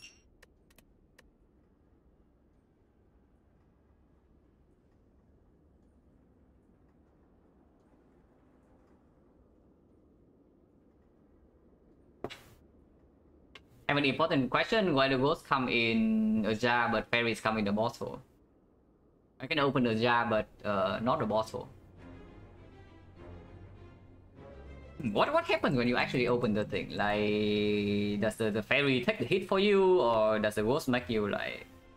Does the ghost take the hit for you, or what's happening? I actually don't know the law of the bottles. 7 hours, yeah, 7 hours, 43 minutes. Again, yeah, run history plus still doesn't tell me how long I spent in this fight, and the same for this fight, and the same for this fight, and the same for this fight. But you can see the turns: 130 on 63, 74. This one's very short. This one's actually only 51. Drink the ghost, you release the fairy. Okay.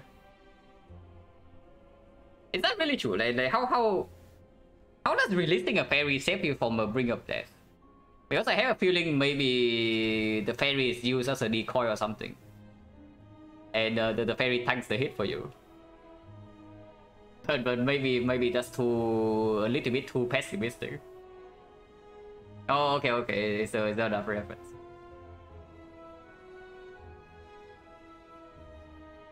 Madness was okay. It's not amazing. But it was basically speculative because we did not have Alchemize at the time. And yeah, apparently going into the Elite is good. Who would have thought? Elite right here gave us Alchemize and instantly gave us something to do in the run. So that's fine. This one is like... Act 1, the card was very bad. And relics was like okay, but no combat relics except the one we bought, and the deck was not good enough to take more elites after this. Act 2 we took maximum elites, and we also took the cursed form, but for whatever reason we are still not strong enough. Deck just doesn't have enough output after leaving Act 2.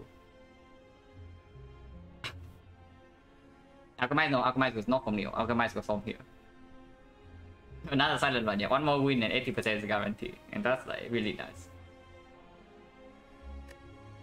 But yeah, like if you come here expecting a defect run today, then yeah, not happening. So I'll send you guys somewhere and then pass out.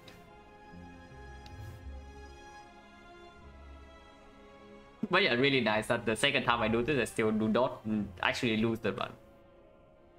Because that would be quite sad.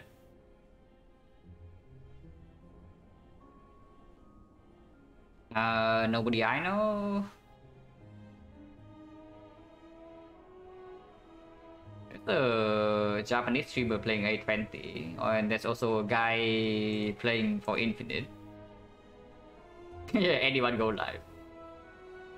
How did I survive until Act 3? I mean, I still had sustain. I had sustain from Pantograph, I had sustain from Bites, I have the some potions.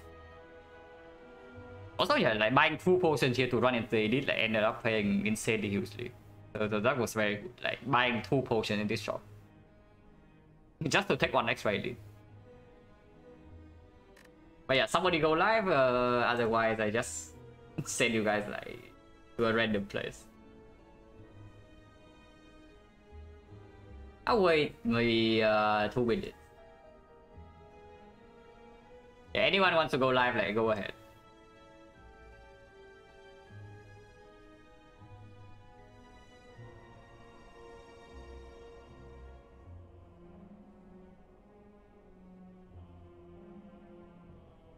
Yeah, Kuro go live. Kuro go live. Like show everyone how it's done to store the baseball for 35 gold. Red Byron? Okay, we'll do. I can Red Byron.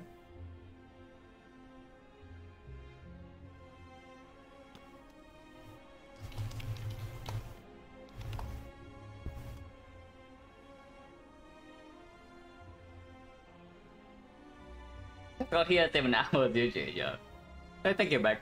Like this one is one of the more difficult ones for sure.